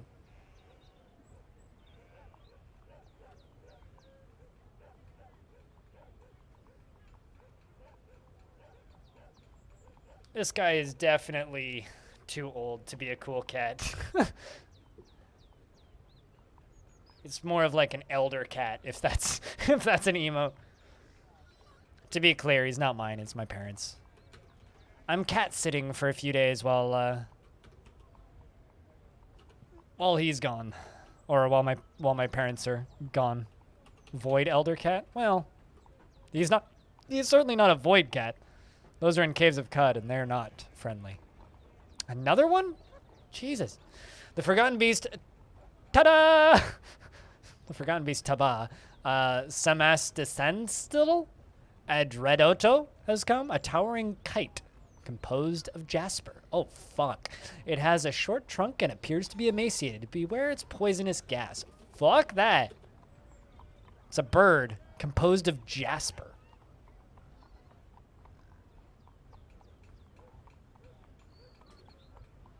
Fuck that.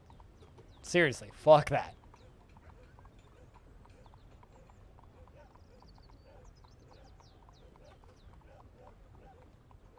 No, not really. Could be in trouble, but not in trouble.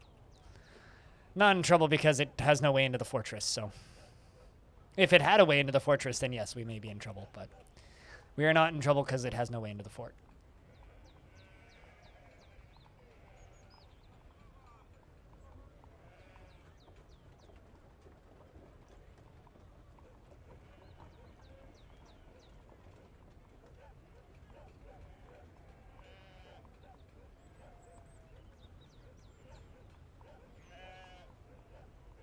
Hello, Sandora. Low flood? No, intentional flood. Well, Yeah, intentional flood. Long time no see. How you been, Sandor? Like, really long time, I think.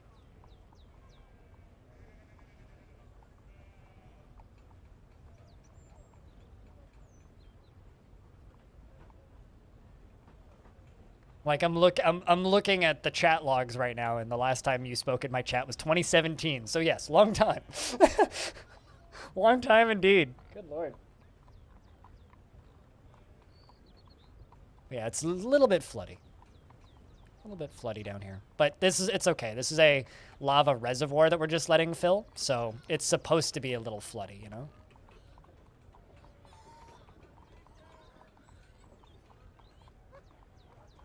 I mostly stream when you're asleep. I get you. I mean, my schedule can't work for everybody. I also don't stream as long as I used to, so that doesn't help. I used to stream much later in the day.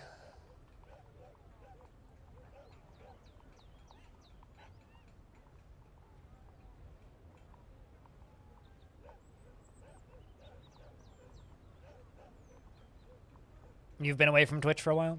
Gotcha. Well, what brings you back to Twitch today? On this fine afternoon? I'm actually, like, weirdly impressed that I remember your name, considering you haven't spoken my chat since 2017. That's like 18, 19, that's 4 years? Fuck. I feel old sometimes. Considering today, we are getting resubs for 50 months from people who've been subscribed to this channel since day one. Today is the 50th month. I guess it would be morning for you, early? Yeah, Audio was the first person to re-up for 50 months. Stoned Hobo's today as well. A few other people are today.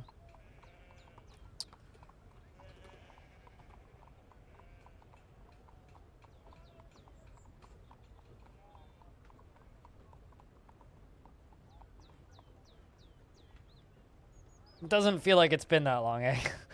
And it's like all of a sudden it's like, oh my god, fucking 50 months! Ah! My god! It's too goddamn long. It's like when, like, occasionally new people will find this stream and they'll think that I'm new to Twitch and they'll be like, oh, did you just start streaming, like, with the announce of the release of Steam version of DF? And I'm like, nah. No. Yeah, no, you were from the RCT days. I mean, you followed me in 2016, so. There are some people who think that, like, I... letting the days go by and the water flowing. Letting the days go by. Water flowing under.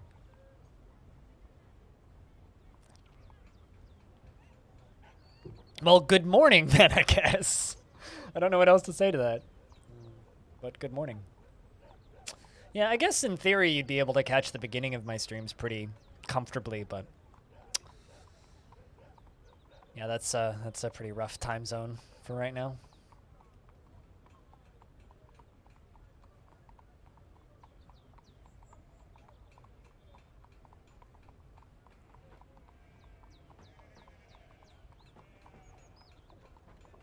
I feel like a third of this chat is from Holland. There's a lot of people who watch me from that part of the world. It's like the primary... It's like Britain and then Holland is like the second most viewed country in Europe for me.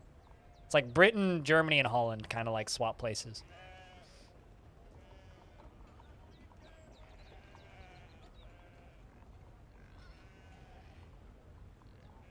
For years, I never saw more than 40 or 50 people watching.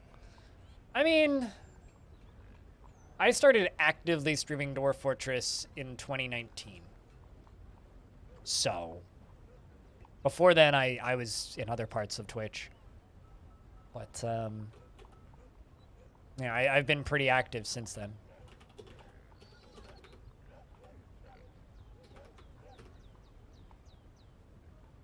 But, like, before I started streaming, there wasn't really many. Like, Cupo was consistent. Jeff Major streamed at one point. but he's long gone. Some people claim that Verge Skeletor streams this game, aka Joel, but not really. I streamed for a bit, and then Seth's review came out, and then I stopped because the community became awful for a bit.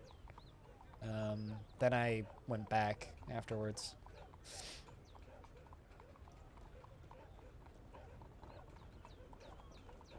Yeah, and it absolutely destroyed my community. Like, it's hard to overstate, right? Or it's hard to explain the level of, like, apocalypse that I had when I did that. Because, like, I went from, like, making above minimum wage down to, like, less than $300 a month for a couple of months there.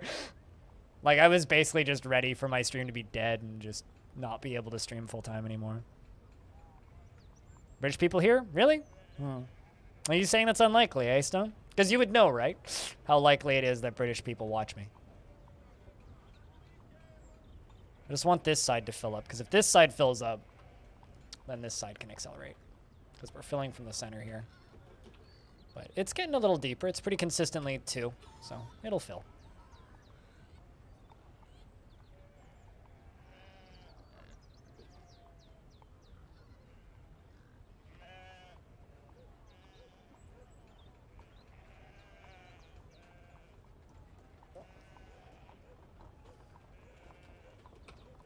It was indeed rough, but, you know, we did it. We made it through.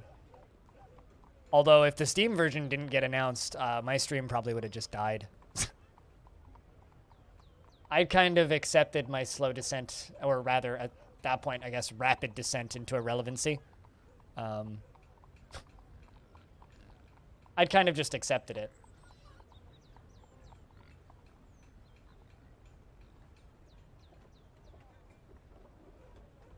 I mean, I still kind of go through concerns about that these days. It's like, I'll have like 4 or 5 really slow weeks back to back, and I'll just be like, man, because like here's the difference, right? Like back then, I still had somebody that I lived with, right? So like I had kind of like a financial pillow if shit got bad, which is the only reason I kind of made it through that. But I don't have that anymore. So now it's like, well, if that happens again, I'm in big trouble.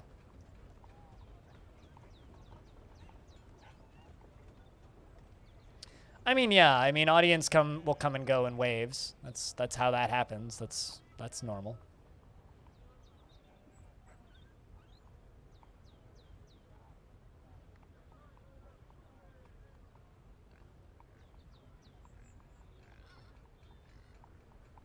But you know, we're still here.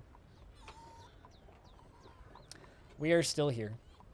And maybe once the Steam version drops, then some of the old guns will come back, maybe. Kind of doubt it, though.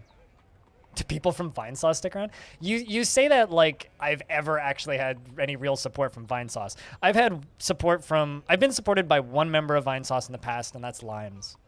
I was raided by Limes a couple times way back when I was streaming modded RCT. Which is kind of what gave me my initial boost, and I've literally not gotten anybody from Vinesauce ever since. If anything, I get informed that I am playing Joel's game, and how dare I? And that's about it. But, I mean, one of my mods came from those raids back in the day. Some of the oldest members of this community came from Limes as well. It's hard to say. I'd say, like, probably less than 1% of my audience at this point. You can't sleep, bit nervous about what's awaiting tomorrow. Need to be at the hospital for 6:30. Remove the pins and other metal from your knee and leg because it's bothering you, and I don't know why you're still awake. Are they going to knock you out when they do that? I mean, as long as you can get to the hospital and fill out paperwork, maybe just stay awake. I've certainly done that when anxiety is real bad, and it's like, well, I'm not going to sleep anyway, and if I do sleep, I might sleep through it. So it's better to just have a cup of coffee and stay up. I've definitely done that for flights before, where it's like, I'm really nervous, I'm going to miss my flight. It's 11:30 at night. I have to be leaving for the airport at 5. So I just stay up and then sleep on a plane. Which is part of the reason I actually really like flying red-eye when I do fly. I actually like flying overnight flights, because if I fly overnight, then I can just stay up all day and then go sleep on the plane. It's great. Just, I mean, I live in Canada, so just get a little high on the way to the airport, go through security stoned, and then just pass out on the plane. It's great. Just definitely how I flew to Boston over the red-eye. People associate entire game with big faces, which might make you become the Joker. I have no idea what you're talking about, Suit Sunk. I'm not sure what you're talking about.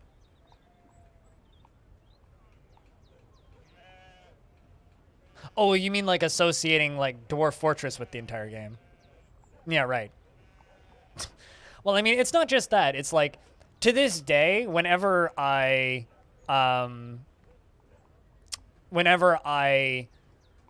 post the questions for Tarn, like that I'm talking with Tarn Adams again, whenever I do those, there's always inevitably a dozen people that ask me to make Tarn Adams watch Seth's review of the game. There's always like a dozen people who are like, Seth made the best review of all time. Why hasn't Tarn watched it yet? Bleh. Ironically, if I were to make him watch that, it would probably be the most viewed thing I ever did. But I do not want to acknowledge that community's existence because they're horrible people in a lot of cases. I don't play RCT anymore. I haven't played RCT since 2017, probably. I stopped playing that game primarily because I started slowing down playing it because the audience didn't exist anymore. The audience had moved. Primarily, the people that were watching me had either relocated to YouTube for YouTubers that showed up over the years, or they'd moved on to, because like the majority of people who watched my stuff came for the multiplayer stuff that I would run, right? And yeah, December 4th, 2018 was the last time I launched the game. They would primarily come in for the multiplayer stuff, and a lot of those people went and hosted 24/7 servers. So a temporary server that runs every Monday is not like gonna sustain an audience. So it just slowly petered off, and eventually, after the 100th multiplayer session, I just kind of said, "We're done," and I just put it to bed. There's still, tons of people making YouTube videos and stuff of that game, and there's very talented people building stuff that were always better than me. And there's still like a very active Parkitect community as well, and there wasn't a reason for me to continue playing the game, and I was more or less done with actually playing it myself. I mean, I streamed almost 2,000 hours of it, so we just kind of called it and moved on. And then after I kind of dropped Roller Coaster Tycoon, I kind of pivoted to mostly RimWorld, and with a goal of getting into traditional roguelikes, building up an audience that would be big enough that I could do that. And now we mostly play Dwarf Fortress and traditional roguelikes, which is a type of game that I have a lot of passion and interest in. So, if you sleep the night before, for some reason you always fall asleep on flights. I can't fall asleep on flights unless I've been awake for 16 hours. Like, I have to be tired to fall asleep on a plane. Otherwise, I have a very hard time sleeping on planes. Personally, I find it almost impossible.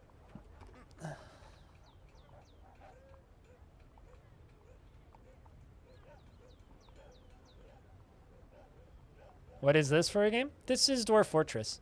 This is the game that inspired the existence of Minecraft.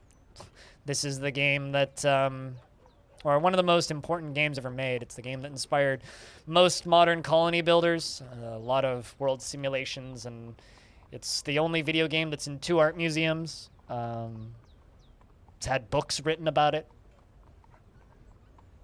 You never heard of it? Really? That's unfortunate.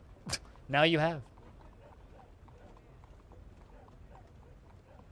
It's a world simulation. It's pretty slow, but it's a fantasy world that is completely simulated, and you can interact with it in one of 3 ways: through Fortress mode, Legends mode, and Adventure mode. And technically Arena mode, I guess, but Fortress mode is what we're doing, where we build a fortress, and you get to mess around with your dwarves, and they're developing personalities and family trees, And then there is adventure mode where you play as a single character in a world that you've generated. And the worlds that the game generates it doesn't just generate a map, it generates you years and decades of history and named characters and their interactions and relationships, friendships, and... But this looks more difficult? It's really not. It's a sandbox, like anything else. Stone, heads up, it's paperwork season. The humans have arrived with their yaks and guards to trade once again. Well, to give us things.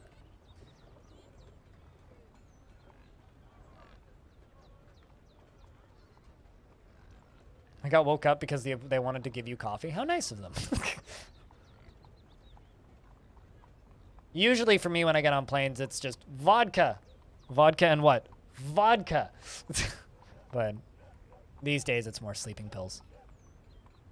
Get on the plane, take a couple melatonins and just conk out.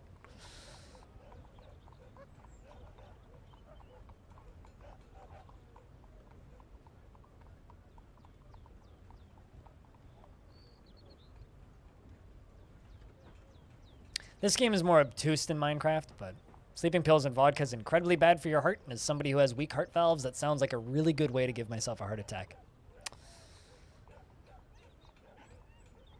So unless you want me to die next year, probably not a good idea.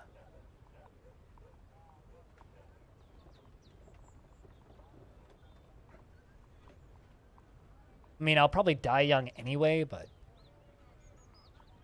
I'd like to prolong that as long as possible while I can, you know? Heads up, Stone. It's paperwork o'clock.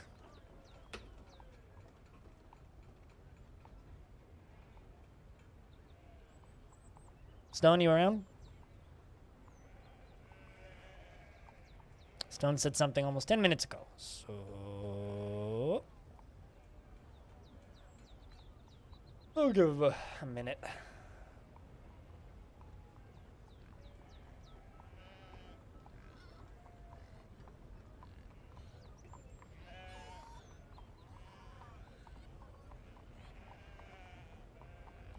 Life of Ryan B. Are you blind, Ryan? Question mark. Or is this a different Ryan? The Ryan B makes me think. But hello. Thank you very much for the raid.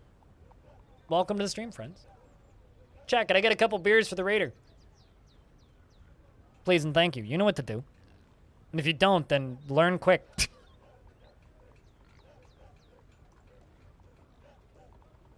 Figure it out. There you go. Beers is happening.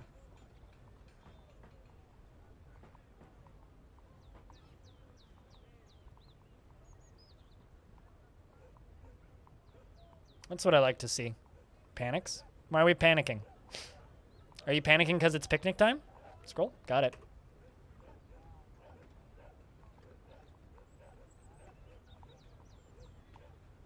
Orange, did you get a lemon, by the way? Or did you get a good one?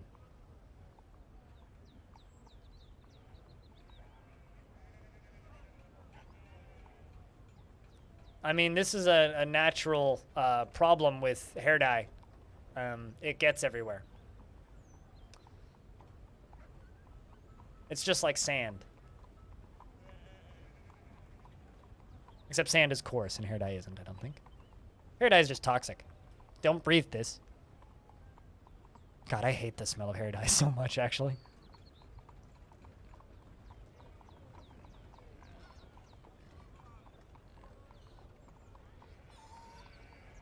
The transmission fell out of the truck? I'm not entirely certain that's how transmissions work.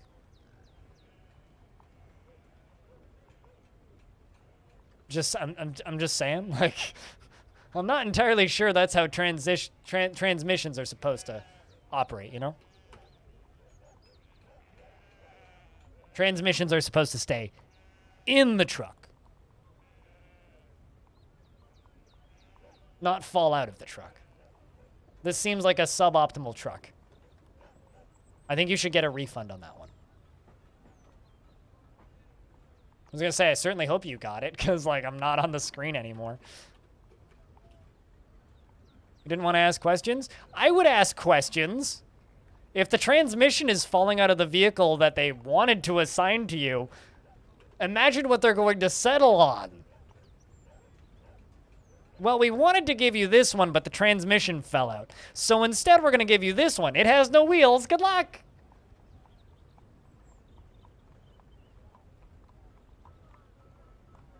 You have to do the Flintstones thing where you just, like, pick it up and run.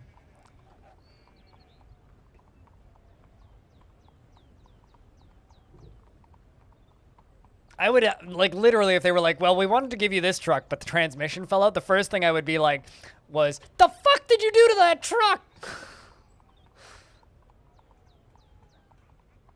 Yeah, but that's an army truck. This is like a self-destruct measure, right? You know, there's baddies in front of you, and you can't back up fast enough, and they're going to catch you and get the secret documents, so you have to hit the eject button and shoot the transmission at them.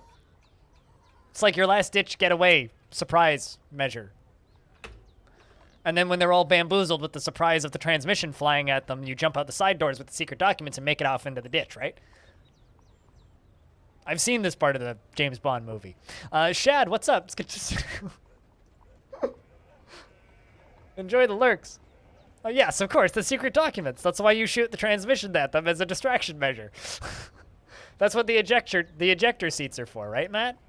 How's things, dude? True, this is the same place that taught you how to drive a truck with only 3 wheels.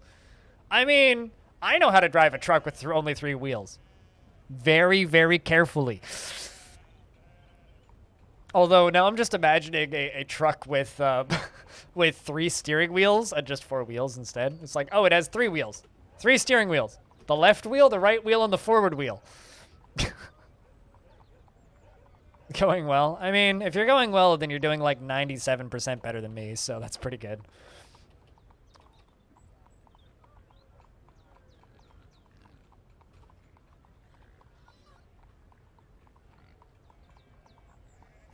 There we go. Now the lava's filling. It's only taken like a year to fill up, but hey, we're getting there.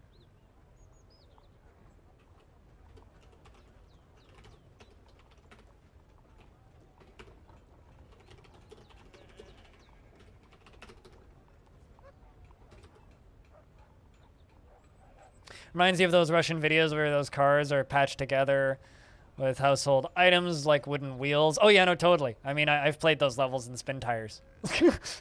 There's literally a level in Spin Tires where it's called Get to Grandma's House, and you just have a fridge on the top of this tiny-ass truck that can't, or this tiny-ass, like, not truck, like little, like 2-door sedan that drives backwards faster than it drives forwards and can't go through the mud. And this is a game about like getting through the mud. So you have to drive this fucking tiny ass Russian car to Grandma's house. Not SnowRunner, that trashy knockoff of a once great franchise. No, Mud Runner. Very good game.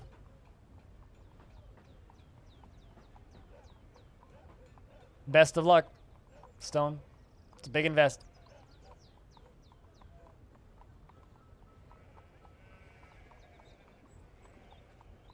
So I guess you're going all in then, eh?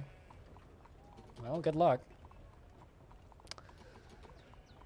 Dwarves have arrived to trade.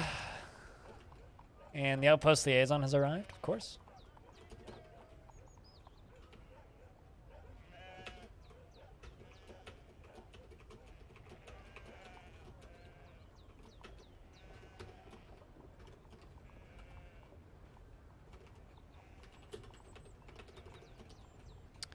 And I need to go down here. Check a statue up in here. The iron statue.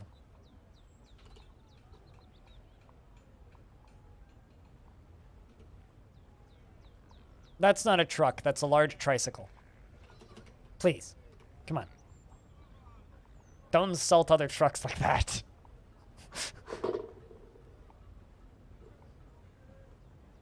It's just a large tricycle, not a truck.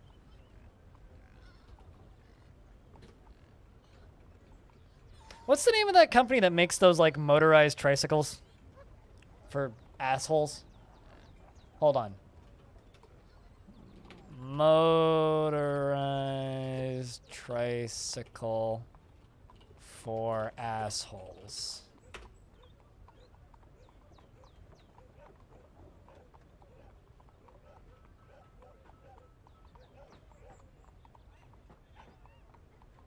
Not actually finding out what what I'm looking for.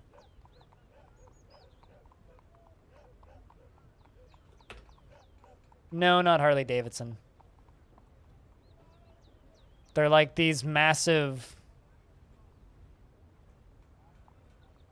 like motorized. They sort of look like a weird mix of like a motorcycle and a tricycle. They're like motorized vehicles. No, not the Reliant Robin.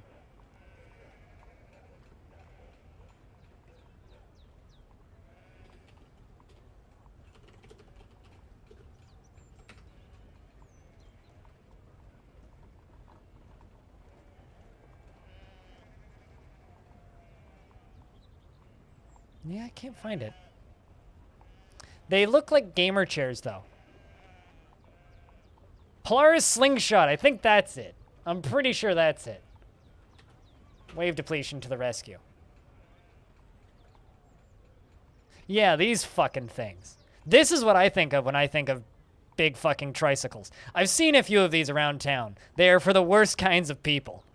They literally look like high-speed gamer chairs. Like, it's literally just a fucking gamer chair. The vehicle thing. You have a friend with one of those? Can you do me a huge favor and go to your friend's house and punch him in the head?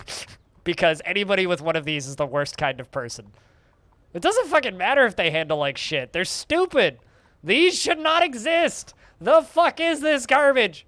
Stop. Just stop. Just fucking cease and desist. It's literally the asshole mobile. Like, quite literally. Like, I am a problem to society and hate the people around me, so thus I drive whatever the fuck that is.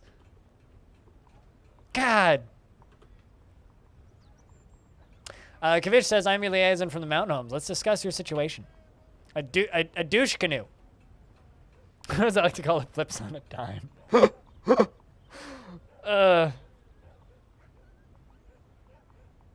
Aside from just being a douche canoe.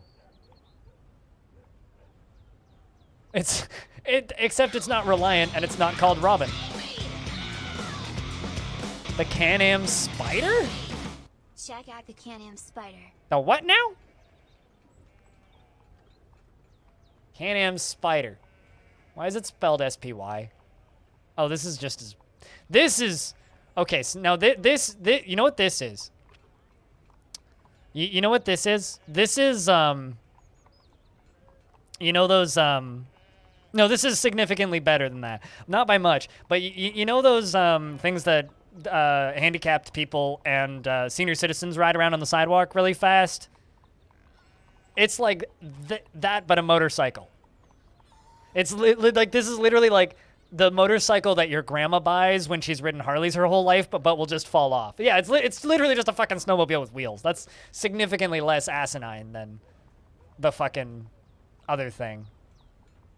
I've actually seen those too, but those I kind of understand. That's not as much of a douche-mobile. Although, that being said, I consider all Harley-Davidson's douche-mobiles just because of how fucking obnoxiously loud they are. And how bad they smell. Excuse me. So... But I don't know. Maybe I'm the wrong person to talk to when it comes to douche-mobiles because I consider, like, most motorcycles that are Harleys to be for assholes.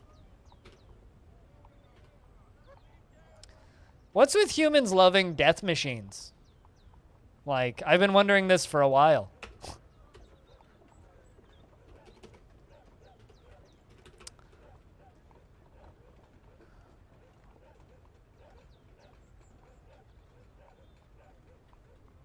Douches have higher standards than that. I mean, I was about to say, you know, more power to you. If you want to ride a Harley, fucking have fun with it. But, like, I will consider you a bit of a dick for riding one. I mean, I only have strong opinions about things, which is why I have a charming personality, right, Shad?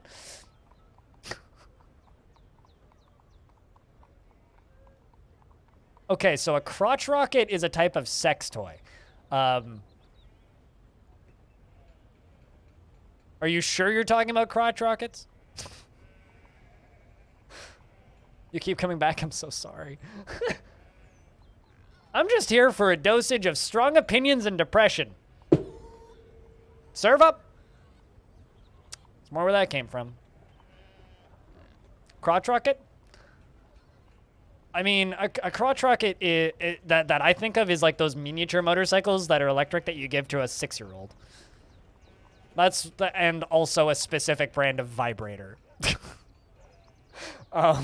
So that's the two things I think of when you say crotch rockets. Also, I totally breezed over this, but Archplay stuff. Thank you very much for the 12 months of subscription. That's a whole fucking year. Are you still using my VODs to fall asleep, by the way? It's been a while since I've heard from a good... it's been a while since you've wished me a good night at the start of my streams, so kind of curious. God, it's been a fucking year. Man. Did you know that we can now have up to 120-month sub badges on Twitch? Chat, that's a thing Twitch lets us do now. We can have up to 120-month sub badges. Which is crazy.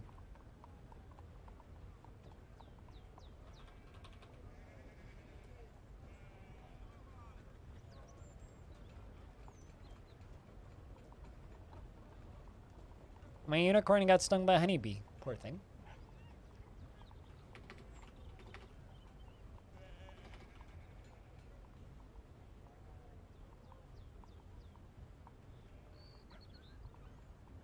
It's almost here already.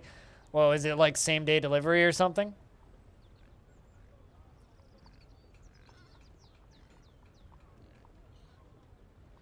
Like an hour ago. I ordered a new mic stand, which is supposed to arrive today. I'm so fucking tired of this stupid newer thing. So I just kind of caved. And I was like, well, I can't afford it. But I'm just going to buy a new mic stand because I'm so tired of this one doing this.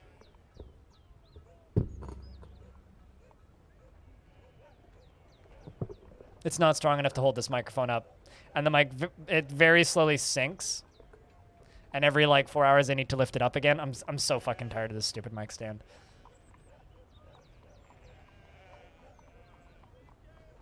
Sold it as fast as possible. I mean, I'm sorry for your loss, stupid, but also that seems like some easy money on the bright side. It's an easy item to sell.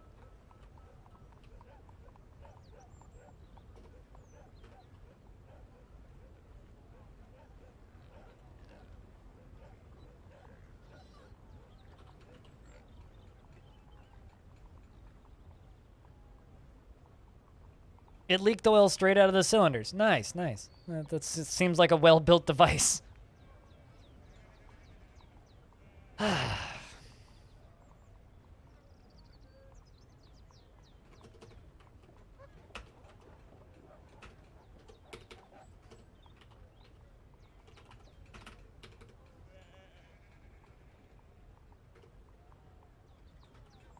Was fun for a year or two. Hey, well, you got your entertainment out of it, so I guess that's good.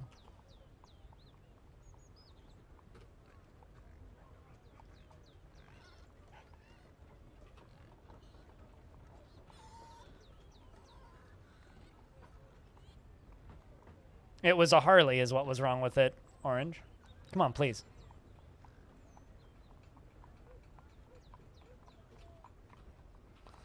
I'm going to be selling off all of these crowns that Simplex made me make for a while. You sold it without investigating it too far.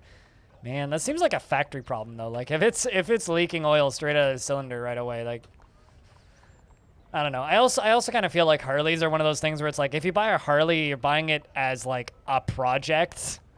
You're not really buying it as like a practical vehicle.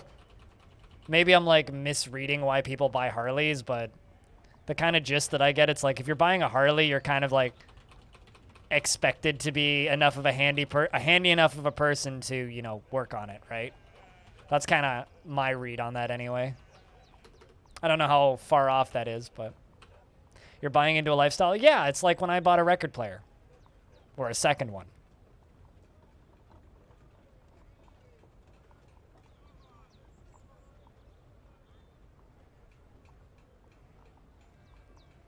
Or it's like buying a pickup truck, I guess, to a degree. Well, I mean, pickup trucks are actually kind of practical. Like, there's areas where you need a pickup truck to exist. Ugh. Unless you live in the city and are not a contractor and don't need a pickup truck, and then you buy a pickup truck. Then you're just a douche canoe.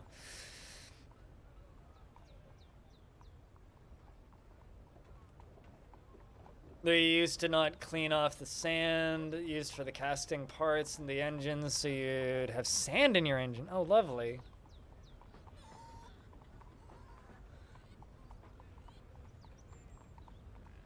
The fuck?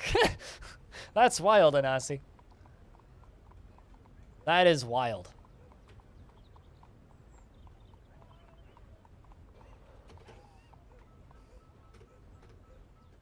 I don't know. I kind of consider buying a Harley to be in a similar bucket with like buying a high-powered firearm. It's like you're just accepting that you're a certain kind of person.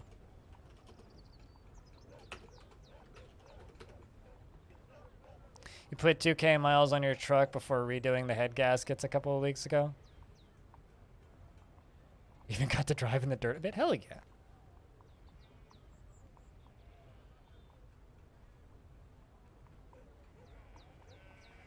That sucks. Wave depletion. Same as buying a 3090.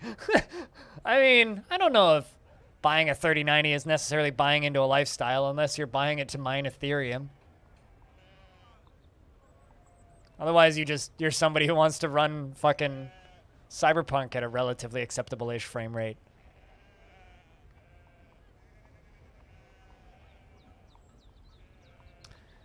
So actually, I guess what I'm saying here is buying a Harley is like buying a modular synthesizer. You've already gone too far.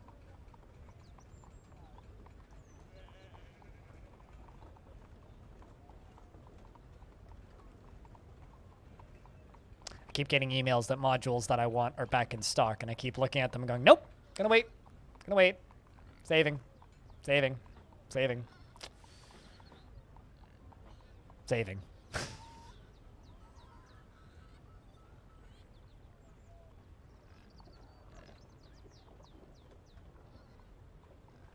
Well, I have enough pieces right now that I can have fun and mess around. So now it's just a matter of like the next time I get stuff, I actually have to, have a functional setup.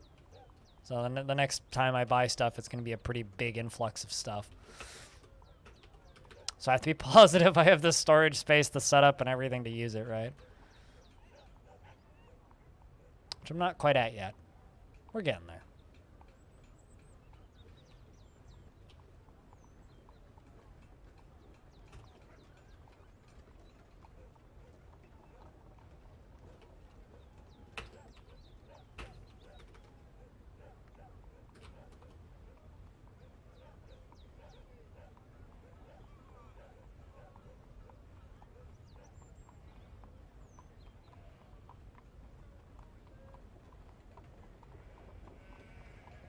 And down to here.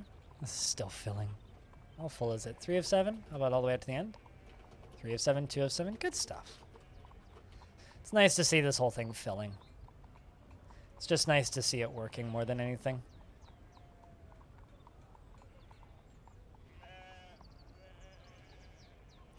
Just nice to see it working. Beautiful, just like these unicorns being led to the slaughter. Gorgeous. Into mid-autumn. All right, chat.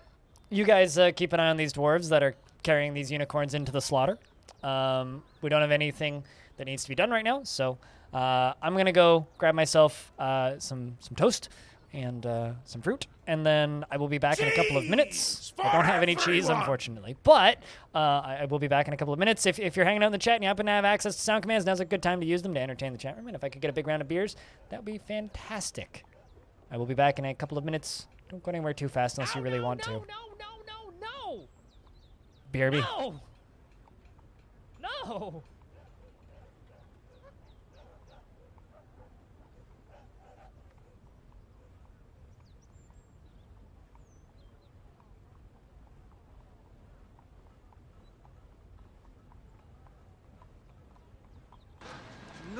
We are vessels.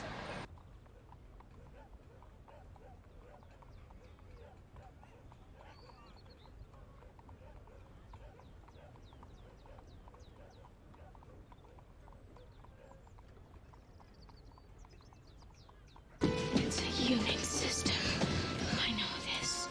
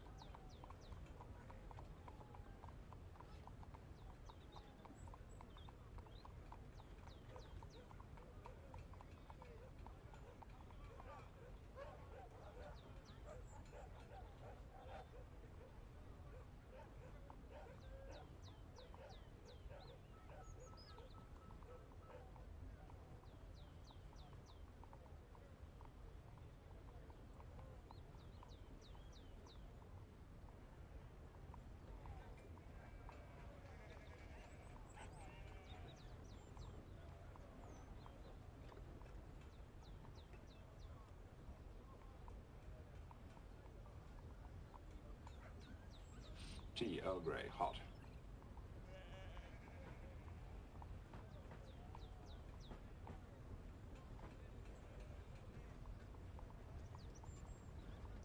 See how he bites off the shell to get at the nut?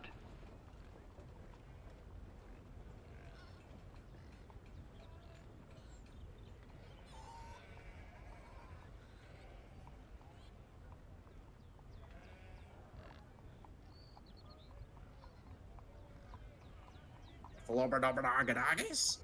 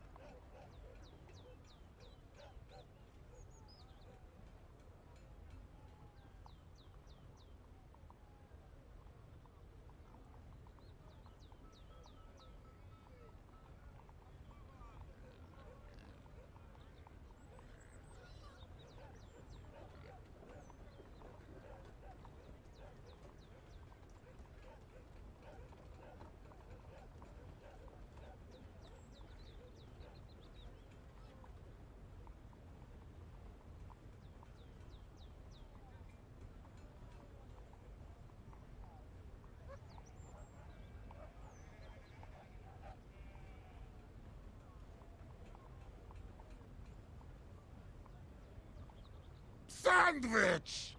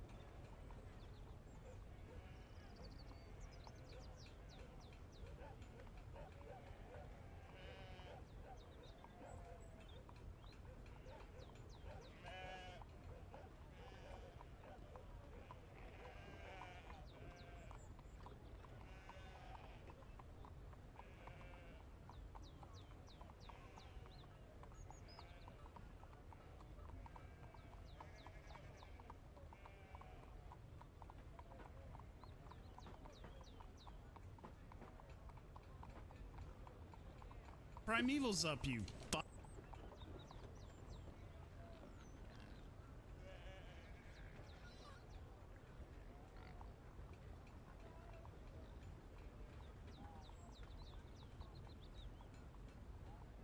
All right, almost back.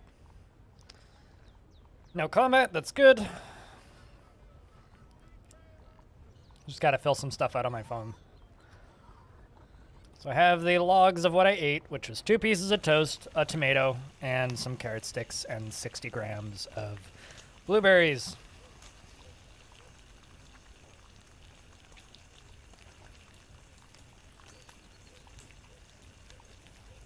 Thanks, guys, for keeping the chat moving. Yeah, I use the manager screen all the time. Why do you ask?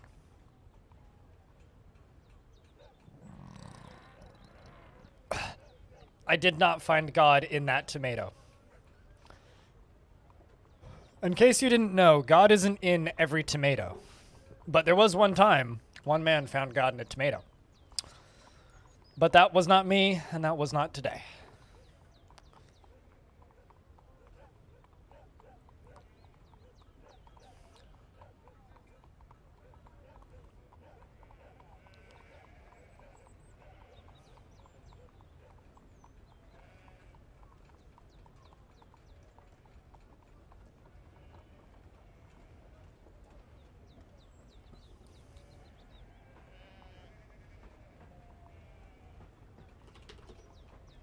I think I overuse it, and then they just kind of don't get it done quickly. Well, I mean, you need to make sure that your manager isn't preoccupied. Usually if stuff isn't getting done quickly, it's because the manager isn't open enough. Oi. Oi! Thanks for 22 months. Mind. Cheers, man. Thank you very much for keeping that subscription alive. For a 22nd month! 2 more and you got 2 years. That's a long time. Really long time. Chat, can I get a big round of beers for the 22 months? Holy shit, dude.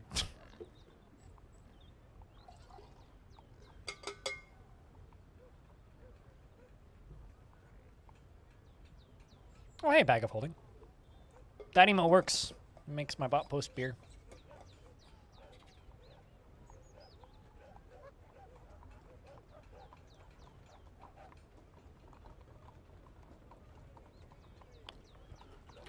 It's one of those rare emotes out there that also trigger the beer emote. Also, Infinity, I'm not sure if you were here for it, but your dwarf died.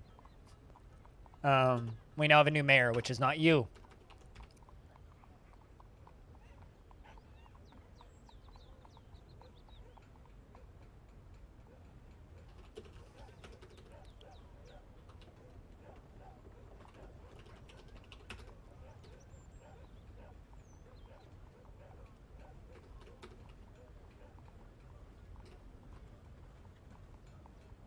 But yeah, no, every single time I go to this screen, this is the manager, and I use the manager all the time.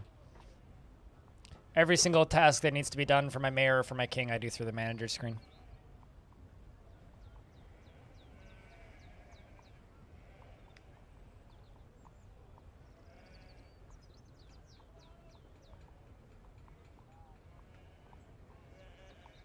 Sorry, I had tomato skin stuck in my teeth. I almost had to get up and get it out with some floss. Shed no tear. The crowns are taking over. Yeah, true. It was weird. It was starting to look like a bunch of hoarders, like an episode of Hoarders in this fort with all those crowns. For Belug, you cried? Oh no. I cried inside too for Belug. Rest in peace, Belug.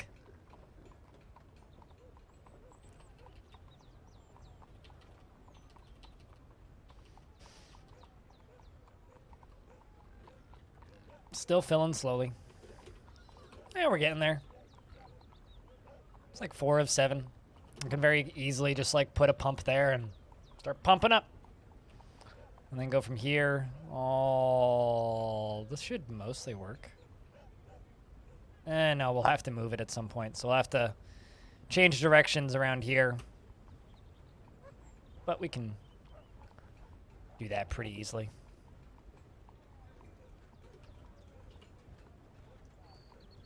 Felt done, went back to DF. I hear that New Orcs Must Die is good. You know that game's actually been out for a while? The New Orcs Must Die that just came out? It's actually been out for a little bit. But you want to know why nobody knew that it's been out for a little bit? Because it was an exclusive. A Stadia exclusive. Yeah, it was one of those. That's the reservoir that we're going to fill the lava tower out of. Yeah. That is the reservoir that we're going to fill it with.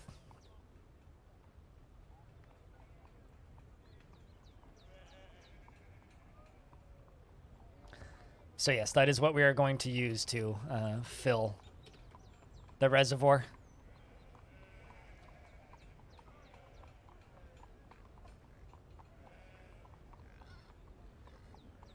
I just think it's kind of funny. Does anybody here know anybody who's used Stadia? Like, is Stadia, like, still a thing? Because I feel like I haven't heard anybody utter the words Google Stadia in a minute. You know one dude? I feel like, because, like, I know one dude on YouTube who, like, is extensively covering Stadia shit and runs, like, a podcast for Stadia and, like, has interviewed people at Stadia and shit like that and developers who've made games for Stadia. And I'm just like, really? Like, that's a thing, I guess?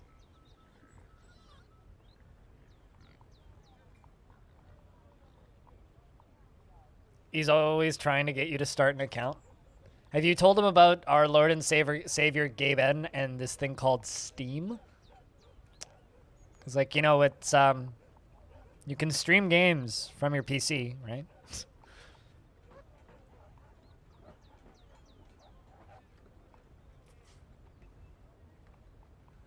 We just need, that xCloud stuff to kick into high gear.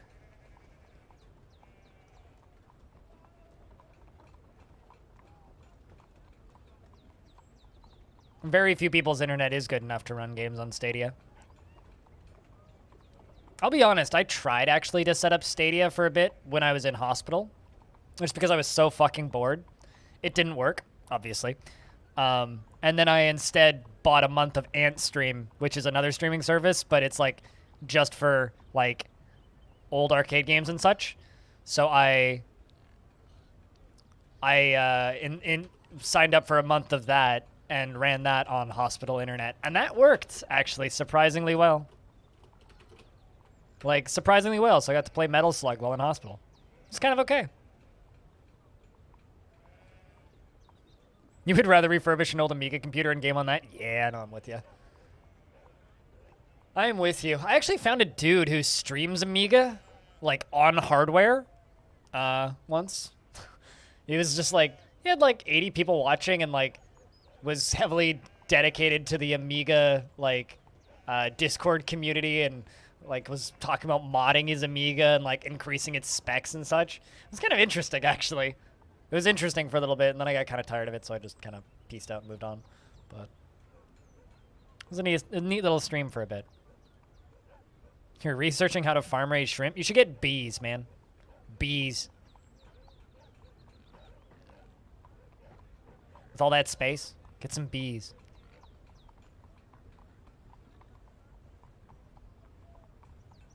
I was like, my dream is to get a small, like, city-sized lot. Did the count reset again? Did you guys ride the motorway too hard? God damn it.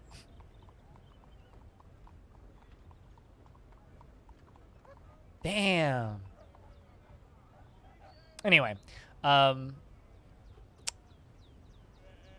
until lightning ate your computer? Man, I'm just imagining, like, a lightning bolt walking into your house and just going, just walking out the door. And then does your hair dye orange?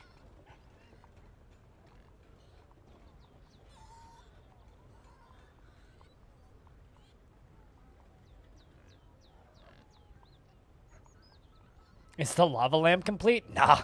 I mean, the base of it is. The reservoir at the bottom is. I still need to dig another 250 Z levels of glass. Or not 200. Another, like, 50-ish Z levels of glass. And then I need to build a pump stack. So we're probably like, at the pace that I'm going, which is kind of intentionally slow, another 2 weeks. It's gonna take a while still.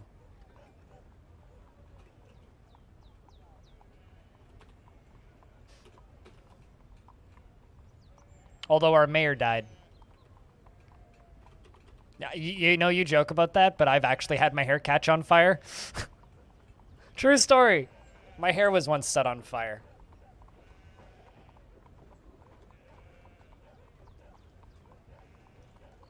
True story.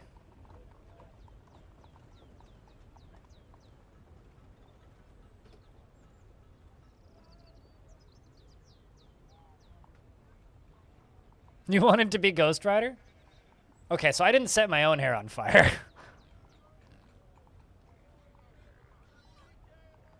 My mum set my hair on fire. Which is actually true. That happened. Also not intentionally, to be clear. Is that a sub-goal? What, set my hair on fire? You're probably bald though, Ryan, right?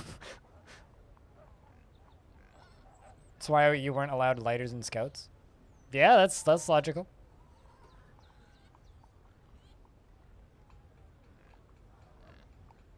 You're doing a very good job with the count, Stone.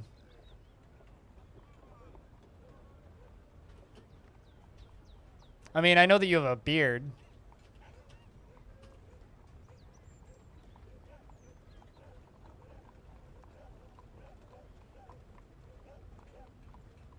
Alcohol flames are almost invisible. Oh, man.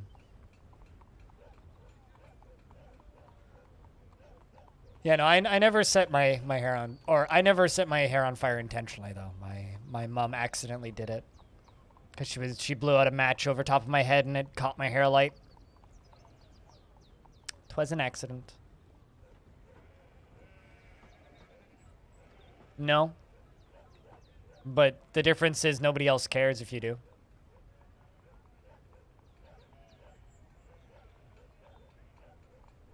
There's two kinds of people who play Dwarf Fortress. Those who turn on beards for female dwarves and want everybody to know about it, and those who don't care.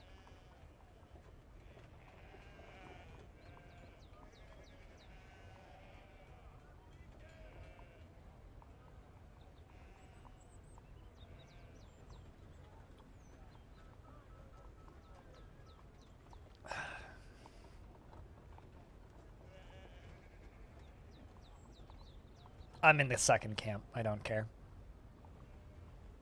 Nope. They never have and they never will. It's an option in one of the INI files because of Pratchett, but it's not a default option. Clearly you've never read the description of a female dwarf then. I need a lady dwarf. Literally can't find one now.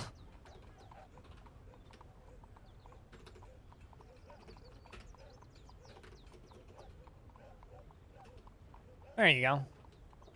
Her cobalt eyes are narrow, her somewhat broad ears are somewhat short. Her head is somewhat short, and her hair is a crew, and her short hair is neatly combed, and her skin is sandy taupe, and her nose is slightly upturned. No beard.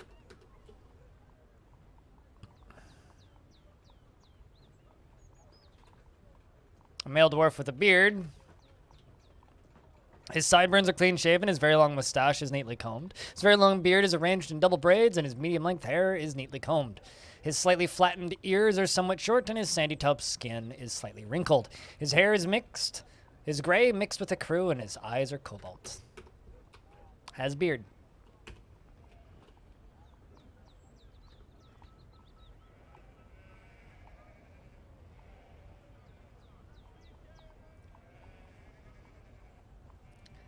I mean, there's people who are diehard Pratchett fans who just insist that all dwarves should have beards. And then there are people like myself who never imagined female dwarves with beards, so it just looks weird to me. But if you know, if that's your headcanon, fucking roll with it. Who cares? Like I said, at the end of the day, there's two kinds of people who play Dwarf Fortress. Those who turn on beards for lady dwarves and want everybody to know, and then the rest of us who don't care. Do what you want. Live your game. But it's never been the default option.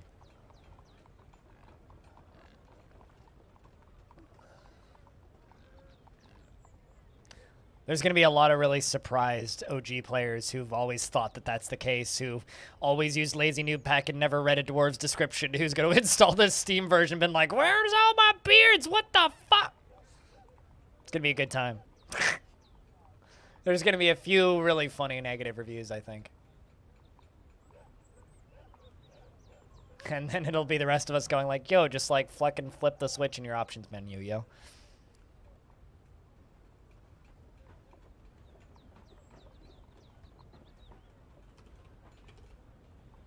Where's my goddamn beards? Yeah, exactly.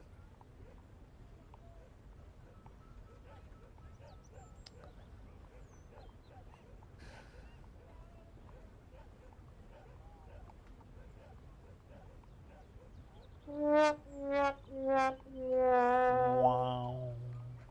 What's up? How's things, audio? Welcome back. Got your suitcase? Fuck yeah!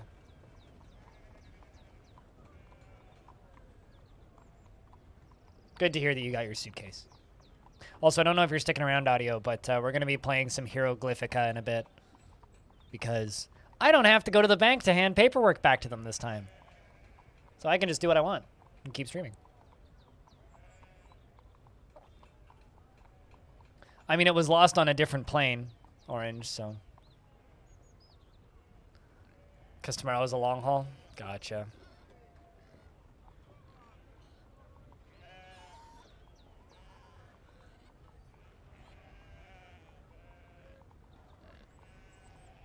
God damn, man, though. The 50-month resubs or something. Like, last month was weird, because it's like, it's 49 months, right? And now I'm just sitting here going, like, 50 months. That feels so much longer than 49 months. I can't handle that. You have to be at the airport at 6:30 in the morning because of how bad your schedule got fucked yesterday? Fuck that. Fuck that shit.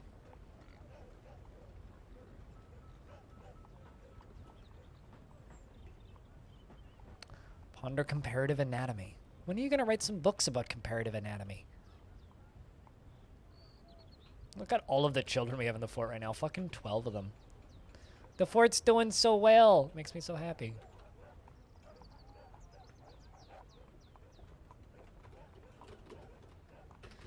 Gonna cut down all the trees in there.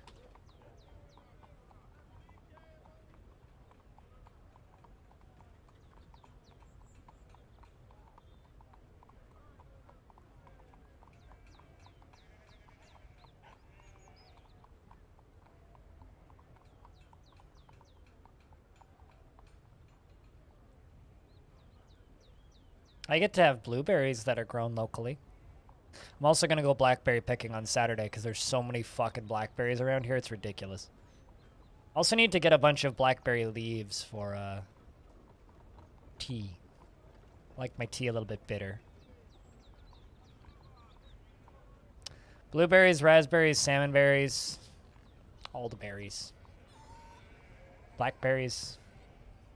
Huckleberries.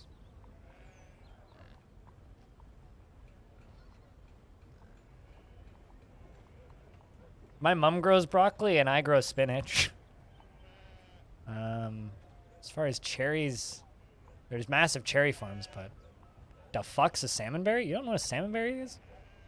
Kind of looks like a weird small raspberry that's orange. Hold on, let me show you a picture.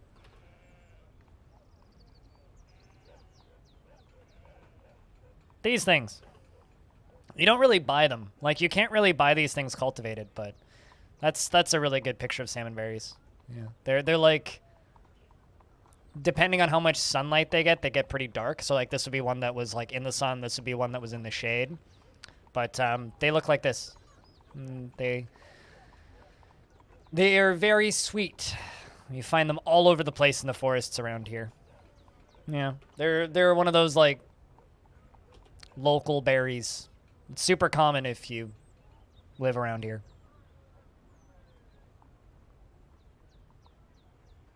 Have you ever carved a squash for Halloween? Caveman crafting? Because I've done that. There was one year where I couldn't find pumpkins at a good price, so I carved a fucking squash. Yep, you can get thimbleberries here. There was thimbleberries on the property of the house I grew up on. There's probably salmonberries up there too in Michigan. Wouldn't shock me. Yep. Thimbleberries are very common around here. Thimbleberries, salmonberries, huckleberries, blackberries, blueberries, raspberries are all common around here, especially wild. But like if you go out into the forests out here, you'll find all that stuff just growing. Although blueberries are transplanted in from settlers, but they still grow.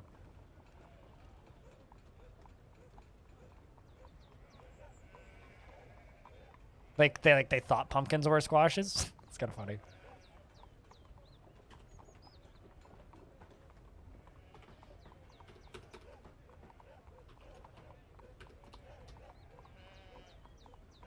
Why is there bolts down here?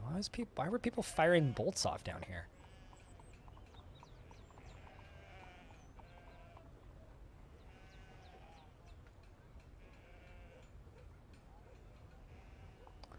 Apparently it was a Spanish variant that was brought here back when Marco Polo came through. That's weird.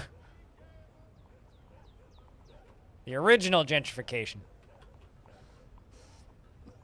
Ah, colonialists.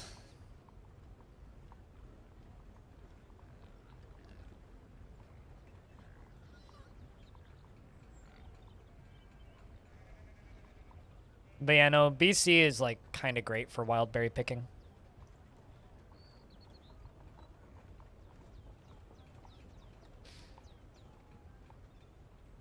It's not just a pool game, though. I mean, it's... Here's the thing about a lot of those settlers, right? We hold them in high regard in the Western world, but in reality, we probably shouldn't because they were all absolute asinine fucks. You know, it's like, it's funny because, like, I talked about this with my dad. Oh, sorry, Katie. Talked about this with my dad the other day where it's just like, you know, like, we hold these explorers to, like, we treat them like heroes, but in reality, it's like, well, like, by today's standards, not so much.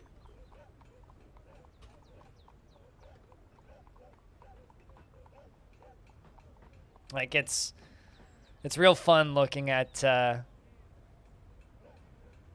native people's, like, paintings and such, where they're, like, expecting explorers with guns to show up. It's like, oh, it's wizards with magic that are here to kill us all. It's like, yep, pretty much.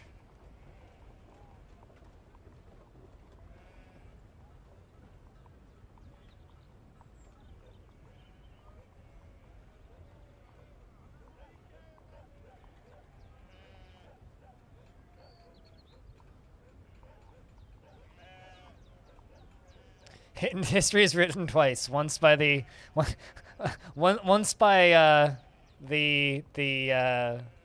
natives, and the second time by the settlers.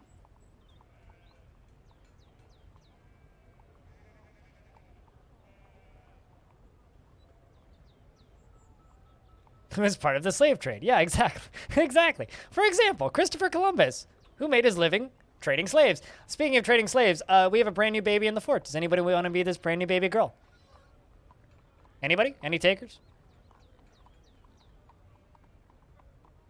Anybody lurking that would like to be the brand new baby girl in the fort? Lumpy. How many lumps have we had, Lump? Lump called it, so Lump gets it. There's a cat nuzzling my foot. Hello, kitty. That's a claw in my foot. Can you please take the claw out of my foot? Dude, like, ow. Stop. Okay.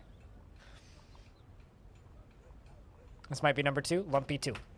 Lumpy 2.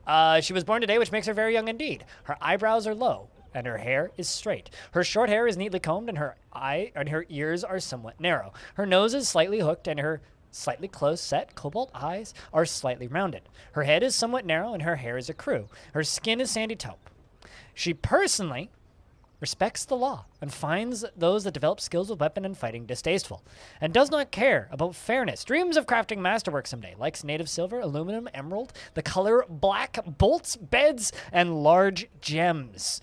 Crows for their intelligence and the sound of the prim pedal. When possible, she prefers to consume blackberry wine and hates bats.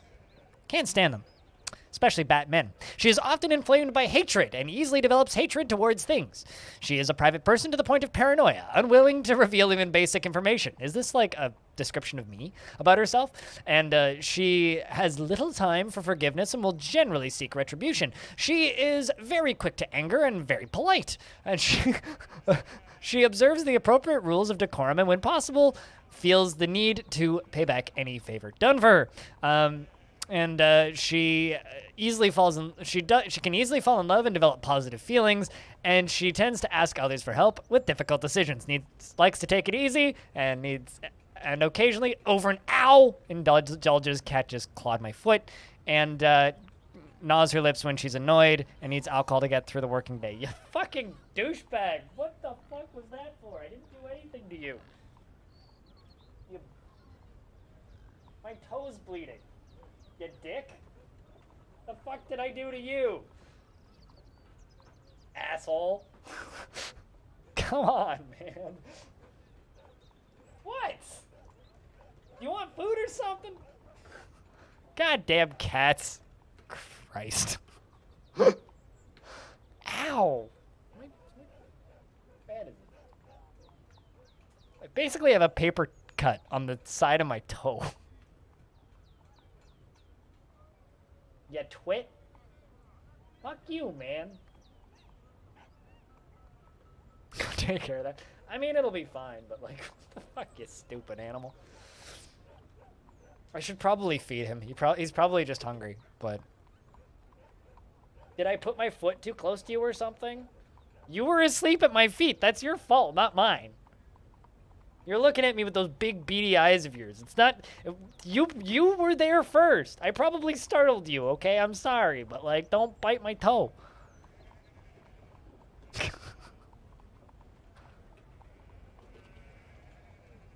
Rude.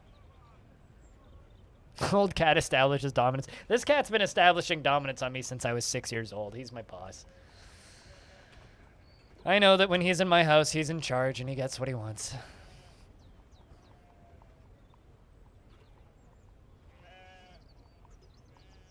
Frankly, he's earned that respect. I mean, this old guy's killed weasels, rabbits. Okay, I'll feed you. Chat, be back in a sec.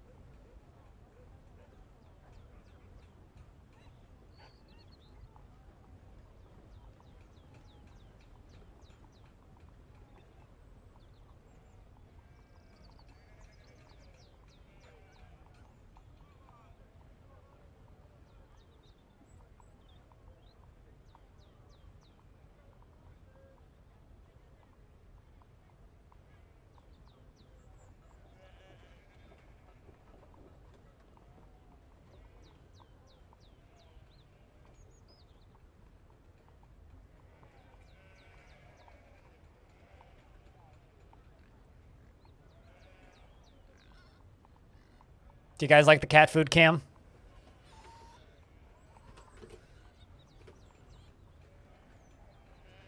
And yes, I cleaned my toe that he scratched. It's not really bleeding anyway. It's also just so that I know when he's done eating, so that I can, like, you know, once he's done eating, just not worry about it anymore.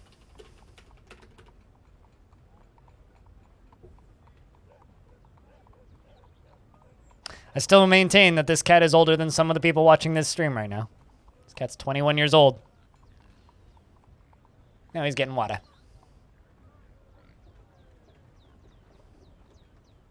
The record player cam is getting some double use today. The criminal that assaulted me? Yes.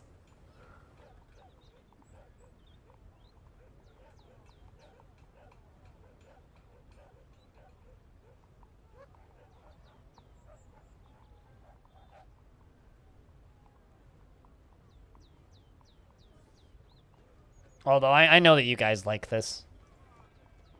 Everybody asked for a cat cam as soon as they heard that I was going to be taking care of a kitty temporarily, so... Here we go. We now have a cat cam. That's just me, moving the record player cam. That's my kitchen, technically.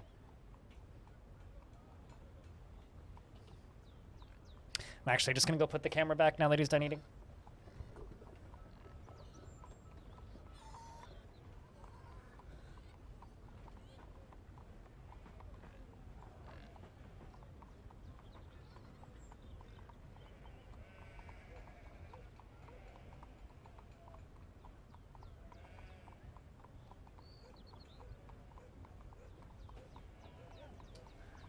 Also, it's not actually that dark in here. It's kind of like a trick of the light. It's actually like pretty like normal light levels in here, but it appears super dark because cameras.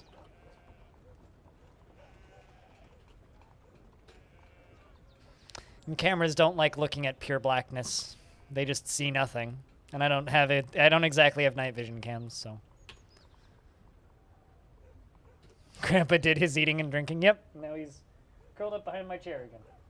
After biting my foot. Although, come on, let's be honest. Part of the amusingness of the streamer having a cat in his house is the... Ow, stupid fucking douchebag. God, that hurt. It is part of the comedy of it.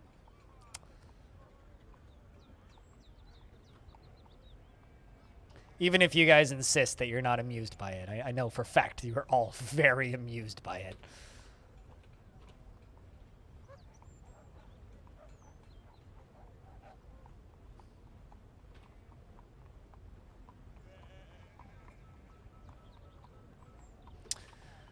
But I think we'll hang out until the end of winter, which we're pretty close to the end of. We made really good progress today. We got the entire lava reservoir filled up.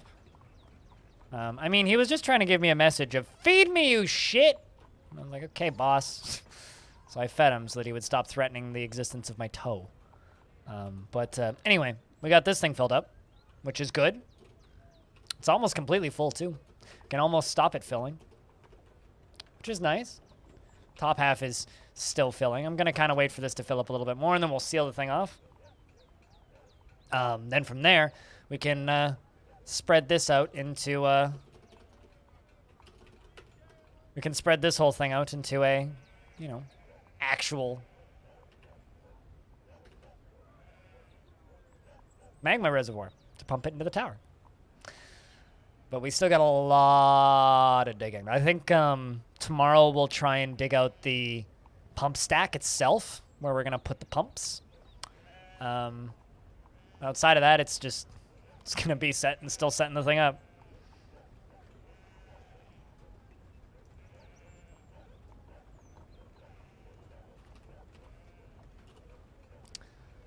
This is going to be real fun once it's all up and running, I think.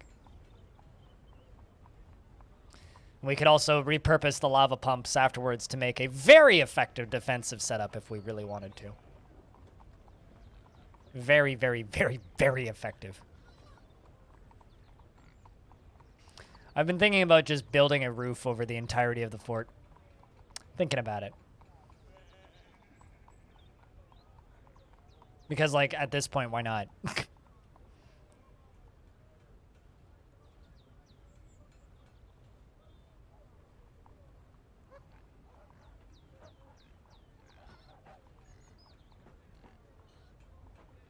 Chat, how we doing out there? You guys having a good afternoon? Everybody enjoying the stream? I hope so.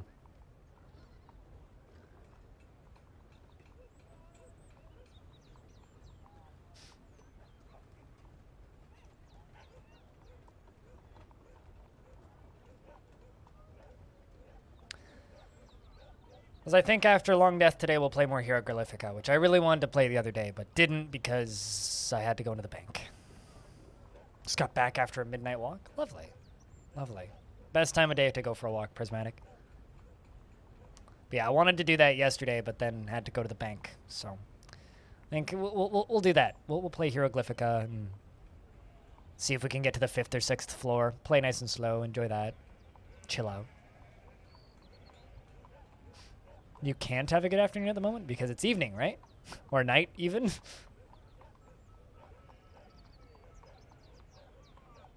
I mean, currently for me, it is afternoon.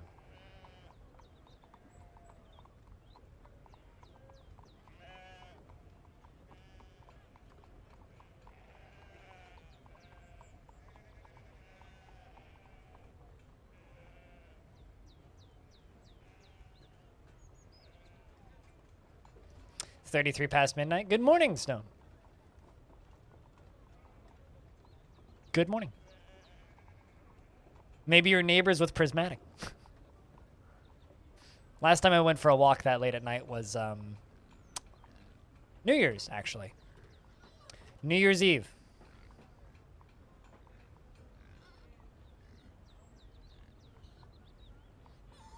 Into New Year's Day. I went outside at like 11:55 and I walked outside until about 2 o'clock in the morning. By then, like, half the city was exploding. Practically the whole thing was just, like, everybody was just running out down to the end of their sidewalks and just setting off fireworks and stuff. It's kind of neat. Especially after being, like, in more or less mandatory lockdown for, like, better part of a year, right? It was really neat to suddenly just, like, see people being active and moving around again. It's like, whoa, look at all these people. They're still alive. Weird.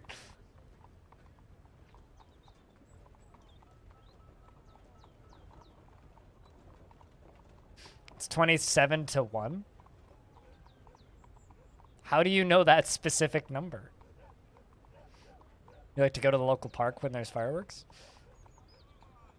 I mean, I don't usually go out of my way to watch fireworks. Because, like, we have the celebration of lights here, which is, like, the Olympics for fireworks. So, like, if I ever want to see fireworks, I just wait until that season and then go see the celebration of light. Which is incredible, but I haven't bothered in a very long time.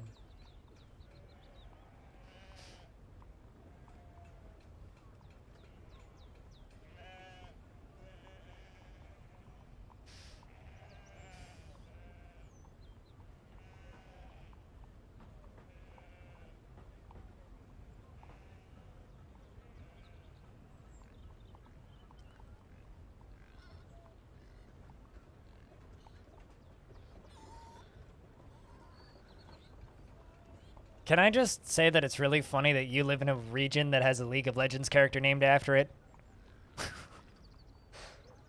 Like, I can't read that without thinking about, like, a fucking wolf man.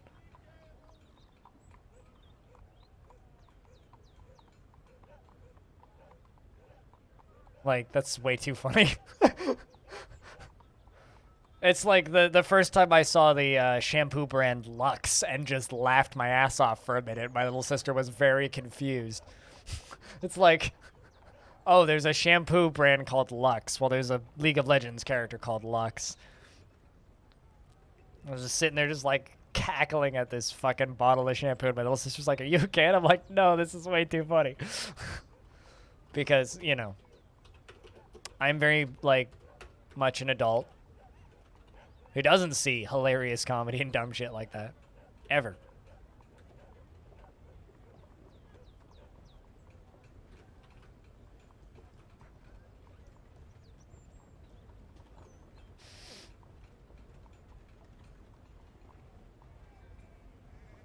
You get that humor? I understood that reference. It's like shooting monkeys in a barrel.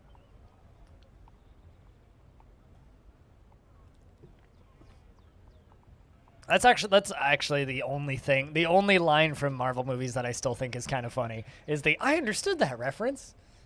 Just because fucking Captain America is just completely lost throughout all of the conversations, and then he's just like, it's like shooting monkeys in a barrel. And he just looks so excited. He's like, oh my god, I got that one. I know what you're talking about. Holy shit. For the first time today.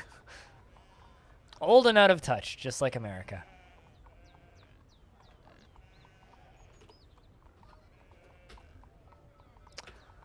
Make picks. So my mayor is making me make picks. Only one. Why did I queue up 3? Have it, I guess.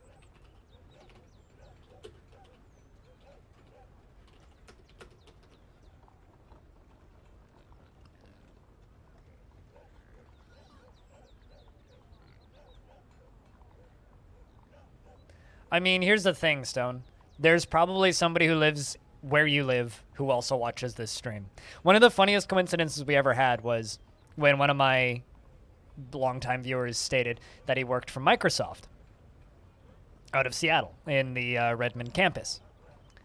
And then another viewer just kind of came out of the woodwork and was like, oi, what office? And then he's just like, and says the office number, and he goes, you want to have lunch?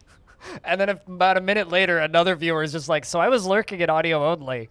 Where are you guys having lunch? I work security. It was like not one, but 3 fucking different people all working in the same building. 2 of them were working in the same building, too. That is one of the funnier things that's happened in my time streaming.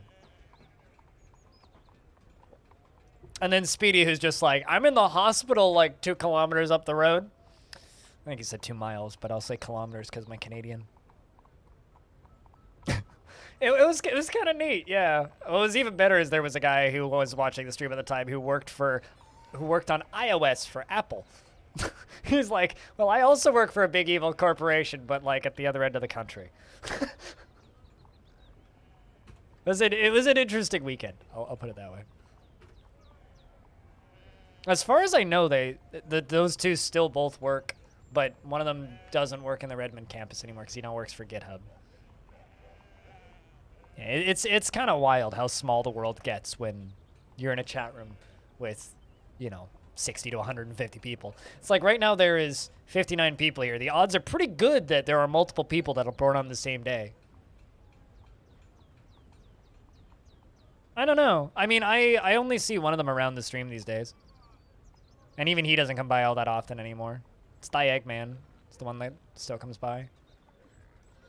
He'll occasionally show up, shut my brain off, and then leave.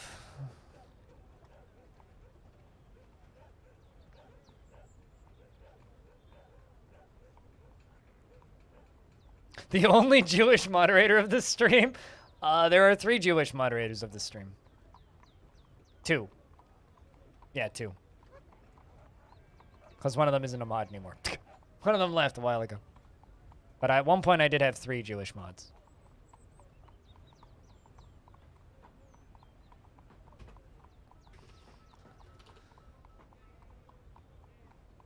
But yeah, that was pretty funny.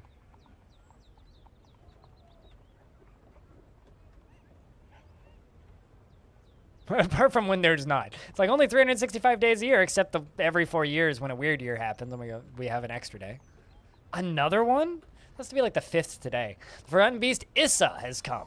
Issa Jar Jar Binks, a gigantic petrosaur with lidless eyes. It has large mandibles and a bloated body. Its sienna scales are large and set far apart. Beware its poisonous bite.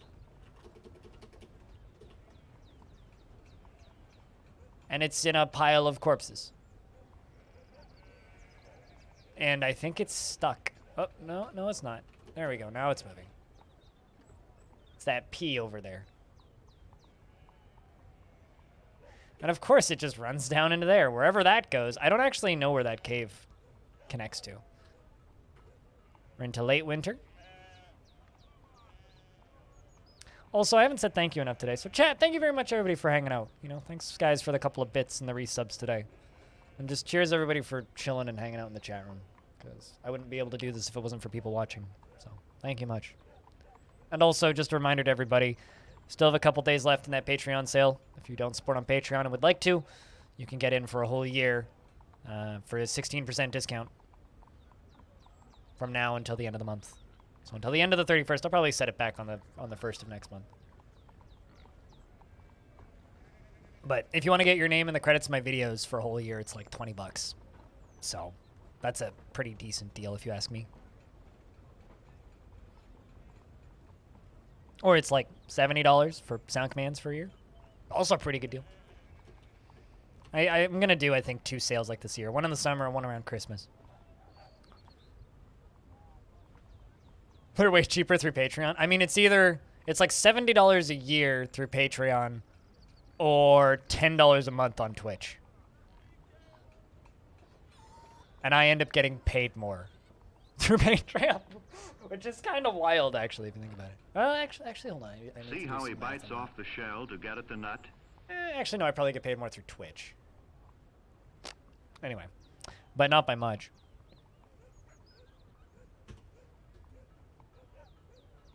It's like an extra 15 bucks a year, I think, through Twitch.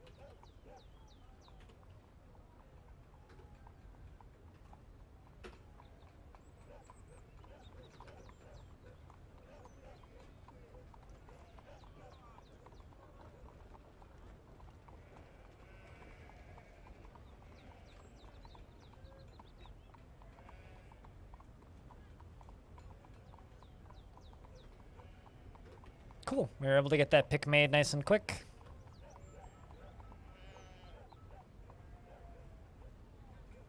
I wonder what Free thinks of their new job. Reliving experiencing trauma. Never did figure out who killed Goffer. Or how Goffer died. Hey, Hex Wrench.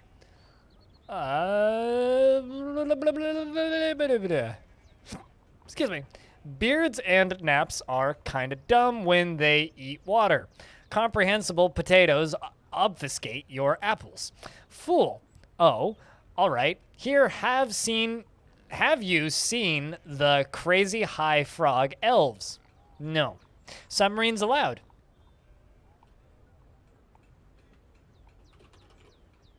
Please add more words to the add a word stories. So that when someone uses that next, I can use it. How you doing, Hex Wrench? Hope things are well.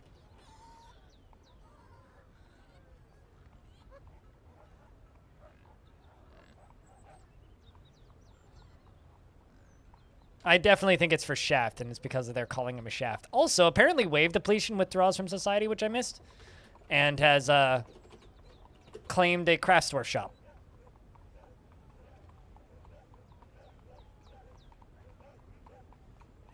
So shoutouts to Wave Depletion, who's gonna go make us an artifact now.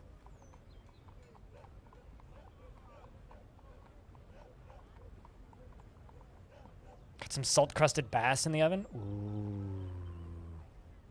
I don't know what's for dinner tonight. I had pasta last night, but I'm out of pasta now. So I do have potatoes. Might do something with potatoes. I'm not sure. Maybe rice. Might do rice and something. I'll figure it out. I'm kind of at that point where I don't really have, like... I mean, actually, I could do potatoes and beans. Maybe I'll do that. Potatoes and beans? That sounds good. I think I'll do potatoes and beans. Beans and taters.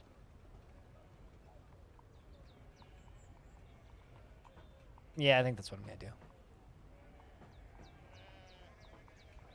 Please tell me that is silver. Yes, that's silver. Excellent. Let's see what you make, Wave Depletion. Let's see what you make.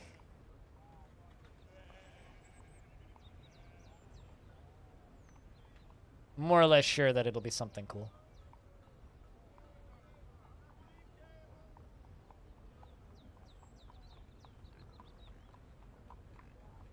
It's going to be a very slow walk, though, because you are a very weak young child.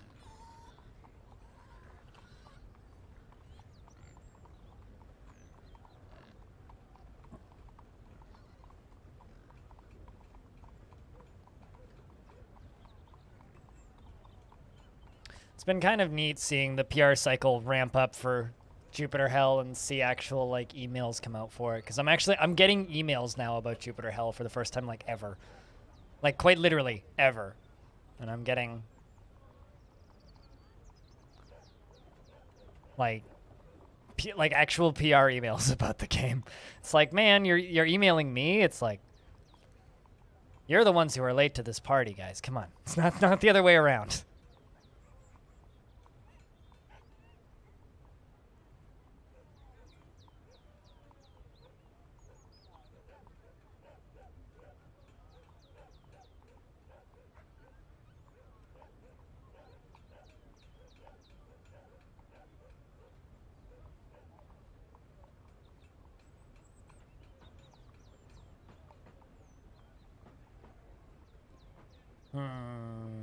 So Wave has begun a mysterious construction. What all did you grab? Feels like you didn't grab much.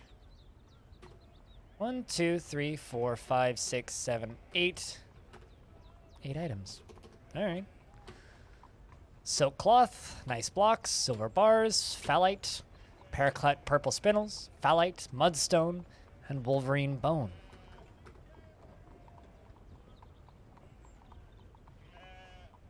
I think Kiri was saying she's going to stream it, and so is Evil Trick. So there will be at least 2 of us. I technically have 3 podcasts, but 2 of them are on hiatus. Technically, I have 3. Audio Tapes and Visual Drugs has been around for fucking 40 episodes now. 41 episodes, actually. Yeah. It's something that me and Rhinestone, who you'll see in chat from time to time, do for fun. We do have, like, dreams of doing live shows one day, but we'll see if that ever happens. I think I need to get big and famous to be able to make that happen.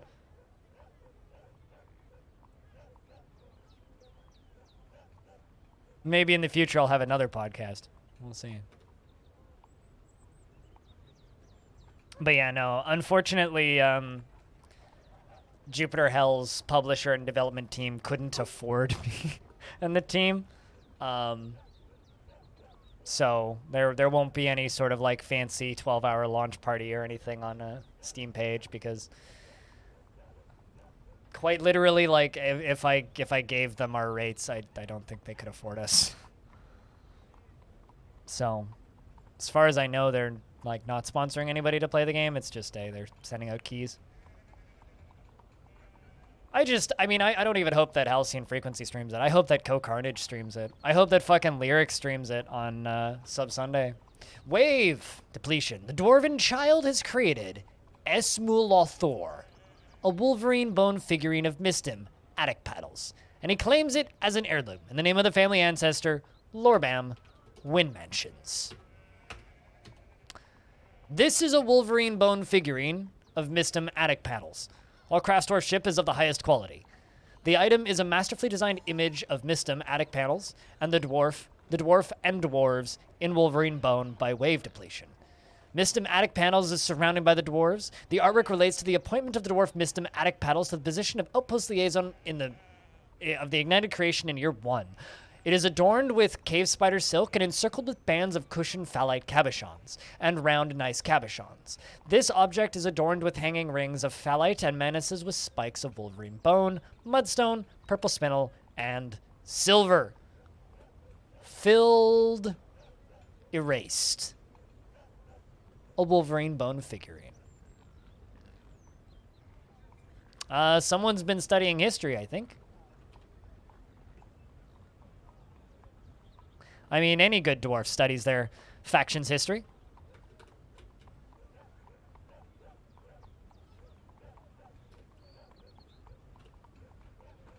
Probably heard about it in the tavern. It's a pretty popular story.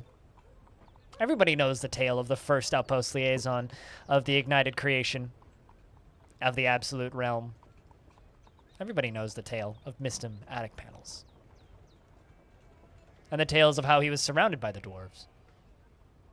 Appointed to the position of Outpost Liaison in the early years of the Ignited Creation. Before the eternal adventure of time set out to found this place, Longdeath. She? Okay. I mean, history gets muddled, right?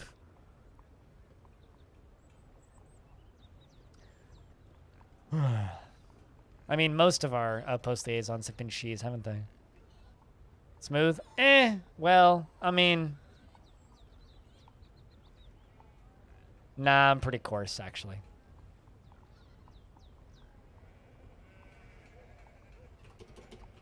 Yeah, because the one dude that we had as our outpost liaison was a rather short-lived. And it gets everywhere, yes. I am coarse, rough, and irritating, and I get everywhere. This is how people describe me.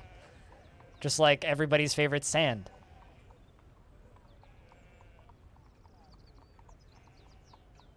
I mean, this is why you guys pay me to stream, right? It's because I'm coarse, rough, and irritating, and I get everywhere.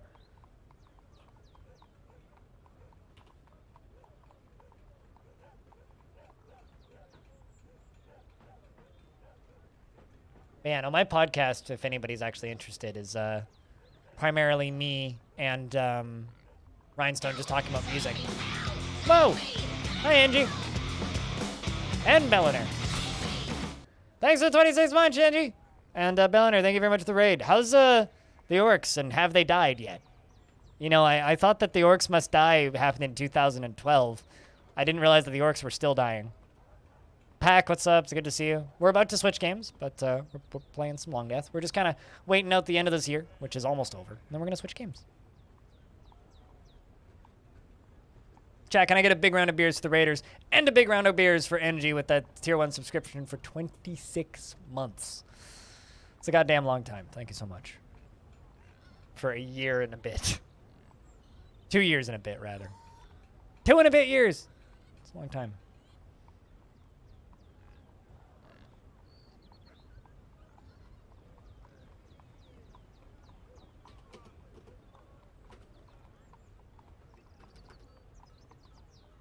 Today we made some pretty good progress. We filled up our lava reservoir underground all the way down here.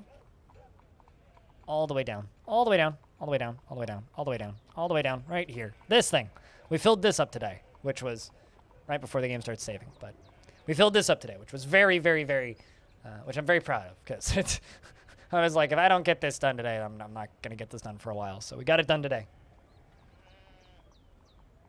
So now we just need to figure out how to pump that from the basin that it's in up to the surface, which is going to take a little bit, but we'll get there. We'll get her done.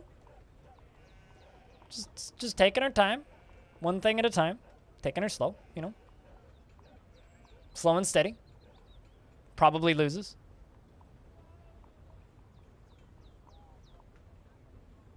But it's good to hear that Orcs Must Die is still fun. I remember back in the day, it was like Orcs Must Die, and then Dungeon Defenders kind of came out around the same time, and then everybody loved Dungeon Defenders, and then we all stopped liking Dungeon Defenders kind of pretty quickly. Looks like we didn't lose any dwarves, but we have a tribute. Year 283, early spring, Longdeath. Also, hey, Goldpoke, it's good to see you.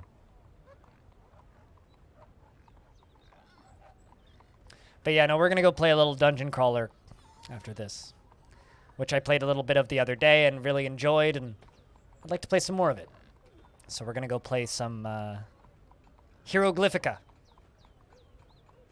Nothing of value was lost when we stopped liking Dungeon Defenders. Dude, I loved Dungeon Defenders until they made that change where in order to play the DLC, everybody needed to own it instead of just the host of the server.